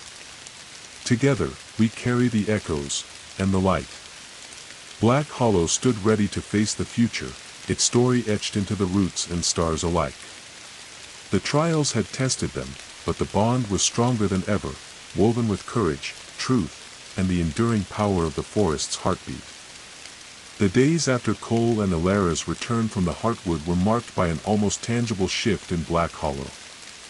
The forest seemed to breathe with renewed vigor, leaves shimmered with fresh hues of green, the scent of pine and earth grew richer, and the once faint echoes now sang softly like a lullaby through the branches.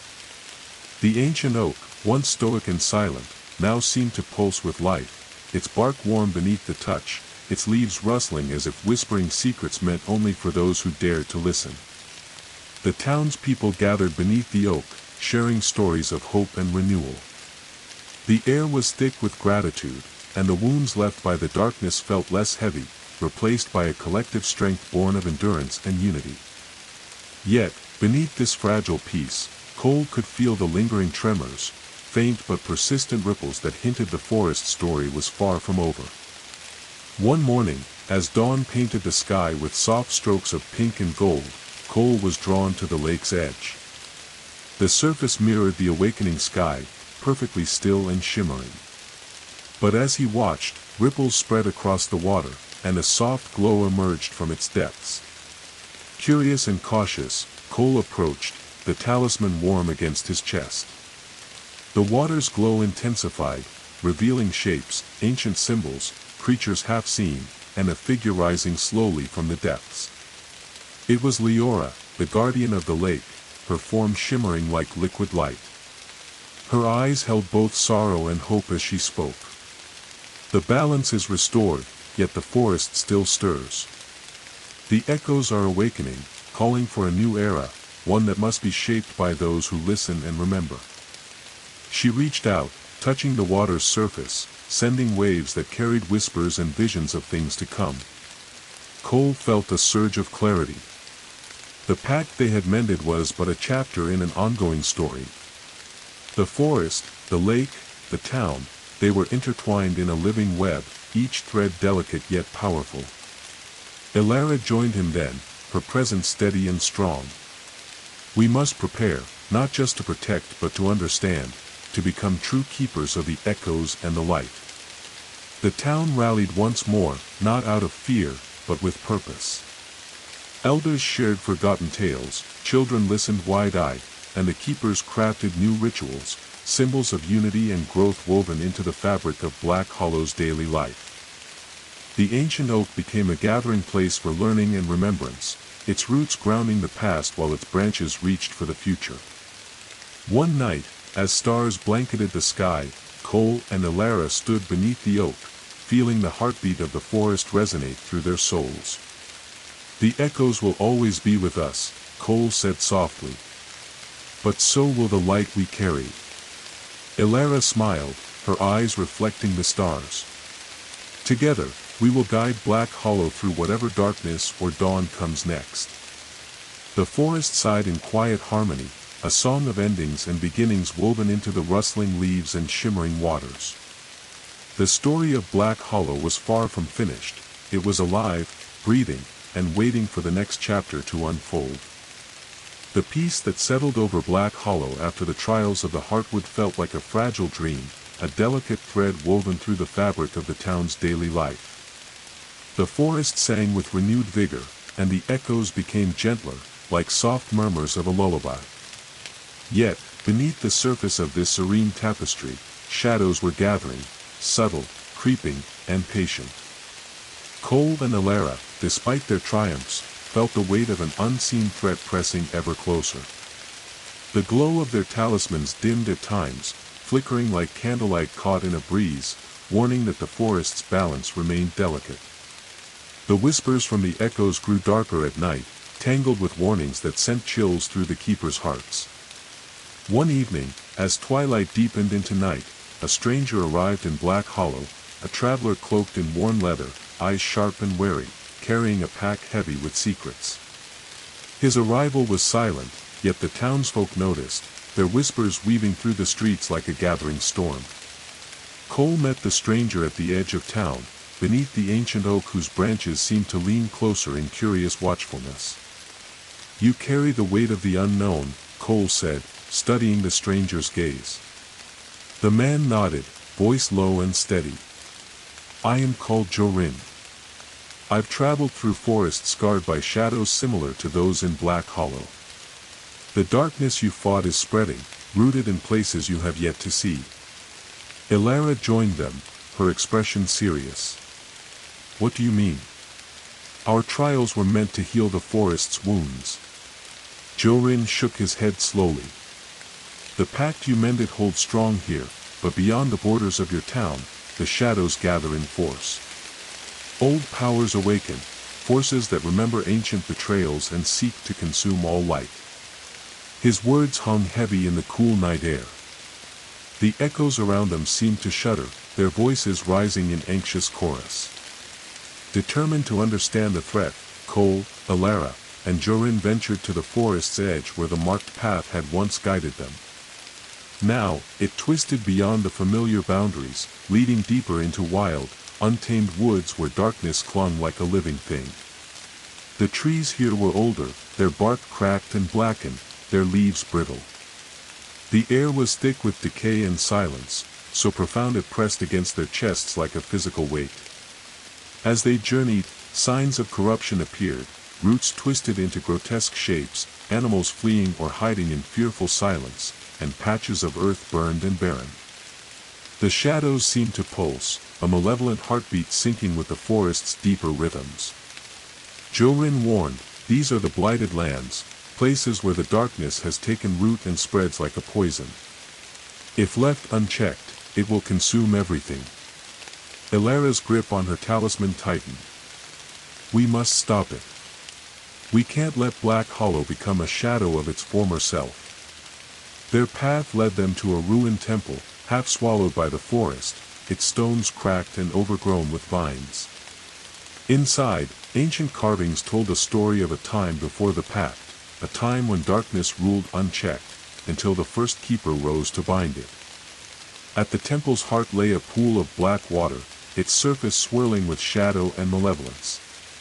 From it, a voice rose, deep, ancient, and filled with rage. You meddle in forces beyond your understanding, it snarled. The darkness will reclaim what was lost. Cole stepped forward, talisman blazing with light. The darkness will not consume us. We are the keepers, the bearers of light and memory. We stand for Black Hollow and all who call it home. A fierce battle erupted, light clashing against shadow in a tempest of power and will. The forest trembled, echoes crying out in fear and hope as the ancient forces waged their timeless war. In the end, the darkness recoiled, driven back but not defeated. The blighted lands remained scarred, a warning of the storm yet to come. Returning to Black Hollow, Cole, Elara, and Jorin vowed to prepare the town, not just to defend against the shadows, but to confront the deeper darkness awakening in the wilds beyond. The ancient oak stood tall as ever, its branches reaching into the sky like fingers weaving the future. The echoes whispered around it, tales of battles fought and yet to come, of light flickering bravely against encroaching dark. And so, Black Hollow stood, resilient, united, and ready to face the gathering shadows. The nights in Black Hollow had grown colder, heavier, as autumn deepened its grasp on the land. The fog rolled in thick from the forest, curling around the houses and the ancient oak like a living shroud. The echoes, once gentle whispers, now stirred with unease, ripples of fear that crept into the dreams of the townsfolk, leaving behind a trail of restless sleep and shadow-haunted eyes. Cole and Elara could feel the tension gnawing at the edges of their minds.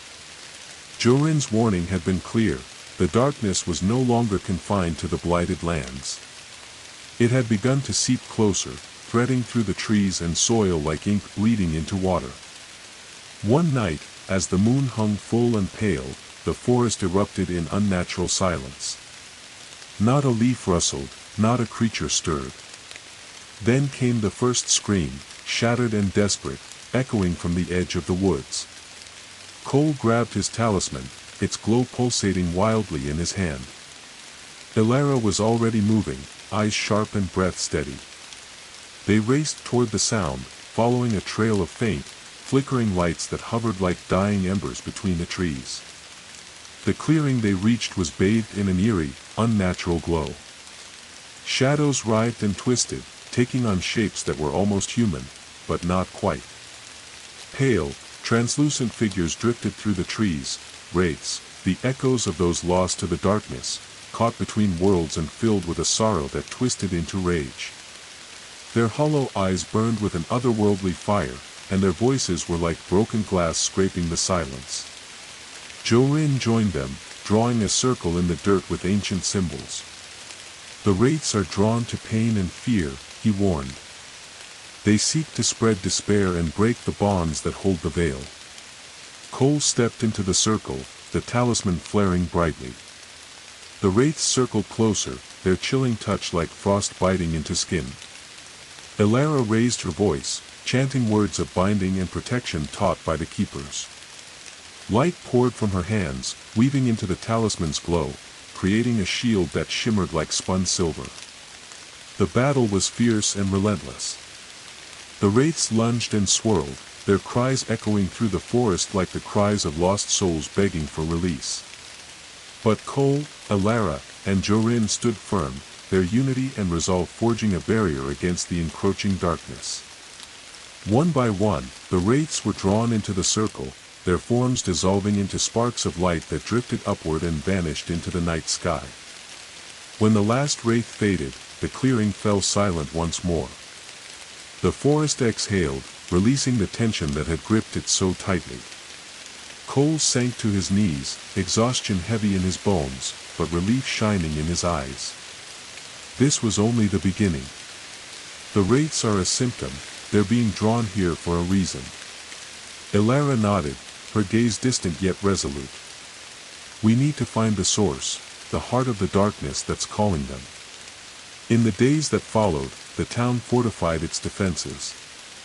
Watchers patrolled the borders, and the keepers strengthened their bonds with the echoes, seeking guidance and strength. The ancient oak became a beacon, a gathering place where the people found courage in shared stories and collective hope.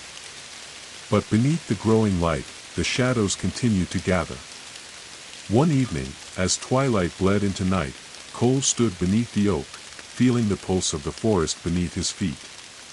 The talisman warmed in his hand, and the echoes whispered secrets of old, a warning and a promise. He knew the path ahead would be darker and more perilous than ever. But with Elara and Jorin by his side, and the strength of Black Hollow behind them, he was ready to face the night of the wraiths, and whatever darkness lay beyond. The story of Black Hollow was far from over. The echoes sang on, weaving tales of bravery and shadow, light and loss, a song that would endure as long as the forest stood. The days that followed the night of the wraiths were thick with unease. The forest's once soothing whispers had grown urgent, weaving an unsettling melody that rustled through the leaves and carried on the cold winds. Black Hollow's residents moved with careful steps and watchful eyes, their quiet routines punctuated by the low hum of tension, like a storm gathering just beyond the horizon. Cole, Elara, and Jorin found themselves bound tighter than ever, their shared burden heavy and relentless. Each night brought new reports, missing livestock, strange lights flickering in the woods, fleeting glimpses of shadowy figures slipping between the trees. The blighted lands had begun to creep outward, tendrils of corruption crawling steadily toward the heart of the forest and the town they swore to protect. One crisp morning, as frost still clung to the branches, the trio gathered in the town hall, poring over maps and ancient texts borrowed from the keeper's hidden archives. A single name kept appearing, a place whispered in the oldest legends but thought lost to time, the Hollow Root. Jorin traced a trembling finger over the map. If the darkness has a heart, it's here. The Hollow Root lies deep beneath the oldest part of the forest, where the first pact was made. If we can reach it, we might find a way to stop the spread. Elara's eyes narrowed with determination. Then that's where we go. But it won't be easy. The deeper we venture, the stronger the darkness becomes. Cole nodded, the weight of responsibility settling firmly on his shoulders. We prepare, then we face it. For Black Hollow. Their journey began at dawn, the forest a cathedral of towering trees and whispered prayers. The marked path glowed faintly beneath their feet, guiding them through thickets and shadows, over moss-covered stones and tangled roots that seemed to pulse with a life of their own. The deeper they went, the heavier the air became, thick with decay and power, and the scent of earth turned sour. Shadows clung closer, flickering at the edge of their vision like restless spirits. At the entrance to the Hollow Root, they found a cavern mouth twisted and blackened, framed by ancient stones etched with symbols of protection and warning. The air was cold, filled with a low hum that resonated through their bones. Elara stepped forward, chanting a warding spell as they entered, the talisman glowing brightly to push back the encroaching dark. Inside, the cavern stretched vast and endless, walls slick with moisture and roots that twisted like serpents.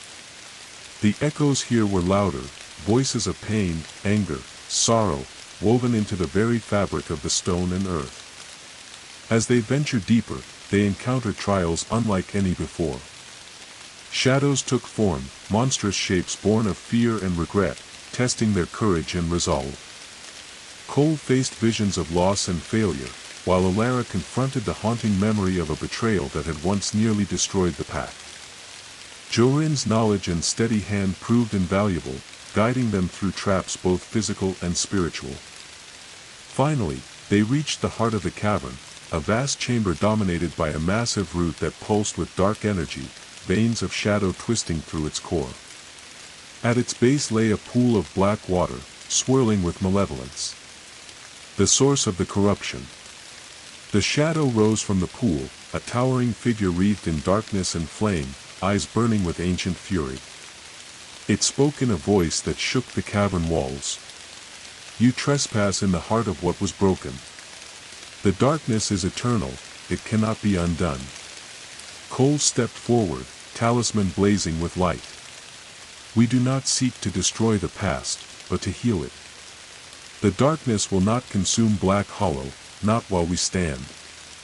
A fierce battle erupted, light clashed with shadow, hope with despair. The cavern trembled as the ancient power unleashed itself, threatening to swallow them whole.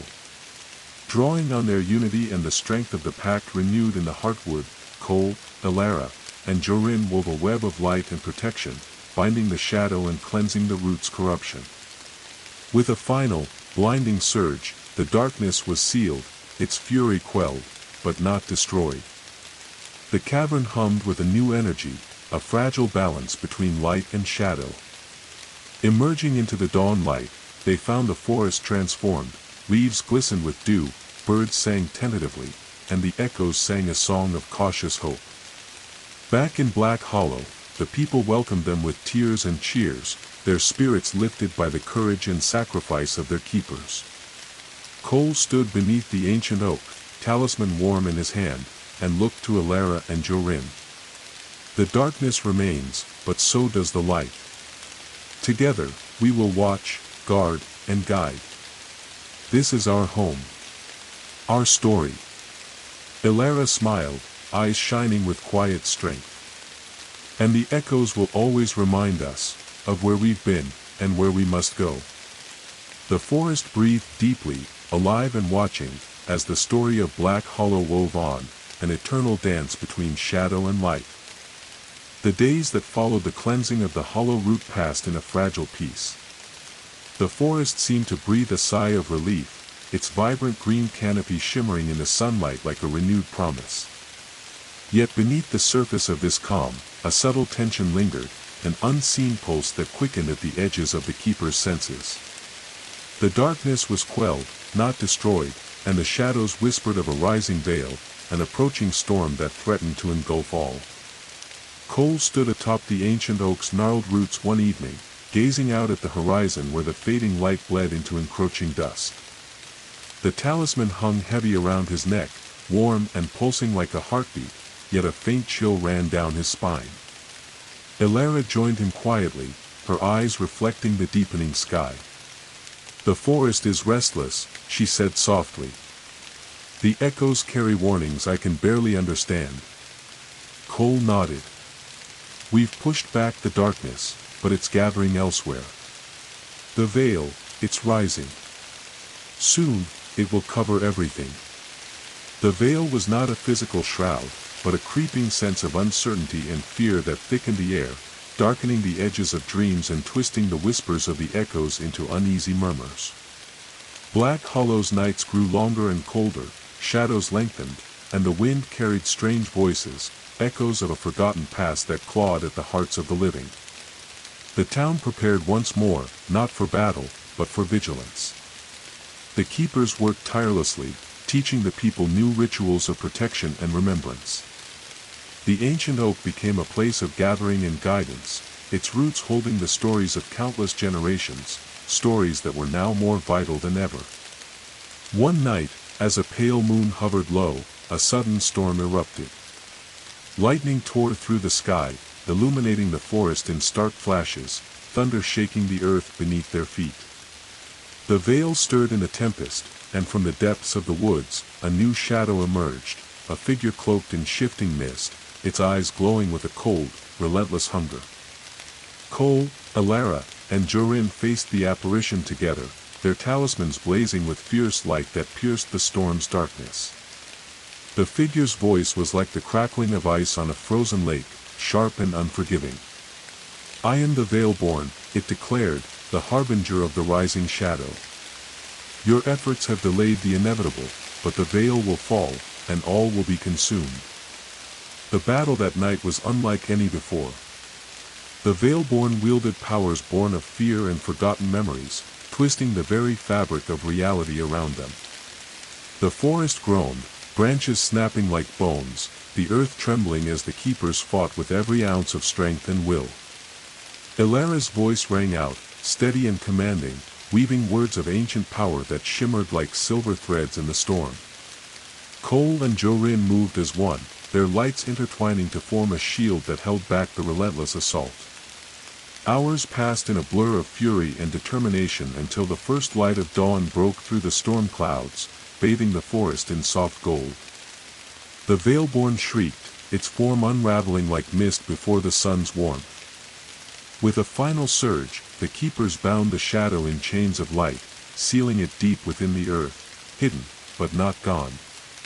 Exhausted but unbroken, they returned to Black Hollow, knowing the rising veil was a test of endurance, courage, and faith. Cole looked to the townsfolk gathered beneath the ancient oak, their faces illuminated by dawn's gentle light. "This is our home," he said firmly. "Together, we hold the light against the darkness. The veil may rise, but so will we." The echoes sang softly once more, a song of hope, warning, and the eternal dance between shadow and light. The morning after the battle with the Veilborn dawned cool and quiet, as if the forest itself was holding its breath. The air was thick with the scent of wet earth and pine, and a gentle mist curled through the trees like a whispered secret. Black Hollow stood at the edge of a new day, one that felt heavier, more profound, than any before. Cole, Ilara, and Jorin gathered beneath the ancient oak, its great branches stretching wide like protective arms, leaves shimmering softly in the pale light. The townspeople had assembled as well, their faces drawn but resolute, eyes reflecting the flickering flames of lanterns and the steady pulse of hope. The keepers felt the weight of the moment, the final chapter in a story that had woven itself through centuries, binding shadow and light, loss and courage, despair and hope. The rising veil had been held back, but it had come at a cost, one that none could ignore. Cole's voice was steady but quiet as he addressed the crowd. "Black Hollow has stood through darkness before. We faced shadow, fear, and loss, but we never gave in. Tonight, we will stand together one last time, to light the way forward." Ilara stepped beside him, her gaze unwavering. "The echoes of our past are not just memories, they are the strength of those who came before us. We carry their light, their sacrifices, and their love." As twilight settled, the townsfolk lit lanterns, their warm glow casting dancing shadows that chased away the chill. The ancient oak became a beacon, its roots and branches alive with the pulse of the forest's heartbeat. Cole, Ilara, and Jorin led a procession into the heart of the forest, following the glowing embers of the marked path one final time. The air hummed with power and promise, the echoes singing a song of unity and courage. They reached the clearing at the heartwood, where the great root pulsed with the gentle rhythm of healing. The talismans flared brightly in their hands, weaving light into the forest's song. Together, they called upon the strength of Black Hollow, its people, its stories, its endless cycle of shadow and dawn. The veil, the dark, looming force that threatened to consume all, began to shimmer and ripple as the light grew stronger, pushing back the encroaching darkness like the first rays of sunrise breaking through a storm. The forest seemed to hold its breath, the echoes rising in a crescendo of hope and remembrance. Cole raised his talisman high, voice ringing clear. "This is our home. Our light will not be extinguished." Ilara's voice joined his, steady and sure. "The shadows may come, but they will never own us." Jorin added his strength, the three weaving a tapestry of light that spread through the trees, the earth, and the very air around them. The darkness writhed and screamed, then dissolved like mist under the sun. The veil lifted, revealing the forest bathed in golden light, alive, whole, and free. The echoes softened into a gentle song, a lullaby for the weary and a promise for the hopeful. Back in Black Hollow, the people embraced one another, tears mingling with smiles. The ancient oak stood tall, its leaves shimmering with renewed life, its roots deep and strong. Cole looked to Alara and Jorin, gratitude and love shining in his eyes. We faced the darkness, and we carried the last light. Together. Alara smiled, her voice filled with quiet strength. This is only the beginning. The story will live on in every heartbeat of this forest, and in every soul that calls Black Hollow home. The forest sighed in contentment, a song of endings and beginnings woven into the rustling leaves and the shimmering stars above. The echoes of Black Hollow would never fade, they would live forever in the dance of shadow and light.